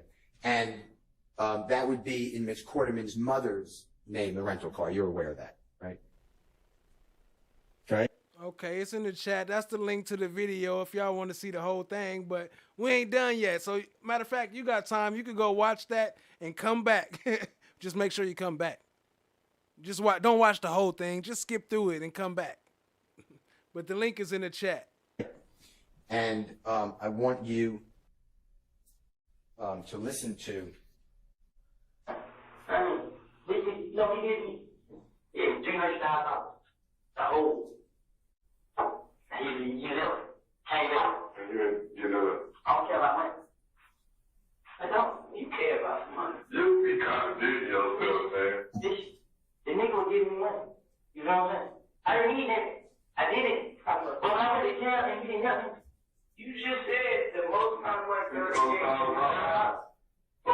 but he left you with 300, and I just came back and you 1,000 again. You was good. You hear that, Mr. Copeland? Mm-hmm. And the police are telling you you're not making any sense, right? It's saying that to you, right? Right. They know, you believe, they know this is all just trying to make them, give them something they need to let. Shout out to Jazz DW with the $5 not super chat, the Cash App. Appreciate the love, family. Helping us keep it going. I'm going to add your name to the top. Appreciate you, family. Or put your name in the chat so I can know who you are on YouTube. I don't want to put your real name on there, but it looked like a nickname anyway. So if not, Jazz DW is cool. But if you want me to know who you are, drop your name in the chat so I can know who you are, and I'll add your name up top. Appreciate you, family. Y'all show some love. Drop some slime umbrellas for the Cash App. You go. Objection, speculation. That's what you're doing. Don't speculate about anyone else. That's what you're doing, right? They know that. Dennis know it. Gaten know it. Okay. Do you remember telling the police that Rich Homie Quan took out, put $25,000 to kill Tay? Remember telling that? See, I told the police that. I wanted them to believe I knew information, and that they can rely on me. That's my whole motive when they were questioning me. If they go for it and they let me walk away, you got to catch me on the back end. Okay. Do you remember telling the police that Rich Homie Quan would buy guns for YFN Lucy and his people and store them? I can't tell the police nothing that's going on in some with people that I'm not around. So it's self-explanatory that I made it up. Did the police ever come to you or the prosecution, meaning the district attorney's office, and say, hey, we want to go over what you said to see if we could verify it? No. I haven't heard anything until this trial. Only person come talk to me is Ms. Hills. But I can't, like, she asked me, have I heard some calls? She let me hear the calls. Like, I don't recall her asking me. Shout out to YP Com Chick. Appreciate you, family. Specific questions. Okay. I'd like to play for you. Rich Homie Quan supposed to give him 50,000 to meet him no club. Like Rich Homie Quan told me this out of your mouth. Yeah. Then Rich Homie Quan, like, he got 25,000 to have Tay killed. It's like from the picture you just showed me. Nah, Tay who just got shot. 25,000 on Tay head. I got a video about that too, family. It's in my my videos. Shout out to Chan, my black is golden. Much love, much love. I love you. Oh, even though she was talking about what Kayla said to Woody, but in the car, yeah, okay. He had 25,000 to have Tay killed. Who did? Then Rich Homie Quan said, cause he be telling me. So I'm telling Rich Homie Quan like. And then Jeffrey Williams, 244B. It's about Rich Homie Quan buying guns and storing them for YFN Lucy and his people. This is January 28, 2015. It's 9:07:17 p.m. to 9:07:26 p.m. Now that Rich Homie Quan buying the guns for the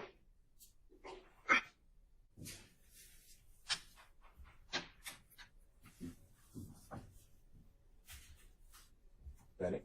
Okay. And Mr. Copeland, this is just the same thing you've been saying the whole time, right? You're just going to talk about me. If the police bring me up or want to know, you're just going to be a fountain of information so they let you go. Man, this is crazy, man. Like, throughout my whole life with interacting with the police, they never believed nothing I said. I don't have a clue why they even got me in here.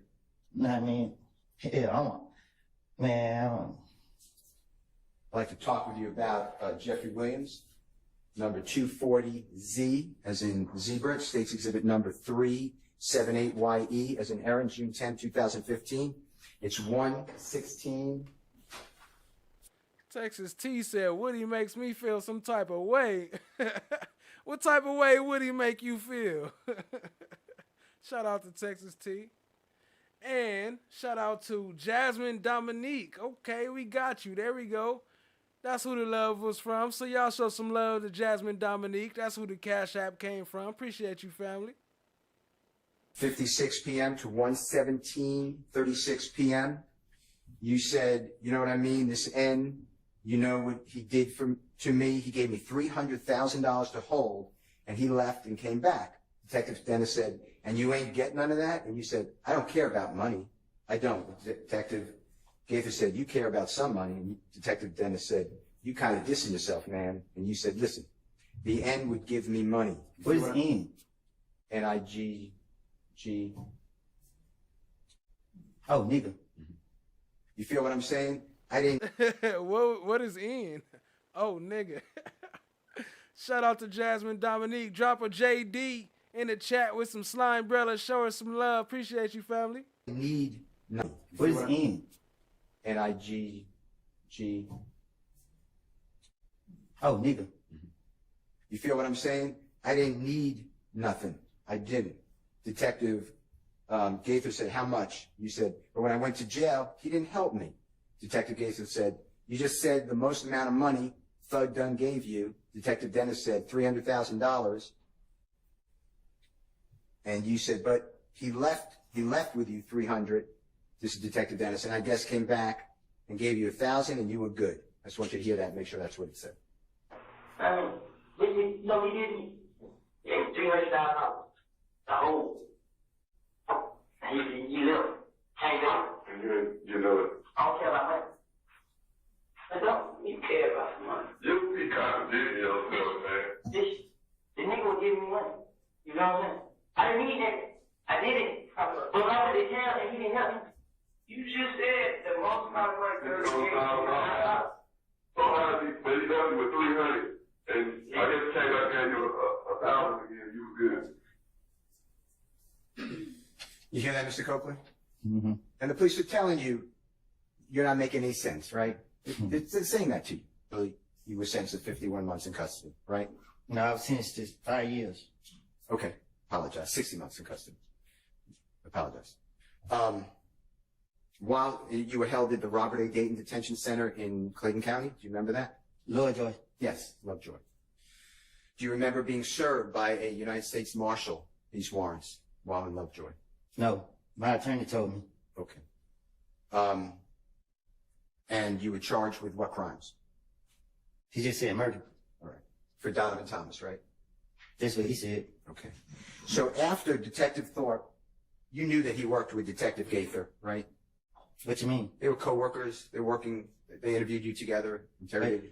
You knew that he worked with Detective Dennis, right? Right. You knew he worked with federal ATF agent Cunningham, right? Right. And he took out a warrant for you for murder of Donovan Thomas just 4 months after you gave the last interrogation that we have, June 10, 2015, right? Right. Mr. Copeland, eventually, you went to federal custody and you entered a guilty plea for a 922G, which, forget it, for possession of a firearm by a convicted felon. Is that true? Right. And you remember going before the Honorable Judge Totenberg? Right. And she gave you the maximum sentence for that, 60 months. And you served 51 out of the 60 months. Is that fair to say? Right. Okay. I want to show you some of your prior convictions and tell me if you recognize them, okay? I'll be right back. Your Honor, may I have a second? You may. For that, Mr. Copeland, Jeffrey Williams wasn't charged with murder. Hold up. Drop some slime brellas for Steph's JK. She got me thinking of a new chat prompt in. We might have to get the it's a vibe. It's a vibe. It's a vibe. I might have to bring that in. Shout out to Steph JK. Appreciate you with the donation. The vibes. Y'all show her some love. And wish her some good luck on her date tomorrow.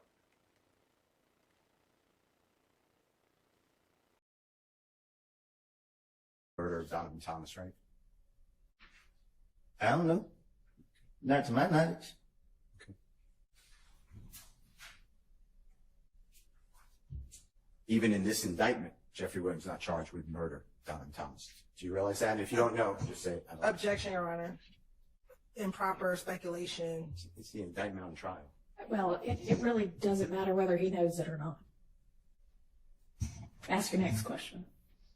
I'm just waiting on the certified copies. Did you hear, and it's at the 4:10 mark starting, you said that you didn't think that this SHI, I'm just not saying the word blank, was going to go that far, and that they, meaning the prosecution, the police, knew that you were BSing. Did you hear you say that? Yes. I want to ask you also, did you hear in this February 19, 2023 recorded call, and by the way, tell the jurors who you're speaking with in relation to you. A friend. Did you hear you discuss and you say that this is crazy, you tried to talk your way out of it, it didn't work. Your friend says that that's the problem, is that you talk too much and that you need to be quiet. She says a different term. And you say that doesn't your friend realize that you're kicking yourself in the backside or ASS for that? Did you hear that? Yes. The one who will be in courtroom, the deputy DA. Oh, that main one? Yeah, like it was man. She like Yeah. I guess they just determined. I'm like, man, listen, man, I made all this shit up, man. They trying to talk my way out of jail, bro. I mean, like, Yeah. man, motherfucker look at me like, and I asked, I like, shit, what you want me to say? What? We just want to know how it is, bro. I didn't go over these people, man. I'm from a neighborhood. I'm from a whole other neighborhood, like, but I ain't even. Yeah. I'm just like, I look at it like, man, this shit, I wasting y'all time. I mean, because I heard motherfuckers like, when they gonna try to talk to my attorney, and then they'll be coming back. I said, y'all be coming back for what? Y'all waste y'all time. Y'all gonna go find somebody else.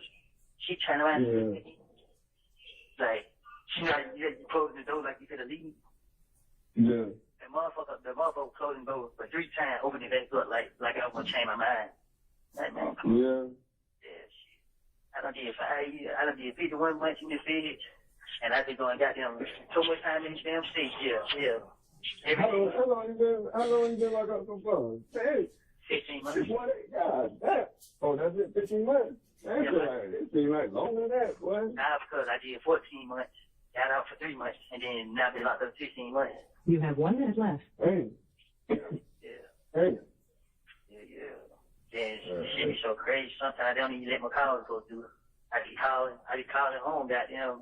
They wonder why my sister and I'm here. And then they finally pick up the phone, and that shit, only one call don't came through. I be like, man, wait, well. Yeah. Yeah. Shit, I'm about to go to the damn game tonight, man. I'm going to the game, goddamn shit. Deputy District Attorney Love, that she and the others are wasting their time. Yes.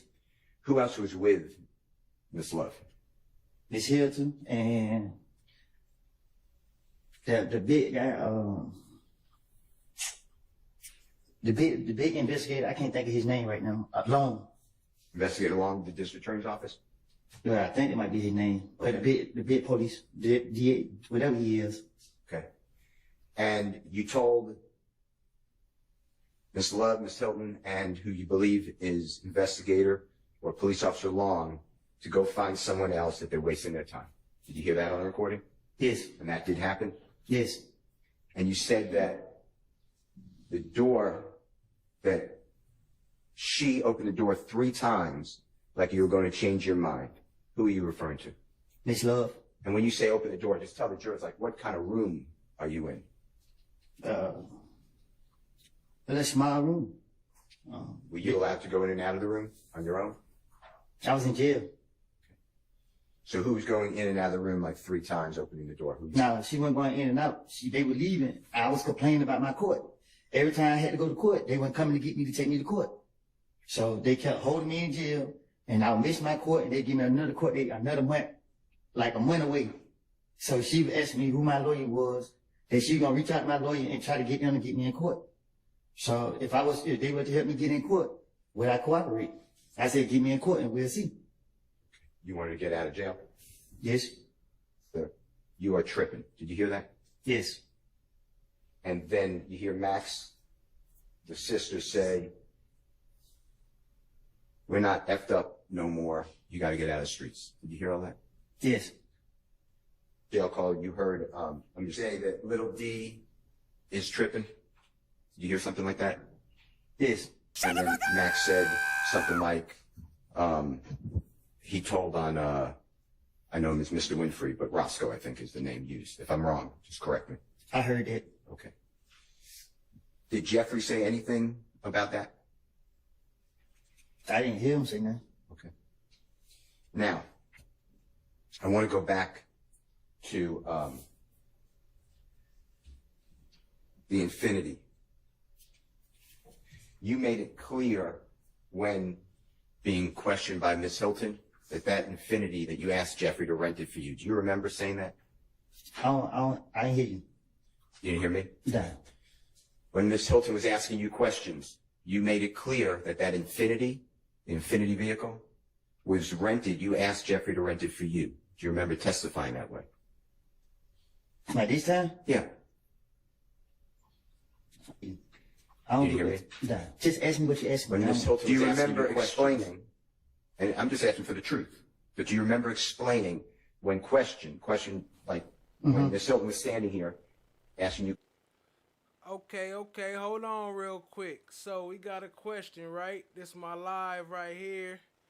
Y'all was asking how to send a super chat. Here you go right here. Here's the chat, right? So if you're on iPhones, it might be a little different.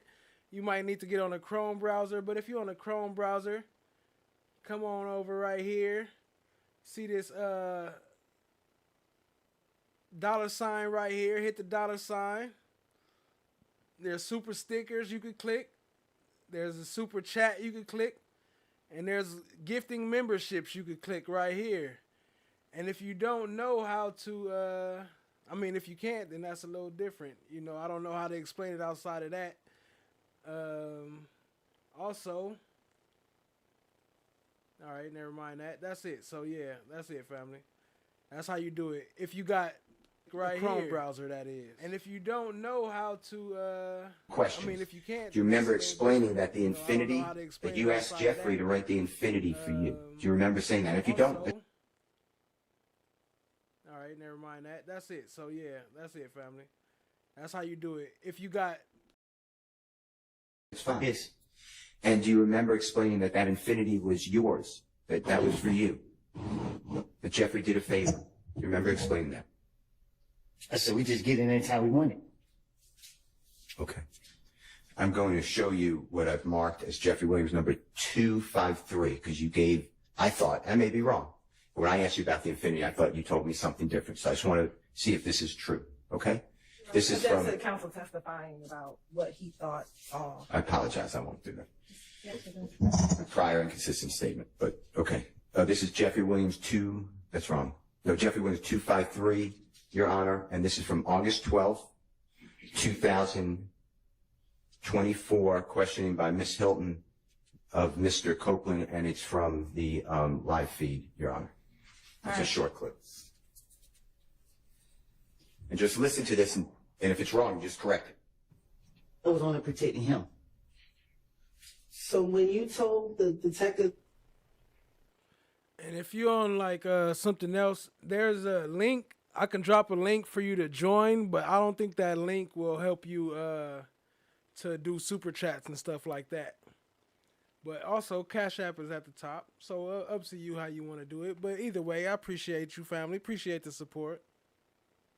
about what happened the night of Donovan Thomas's murder, were you protecting Threat? Yes, I was gonna keep Threat name out of it as much as possible. Did Threat have something to do with Donovan Thomas's murder? I don't know what Threat got something to do with it, but I know that they was the last person I gave that car to. What car? The car, the Infinity car. And I wasn't gonna say nothing about it. What Infinity car did you get the Threat? The Infinity car that I had. Okay. Is this the same car that you went to the rental car place with Thug and Thug rented the Infinity? But I'm talking about the gray Infinity car that me and Zachary was riding in.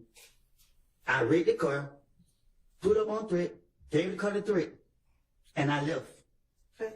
Is this the same Infinity that you told police that you went to the Hertz rental car place with Thug when he rented the Infinity? I just told you that I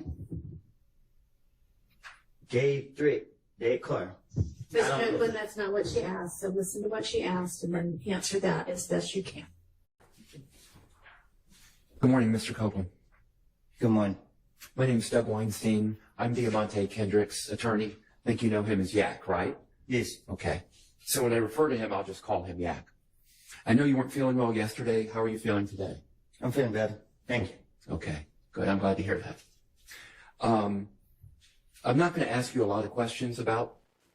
Okay, that's good info, Chloe Albert's Revenge. You can send super chats like normal. You just can't do the membership gifting. Okay.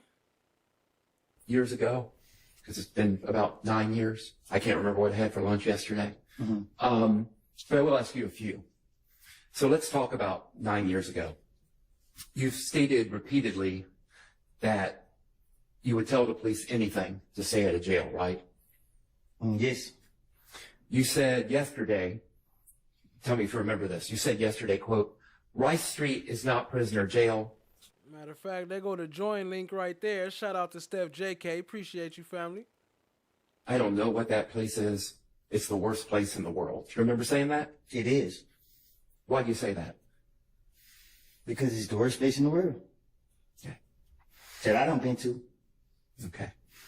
So let's talk about finessing the police. Okay? I think you've heard the word, I'm just going to say it once, you've heard the word bullshit a bunch the past couple of days. Right. So we'll just say BS.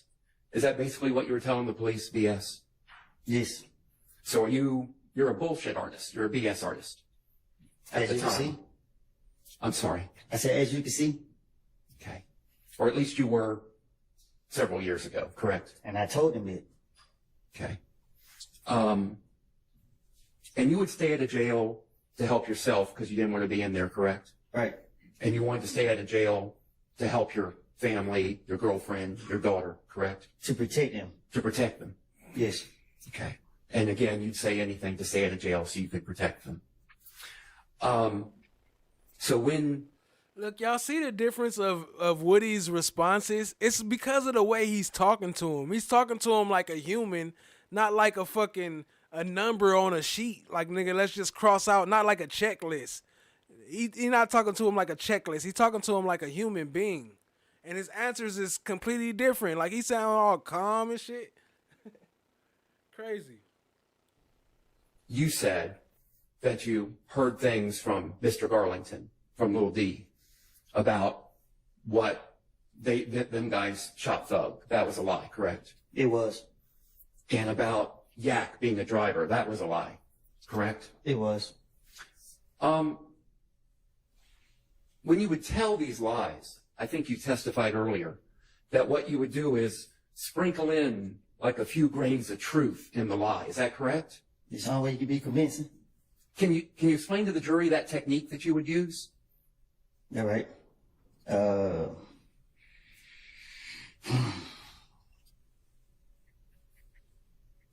You hear stuff, you know what's true, and you know what's not true. So you take.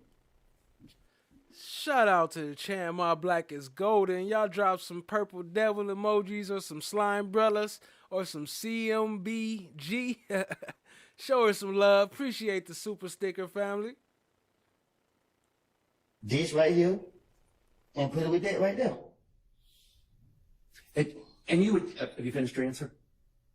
Yeah. Okay. Which one, go into details? Well, no, I think that's a good description. Unless you want to go into more detail, you're free to do that.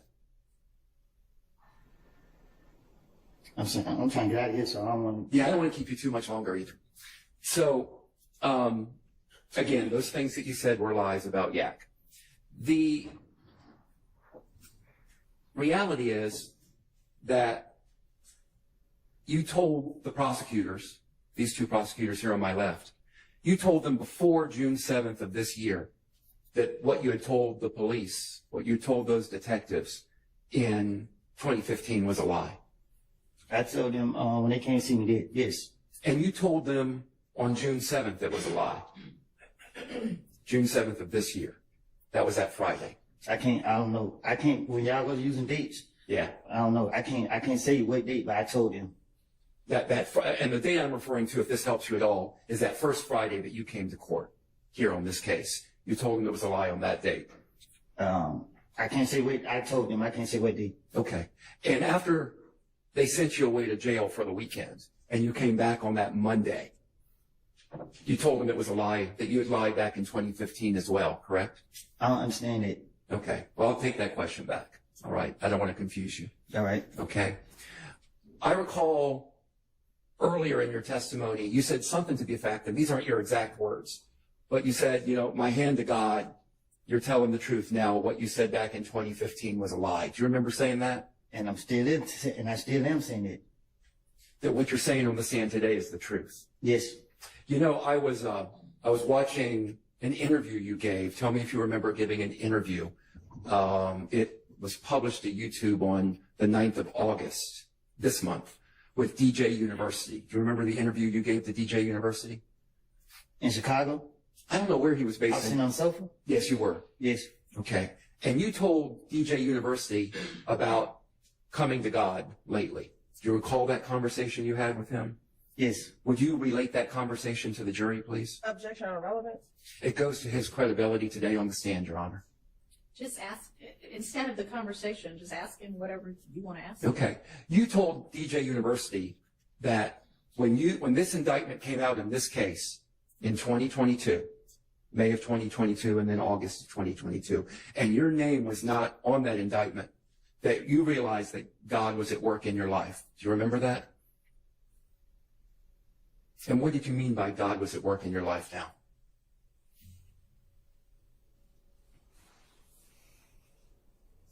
Say it again. Yeah. When you told DJ University, and you told him a lot about God entering your life lately, but you told him that when you saw this indictment and this case come out, that you realized that God was at work in your life. And I asked, what did you mean by that when you told him that? If you can express it. Yeah, Amy, I don't know. I've been getting a lot of blockage when it's been coming to chats and donations. I don't know what's going on with it, but I can't control it. That's up to YouTube. Only they can control how that's working, but I appreciate you, family. Just God is real. God is real.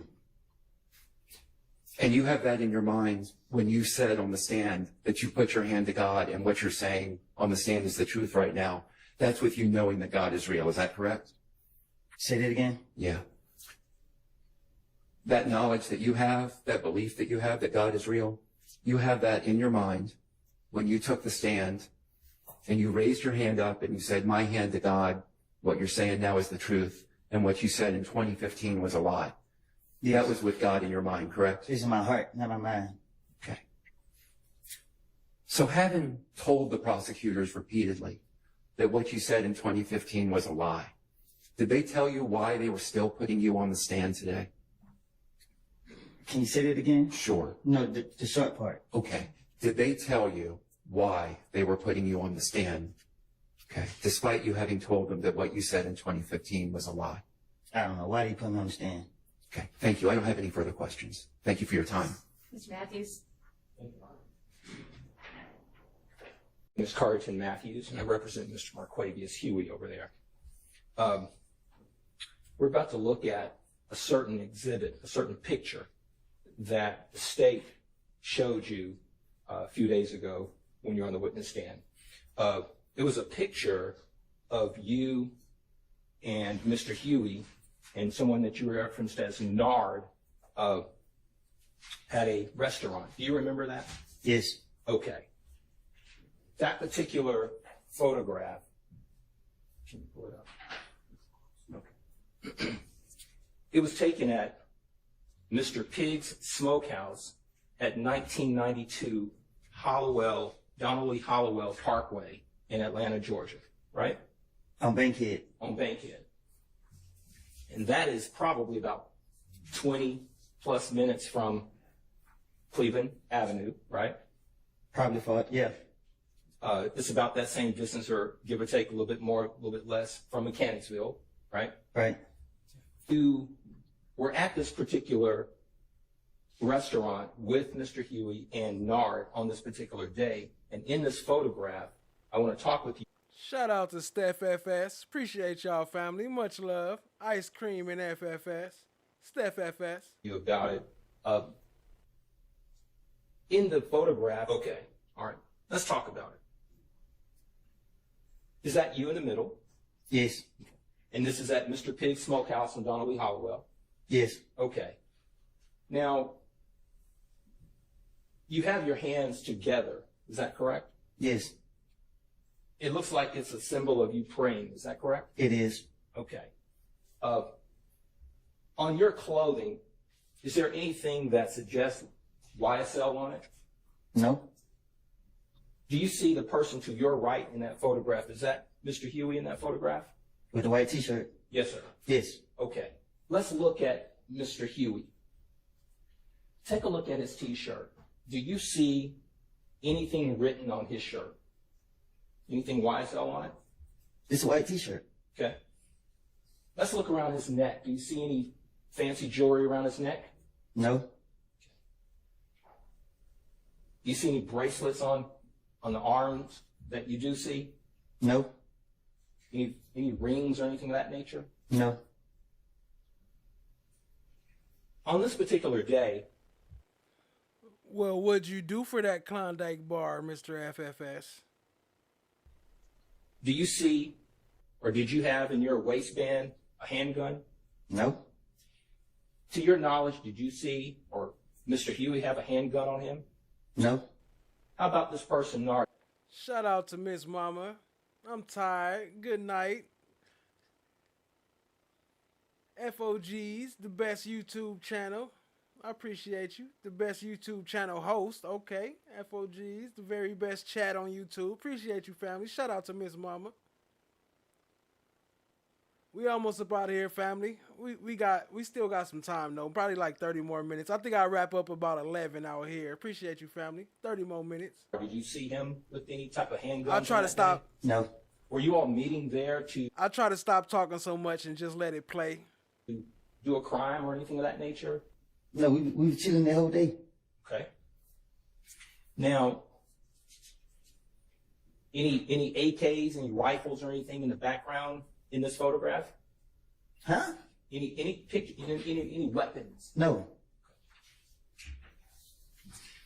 On this particular building, do you see any signs or symbols, any graffiti with YSL or anything of that nature? No. Now, you said y'all were just chilling that day. Were you, nothing about this photograph is suggesting that you all are asking anyone to participate in any type of YSL gang or anything of that nature, is there? All right, Steph JK and Chan My Black is Golden said me too. Well, what y'all gonna do for that Klondike bar? What you gonna do for the Klondike bar? Still in the game. Okay.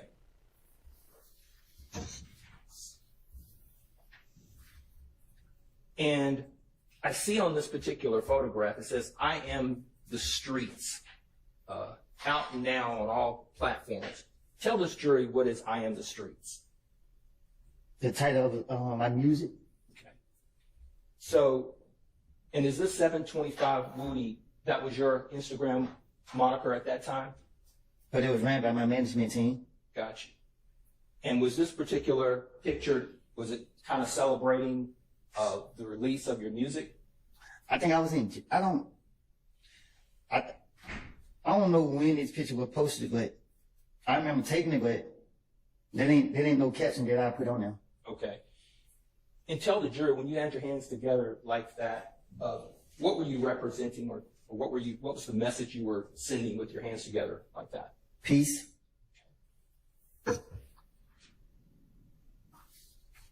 Now, on this document that we're looking at, on this photograph, at the bottom it says, "Free the guys." Can you tell the jury if you know what was that about, or what that represented? That we was incarcerated, or that at least one of us was incarcerated. Okay. And was there anything in your mind criminal or wrong about saying "free the guys"? Well, I don't know who posted it. So on my page, if that was posted on my page. Okay. It's not something you posted. That's a fact. Chan Black is Golden said, I'm glad we don't participate in that time crap. Everybody talking about time. I'm like, what you mean? What you even talk about? I know what you mean, but I don't know what you mean.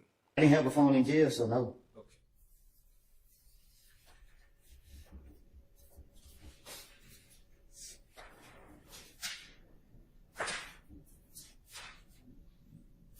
And to the best of your knowledge, on this particular day that you all met, sounds like I'm hearing you to say that y'all were doing anything but chilling.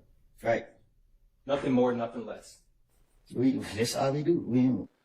The ice cream, I got you, Steph JK. You gotta come get it though. You gotta pick it up. I can't ship it. It's gonna melt. Not meeting up to commit any crimes. Never. I was doing the music, focus on the music. Look, Chan Black is Golden said, we got you, but you gotta come get it. That was it. The clothing that you're wearing there, I notice here these particular jeans, and there's red on the jeans there. Is that the way those jeans were made? Yes. Does it represent anything to do with any type of gang or anything of that nature? No, that's how I bought them. It's a broken heart. A broken heart. On my pants did, yeah. Gotcha. I actually still got the pants. Okay. And is it fair to say that you guys are relatively neatly dressed urban gear? Hey, what up, Blue Dream? I see you. Appreciate you tapping in, family. Y'all hit the like, hit the subscribe, tap in, share with a friend. I thought I was. Kind of fresh, right? That's what I thought. Okay.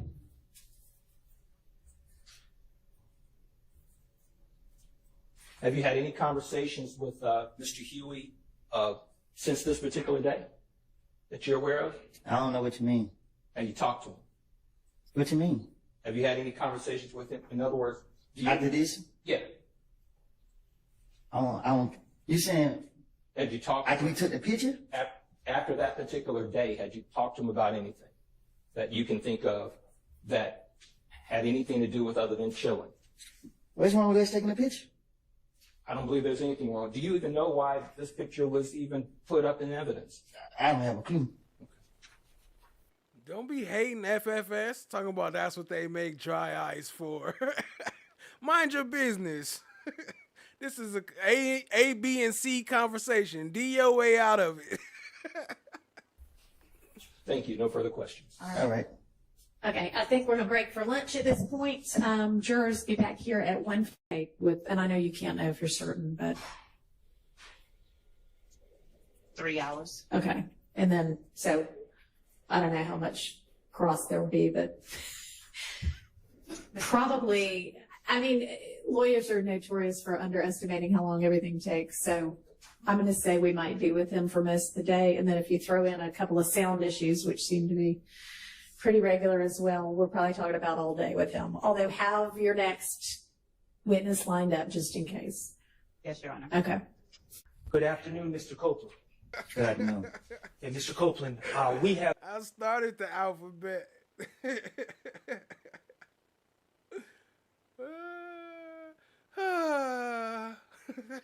never met before. Isn't that correct? No. Okay. We've seen each other in the hallway. No, we never met before. Yeah, we never met before. My name is Max Shard, and I'm the attorney that represents Shannon Stillwell, okay? All right.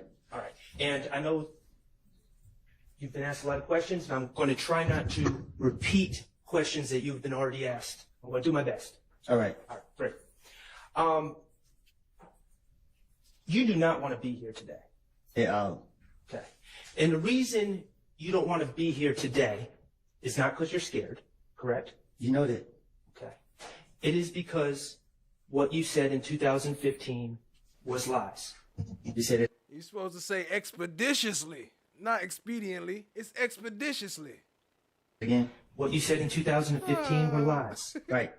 Okay. And specifically, when you said that Demekion Garlington told you something at that McDonald's about Mr. Stillwell, that was a lie. Right. You lied to get out of trouble. Right. You lied as part of your finesse to the police. Right. You've testified that if the police mentioned anyone, you were going to come up with a story about them to get yourself out of trouble. As y'all seen. And the police mentioned Jeffrey Williams. Right. They called him a big fish. Right. And you lied on Jeffrey Williams. Right. Okay. Mr. Copeland, I'm going to ask you, do you still have that listening device?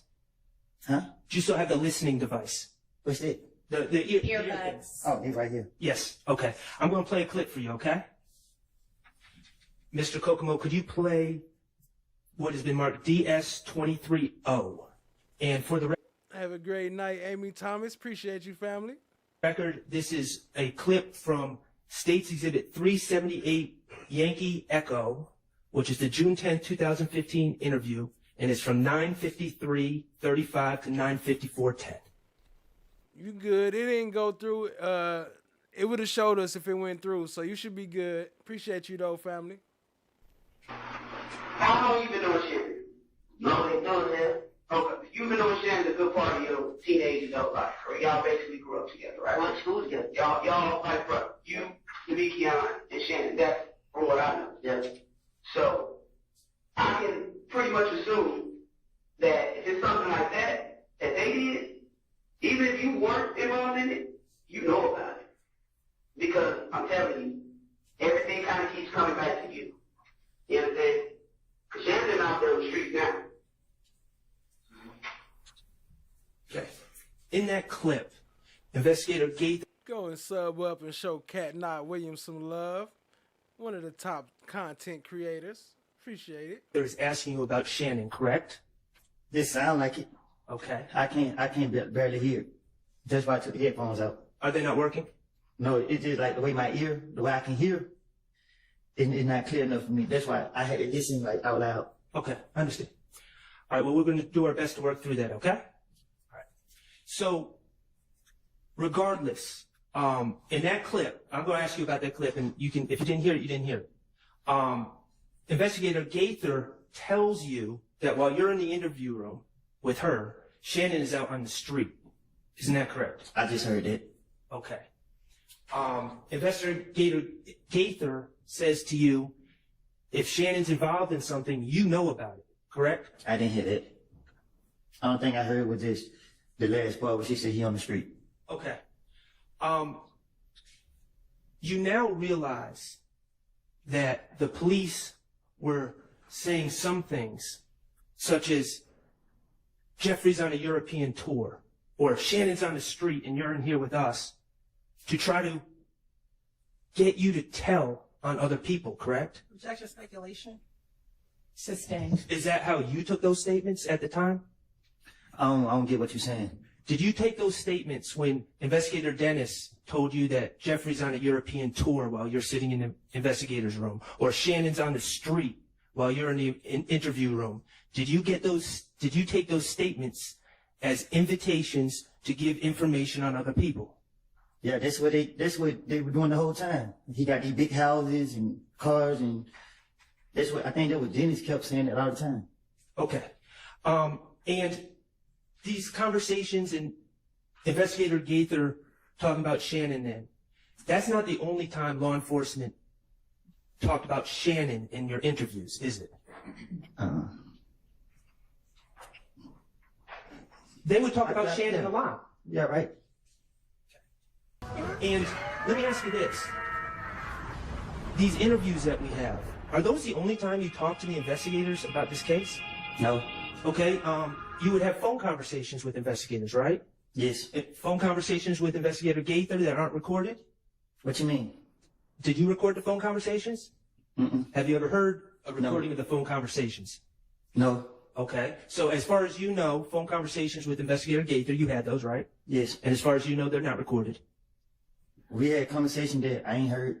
How many conversations would you say you had with Investigator Gaither from January 1st, phone conversations from January 1st to, we'll say June 10th? Weekly, daily? A lot. Okay, what about Investigator Thorpe? You talked to him on the phone? No. Okay. What about... I did, but... Not as often? Yes. Okay. What about when they bring you to the interview room. Okay, obviously we see videotapes of you in the interview room. Do the police talk to you outside of the interview room about Shannon and ask correct, that you've never been truthful in your life, except when you're telling them that you're a liar? Right. In that meeting, did you tell Miss Hilton that, I won't get the quote,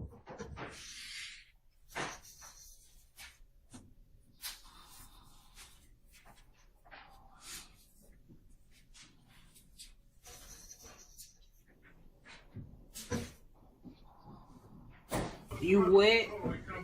and when the police question me, they don't question me every time they lock me up. I don't know how many times that was. I done told them whatever different story I could think of to try to finesse my way out of the situation. I don't recall what I told them. Yes.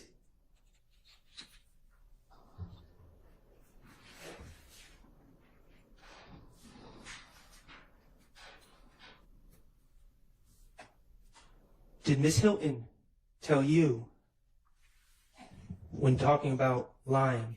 But if I know that you are lying about that, I do not intend to do that. If I know that right now he's lying, I know he's lying, I'm not going to charge you because I don't know your reason for doing that. Did she tell me that? Yes. Stop. She took it down for a mob being falsely incarcerated. Y'all don't start that shit. Yes.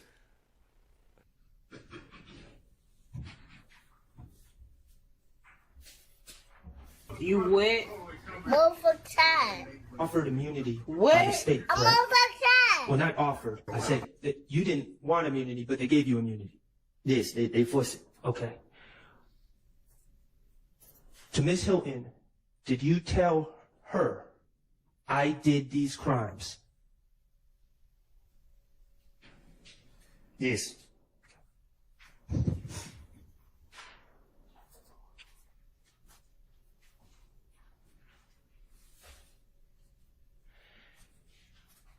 And they have insisted that you testify, correct? Yes. They have told you it's okay if you say, I don't recall, when asked about your prior statements, correct?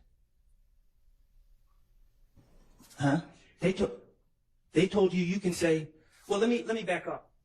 In preparation, the state's met with you several times in June of 2024, right?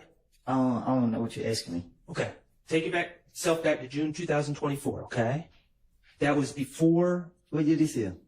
This is 24, so a couple of months ago is what he means. A couple months ago, right? Before you testified would? at all. Remember the week before you testified? Mm-hmm. Okay. Remember when the state and Miss Hilton and maybe some other people started coming to find you in the community? Yes. Okay. You had a lawyer at the time, right? Yes. His name was John Melnick? Yes. Okay. John Melnick. To your understanding? Diggy said, I'm confused. Y'all still up? Still going through this shit? We almost about here, family. We got about 15 more minutes. Appreciate y'all. Did the state, when they were trying to find you in the community, did they reach out to your attorney, or did they go behind your attorney to talk to you? Objection, Your Honor, relevance. So To your understanding? on the relevance, I mean, we've kind of been through all of this. Can I? Trying different. Look at FFS. Now that's a gentleman. He getting consent. Can I interact with you? He said I need consent first. Was Mr. Melnick there for those meetings with Miss Hilton in the community? No. They took you to the courthouse one day before you were to testify, correct? No. 2 days. 2 days before you were to testify. And was Mr. Melnick there for those meetings? No. And you told the state that what you said in 2015 were slots. I told Miss Hilton. Right.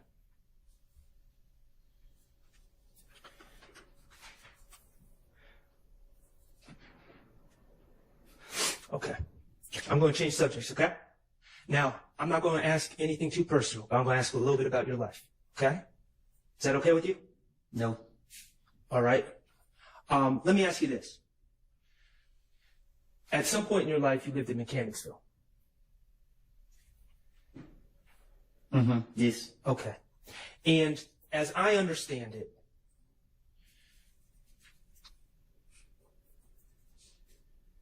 your life hasn't always been easy. My life ain't never been easy. Okay. Your life has never been easy.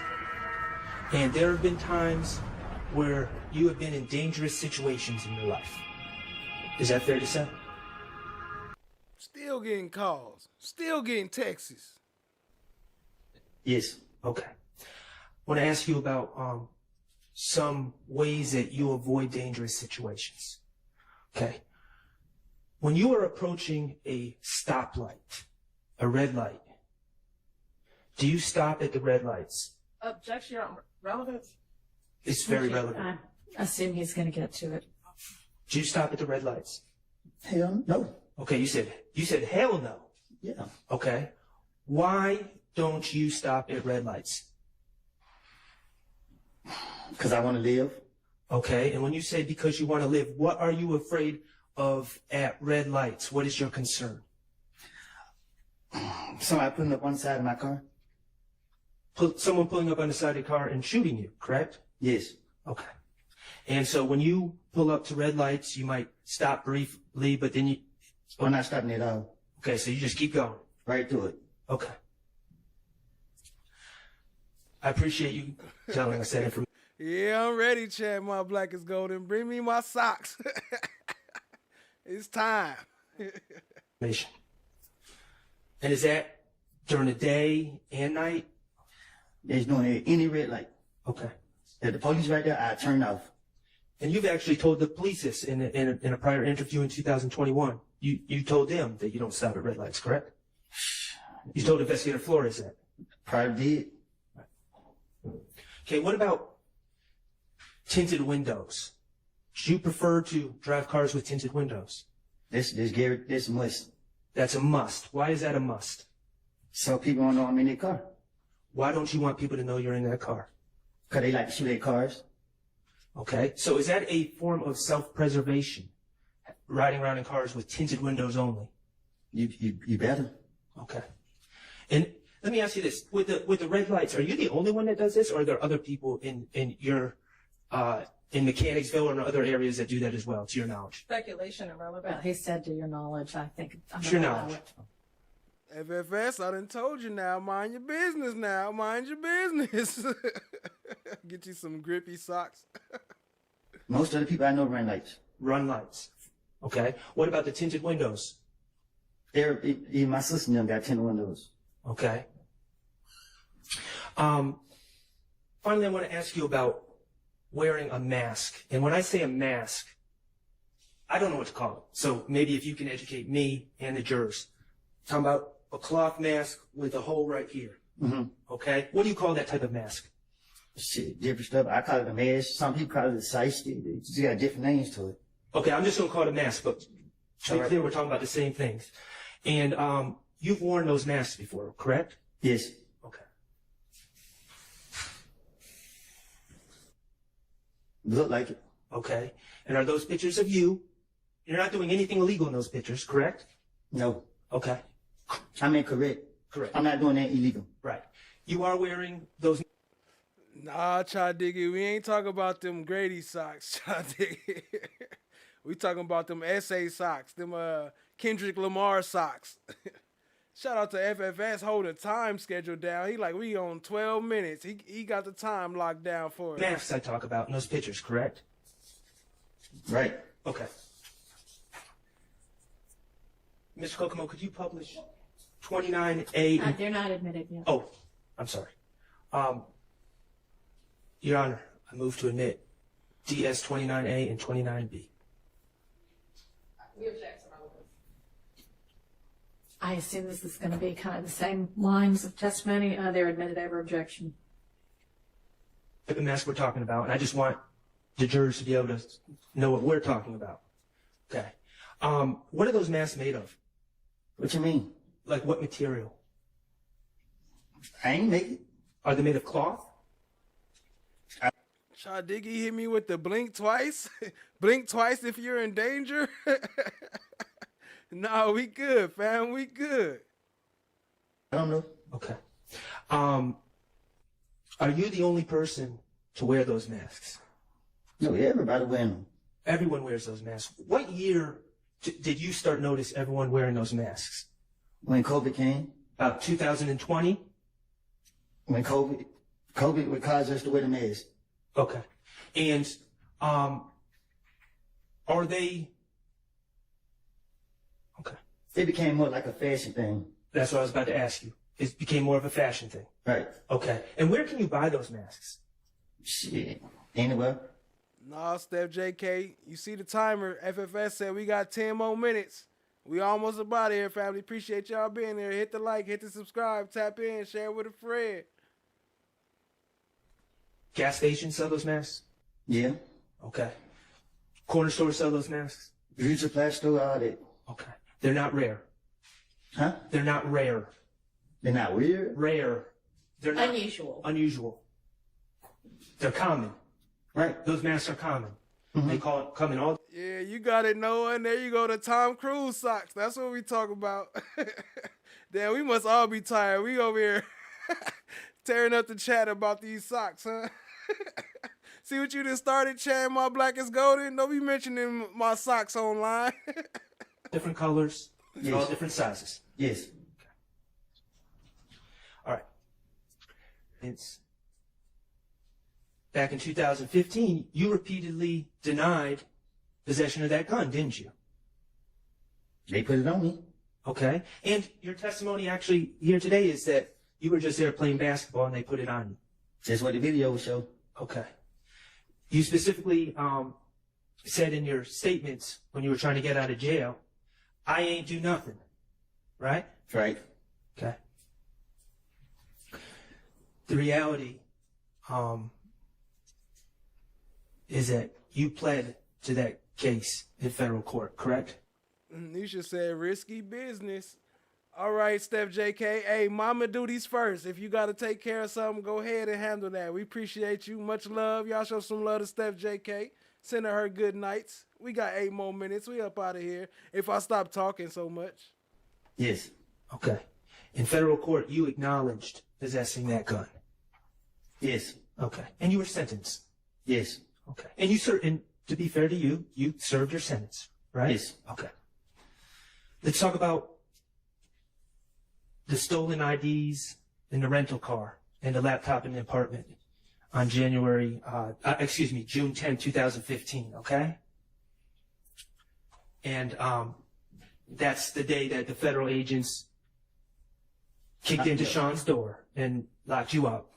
And that's also the same day that you made up the story and lied and said Demekion Garlington told you that Shannon and others were responsible for killing Donovan Thomas, right?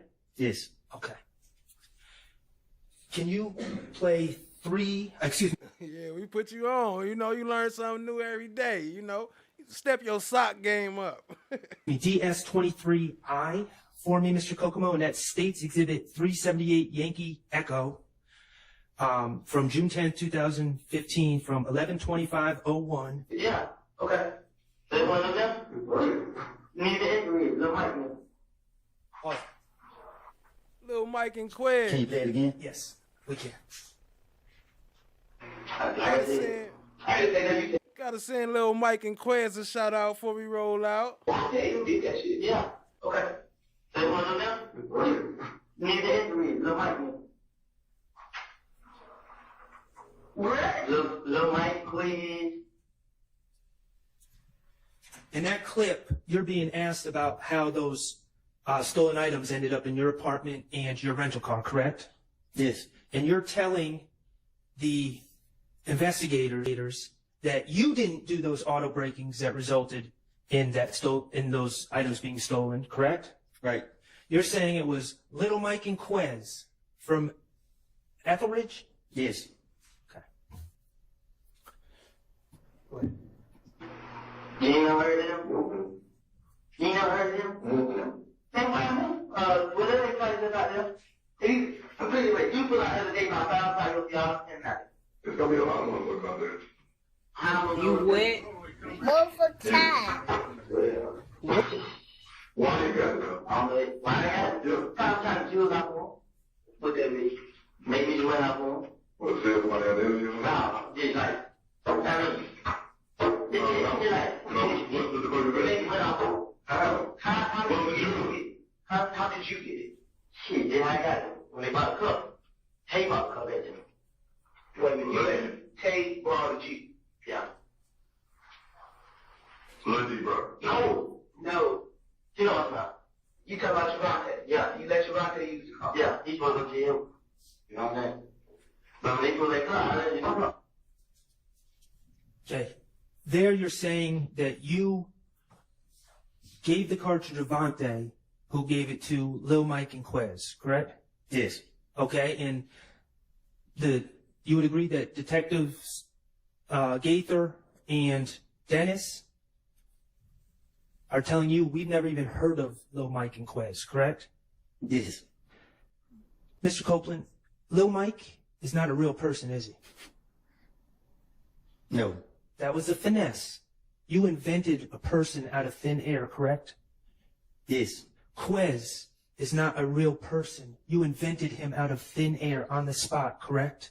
Yes. You invented those people to take the heat off of you and put it on fictional characters. I done told y'all that's what I do. That's your finesse, right? The reality is that stolen merchandise was found in your apartment and in your rental car, and you invented fictional characters to take the heat off yourself, right? I know you're going to say, I told you that. No one. You don't know about the front, right, left passenger side?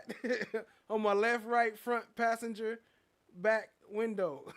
That's what I do. I guess. But I got to ask the questions. You understand? Okay. Yes. Okay.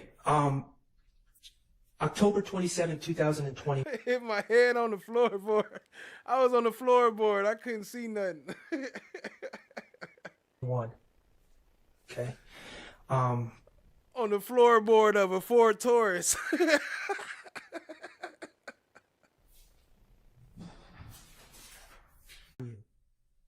Not anyone else. He put the green light on you for what was going on with you. The guy who stole from Donovan Thomas. The guy who shot up the studio with Rich Homie Quan and Donovan Thomas in the studio that night. Yeah, objection, I was assuming facts finding the evidence and harassment of the witness. You've told the police at that meeting, Donovan Thomas went whoop, approved of the orders to kill you. You told the police that the gang members handed out guns to younger 403 Love said, what happened? What's the time, FFS? We thought you was counting down the time. people. And the plan was to trick you to come to the gas station. And the only reason you weren't killed is because someone told you about it.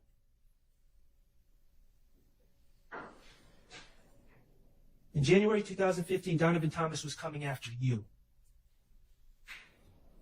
Objection, speculation against assuming facts not evidence. Sustained. Mr. Copeland,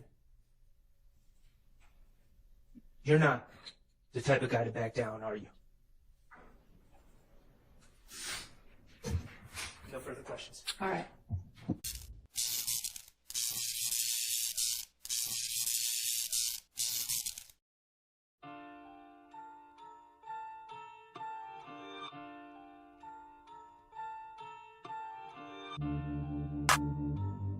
You don't have to catch a, you don't have to catch a body if you don't have to. Can't find solace with your past passing you. Reevaluate your logic, better make that thing a stoop.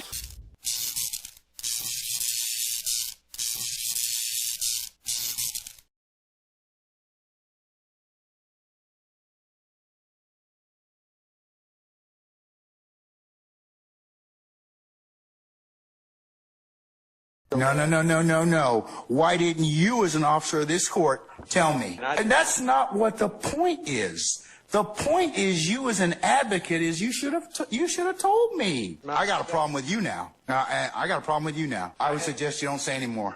Now you want to have it both ways. You can't do it. Both sides have an equal responsibility under the rules of professional responsibility. All right, have a seat, sir. Thank you. Ladies and gentlemen, we have reached a natural stopping point for tonight. So we'll get back with you tomorrow tomorrow morning. See you tomorrow morning.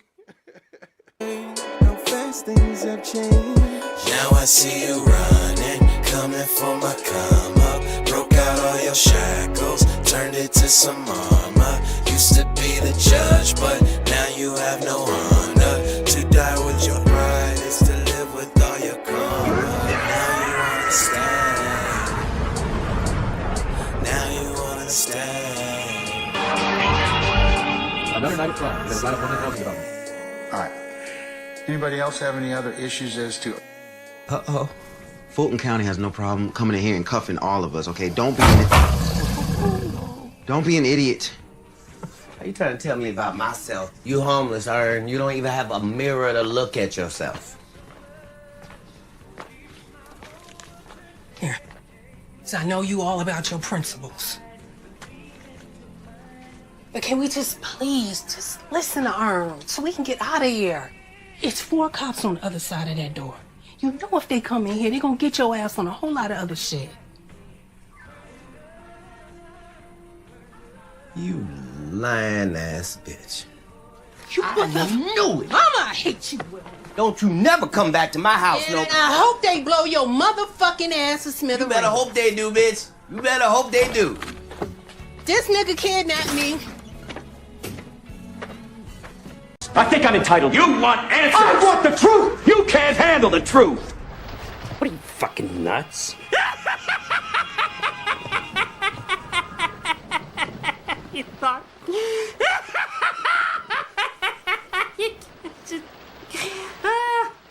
Oh.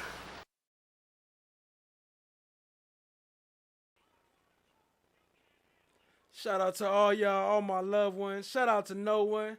Shout out to Cha Diggy. Shout out to Chan My Black is Golden. YP Com Chick. Appreciate y'all, family. Shout out to FFS for fuck's sake. Shout out to YP Com Chick. Already said that. Chan My Black is Golden said that. FFS. Okay, okay. What's up with M? What's up with Miss W? Appreciate you, family. Steph JK. Appreciate you, family. Julie Horn. Appreciate you, family. Even though you ain't here. Appreciate you, though.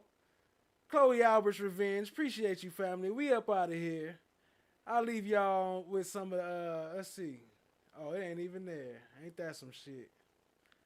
Anyway, appreciate y'all, family. Y'all have a great night. I got my friend with me. Leave y'all with some And of this. I am so happy to be with my friend. I haven't seen him in a while. Come on in. Have a seat. Y'all know. Listen, Hi, Woody. we're not gonna start that. Y'all, Woody is so mean to me. Y'all won't believe. He said I'm like one of the meanest people he know, but he is so mean to me. Like, he gonna tell me, I'm telling him like, okay, he gonna tell me, people pay money for this. Yeah, they do. Yeah, but I'm being mean to you. If you call, I got people paying me to be somewhere. I make them wait to try to jump for you. And when I come jump for you, you got me sitting outside 10 minutes. 5. I recorded the phone call. 5 minutes, 10 minutes. I still gotta go over here to get this Y'all money. know he's there. We all know this. One thing I know, anybody that dealt with you gonna agree with me. You ain't gonna speak to Cartier? Hello, little baby. Don't touch him. I don't like people touching my dog. It's because of, all right. Hey, about that. Okay, guys, so I just thought that I'm interviewing clients and people that I have great relationships with.